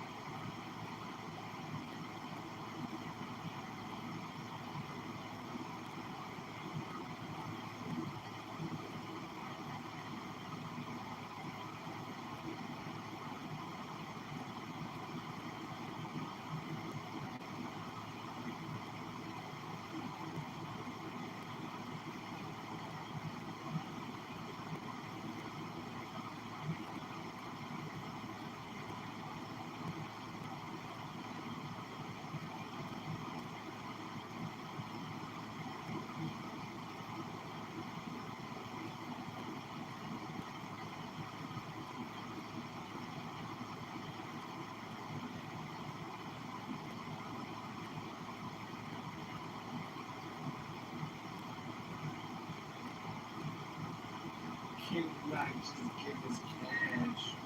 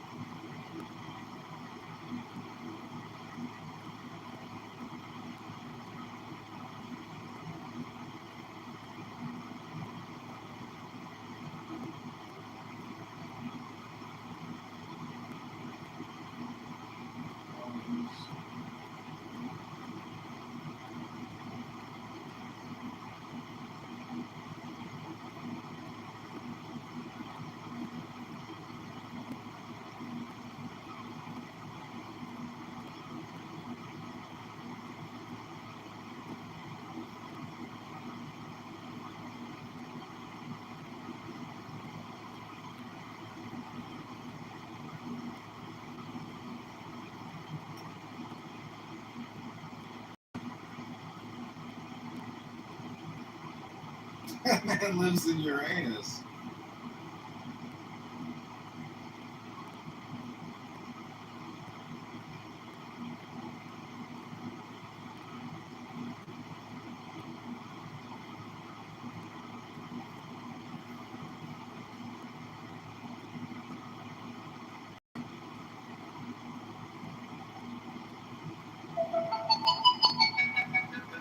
Butterfly in the sky.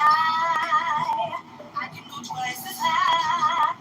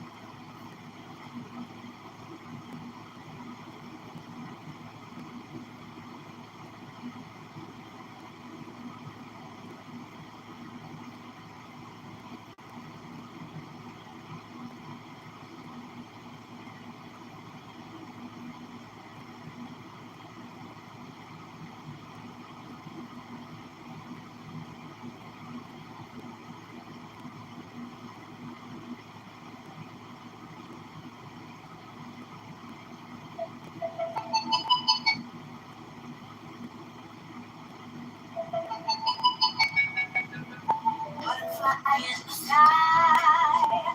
I can go twice as high. Take a look. It's in a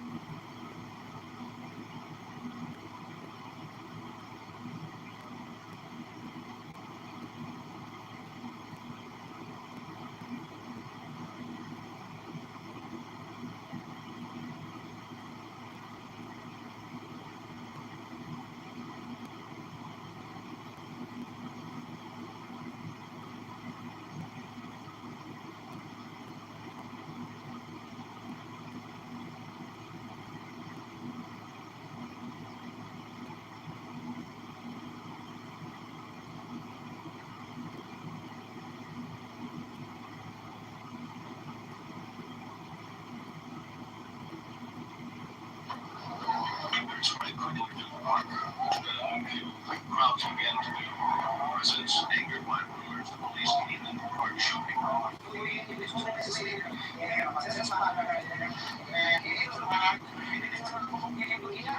Sure. Police officers got money. So those youngsters didn't know how to react. They react. They had to pull out.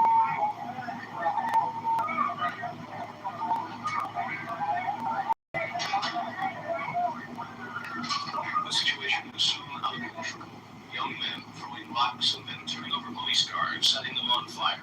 The police held their distance and let the disturbance head itself in those early evening hours. Problems such as police tried to get back into the area, preventing blocks and floods. Finally, the fire started along Division Street, washed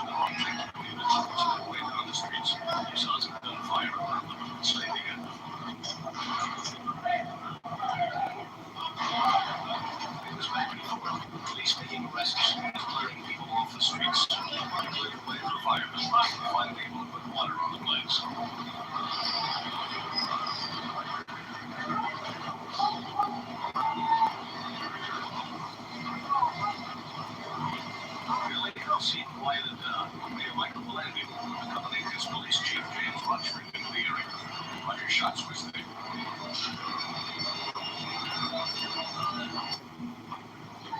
Next way, probably to the bottom.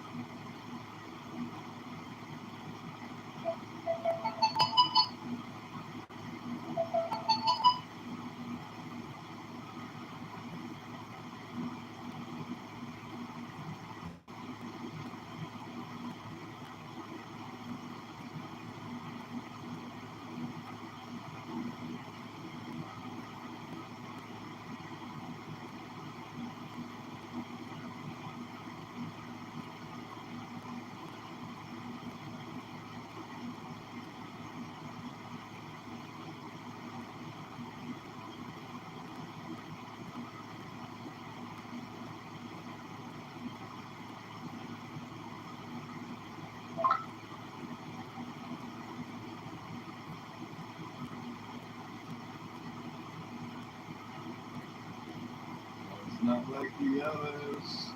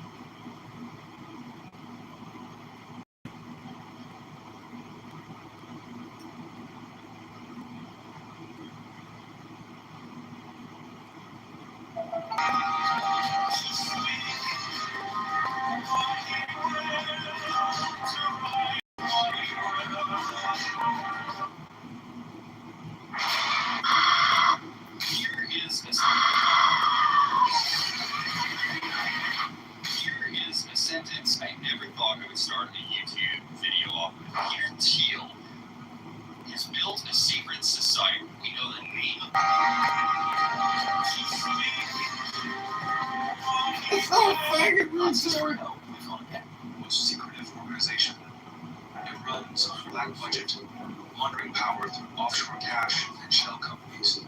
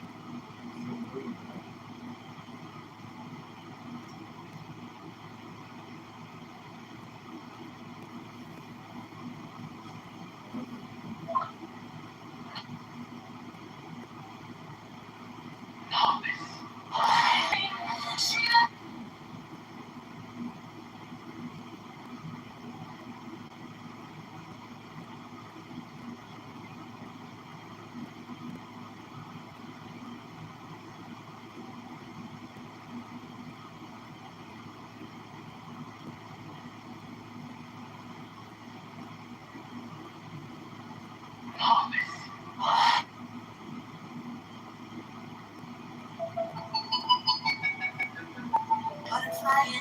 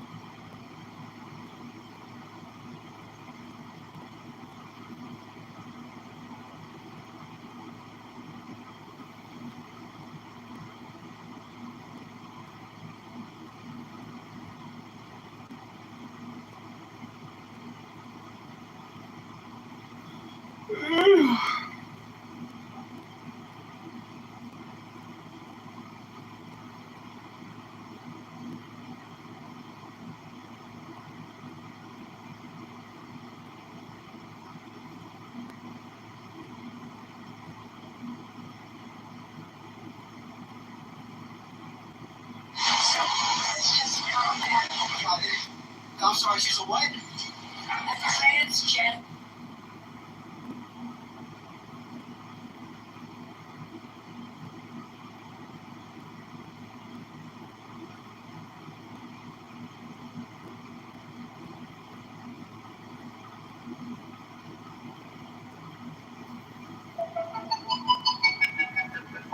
Butterfly in the sky.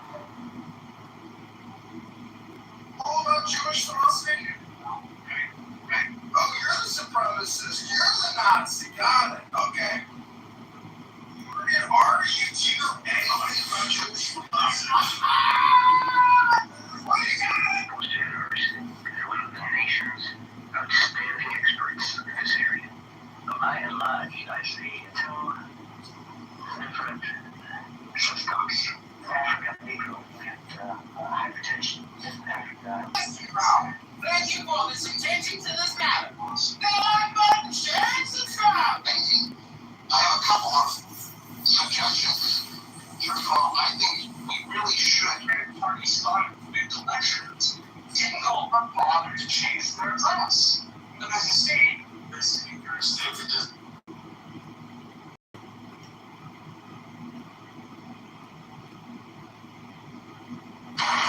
Miss Rivers, how are you? You made a ton of news officiating the wedding in New York yesterday. Is this like a new cottage career move for you? I'm so excited. Okay.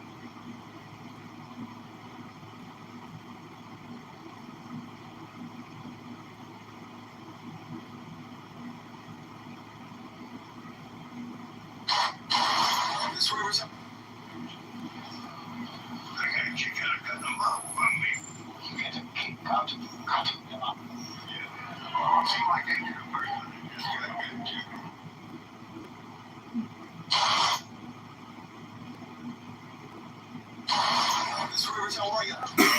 You made it Sunday News officiating the wedding in New York yesterday. Is this like a new cottage career move for you? I'm so excited. Okay. And I should do very well because I don't show. And do you think that the country will see the first of the United States? Miss Rivers, how are you?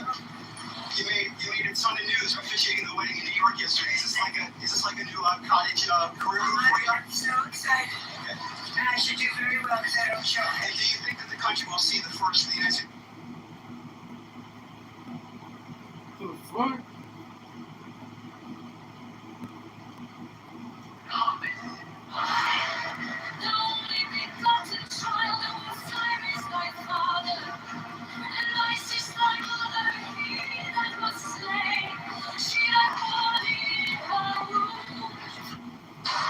Miss Rivers, how are you?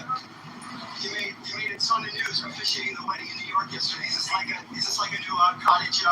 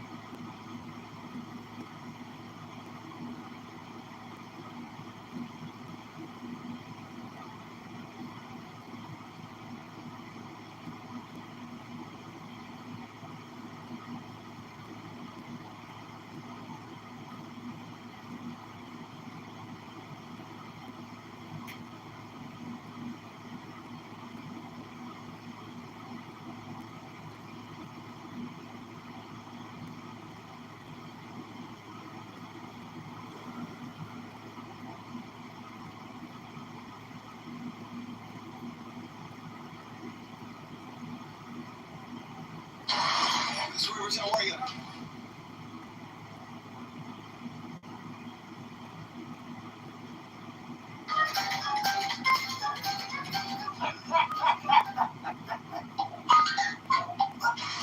Miss Rivers, how are you?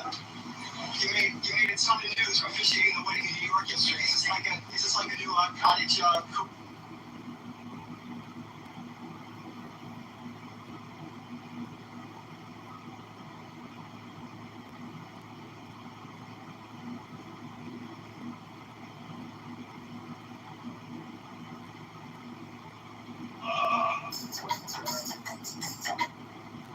I'm sorry, she's a what? She's a what?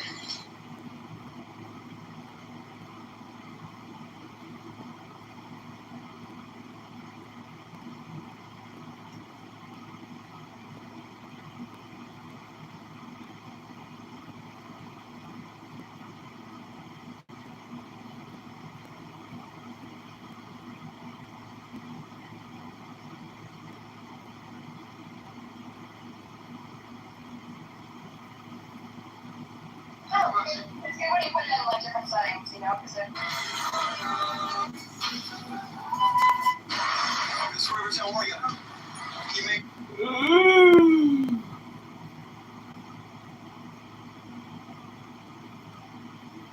I'm sorry, she's a what?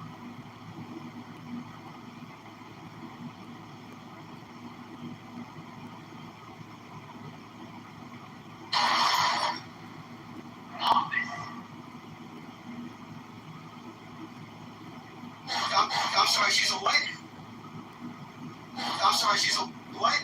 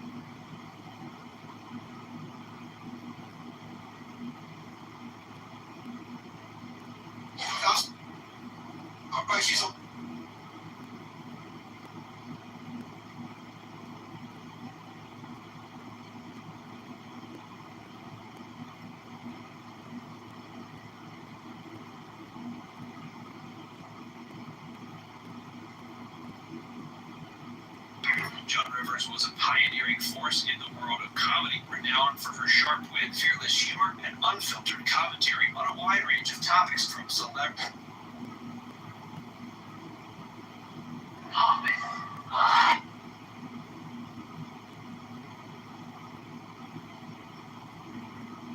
I'm sorry, she's a what? Transgender. We own them. Oh my gosh. Joan Rivers was a pioneering force in the world of comedy, renowned for her sharp wit, fearless humor, and unfiltered commentary on a wide.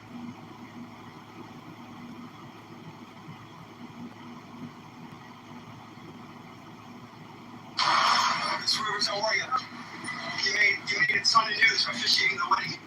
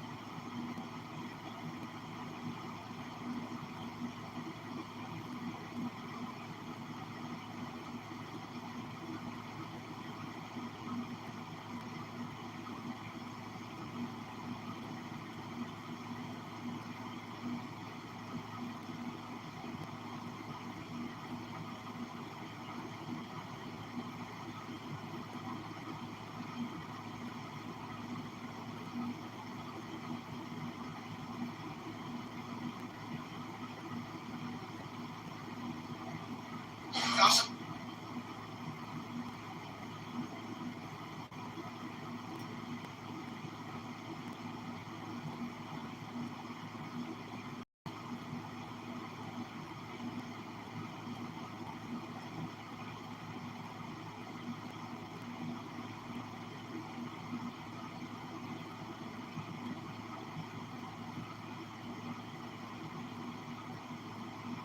Awesome.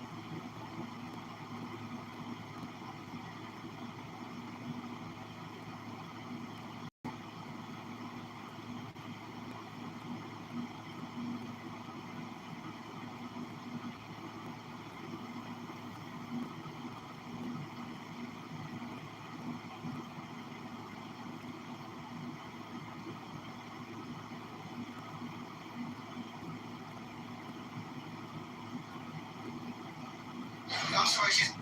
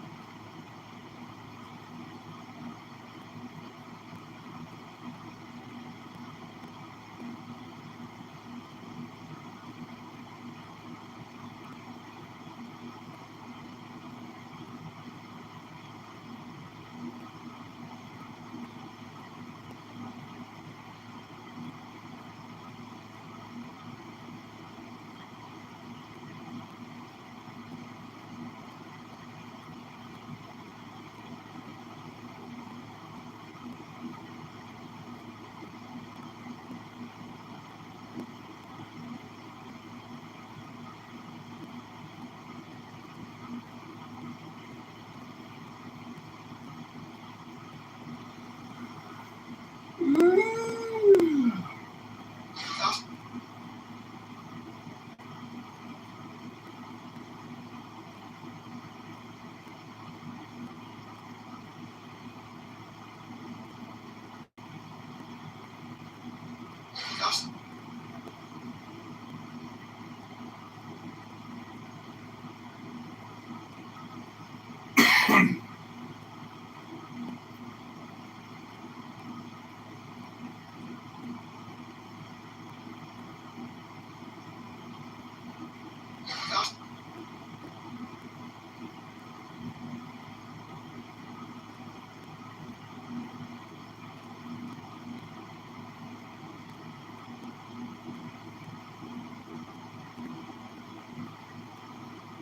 Awesome.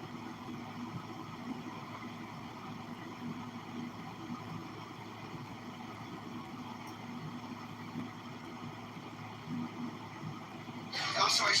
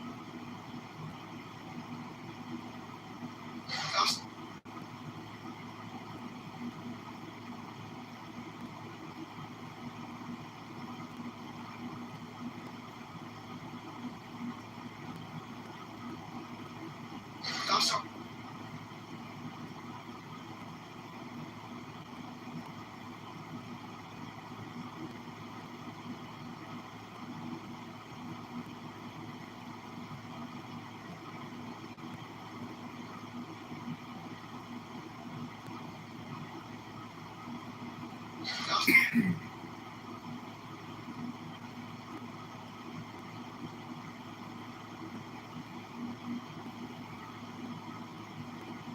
sorry, she's a what? A transgender. We own them. Oh my gosh. John Rivers was a pioneering. Miss Rivers, how are you? You made it Sunday News officiating the wedding in New York yesterday. Is this like a new cottage career move for you? I'm so excited. Okay. And I should do very well because I don't show And it. do you think that the country will see the pop? Butterfly in the sky. He responded to attempted Archer and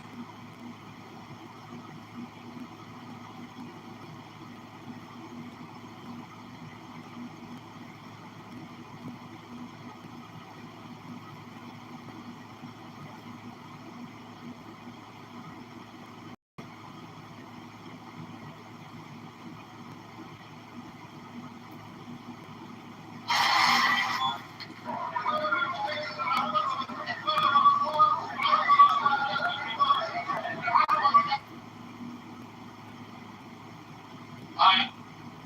Welcome to the future. What I'm about to show you is porn. Why are all the doctors in Europe? I don't know.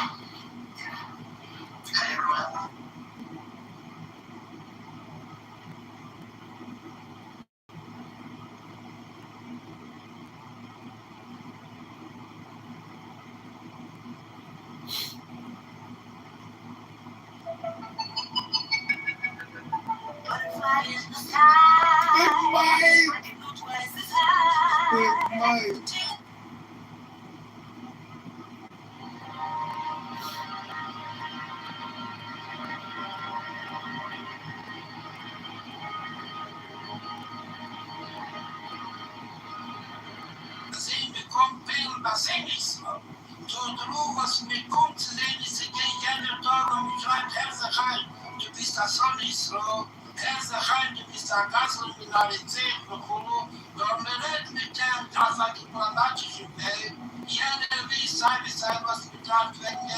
I don't care if you fall flat on your face and they have to scrape you off the concrete today. Do not is a lie to distinguish.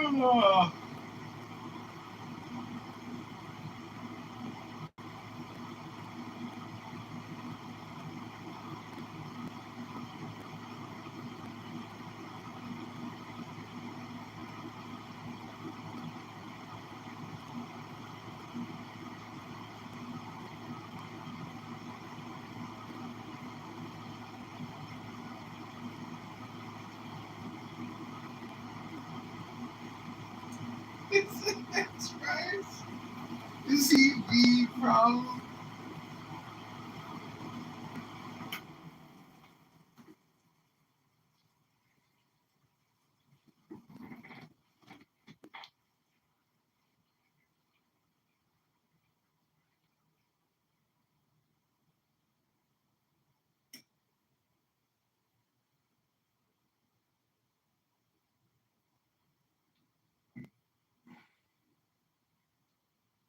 On here, like millions, that were here. There was just the way that they did us and sort of pit us against each other.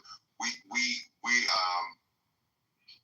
have a unique experience here that we've gone through. So when these others, when the boats went to the different islands and didn't come here, it's just a different experience for us. And I guess that's all I'll say.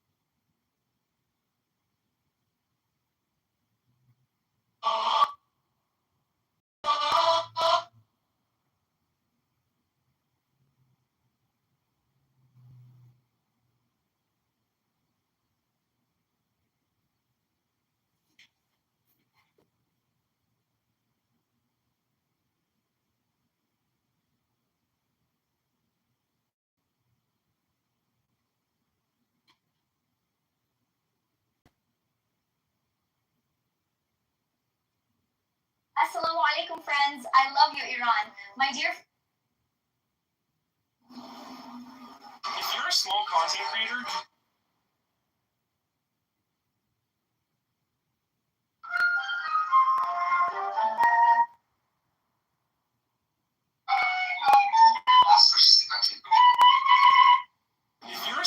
if I have 200 views,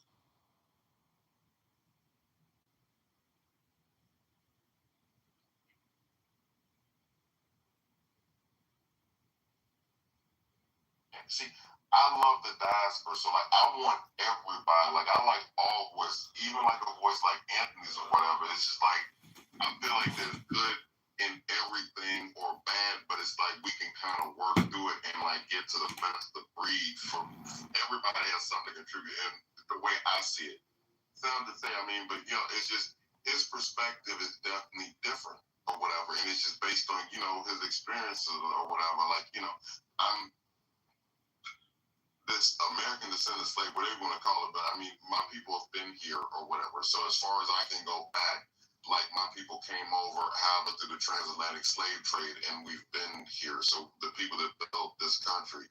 So I'm not like a first generation where people came from the islands and I was born here. Because if I did, then I have a different perspective. I know I have a lot of friends who are like that or whatever that I grew up with. Their perspective is different than my perspective because my grandmothers told me different things. I learned different things from my parents. Then they probably learned from there. So it is what it is. But we need Anthony's voice. It's not it's not like everything he says. I know he has some points that are just like off the chain, but I'm just saying there's merit in some of what he has to offer too. It's just the fact that you just have to sort of ferret through to find like the diamonds, and all the content. But something like that's what caused controversy. Because I guess if we're having a conversation like this and he brought in, yes, we do, to me that's really, it's just dumb. It'll cause more, division is what I guess I'm trying to say. Because why make a statement of, because there is no statistics, he can reproduce it, that if a black man has kids with a white woman, the white woman does better with the black kids than a black woman. That's an insult. That to me, it is a difference of opinion, but it's also like that's some bullshit because you don't have, it's an insult. It's an insult. But JD, I apologize because I just want to, I guess again, like, I don't want to forget the point when you get too far. So just on what you said, my counter to that would be like, but then if it's you, just what you just said right then or whatever, if he says something like that, or then you get a Quinn or you, and then you go back and be like, nah, and it's like, because people maybe, if he's saying it, somebody else in the room may be thinking it too, and just may not have the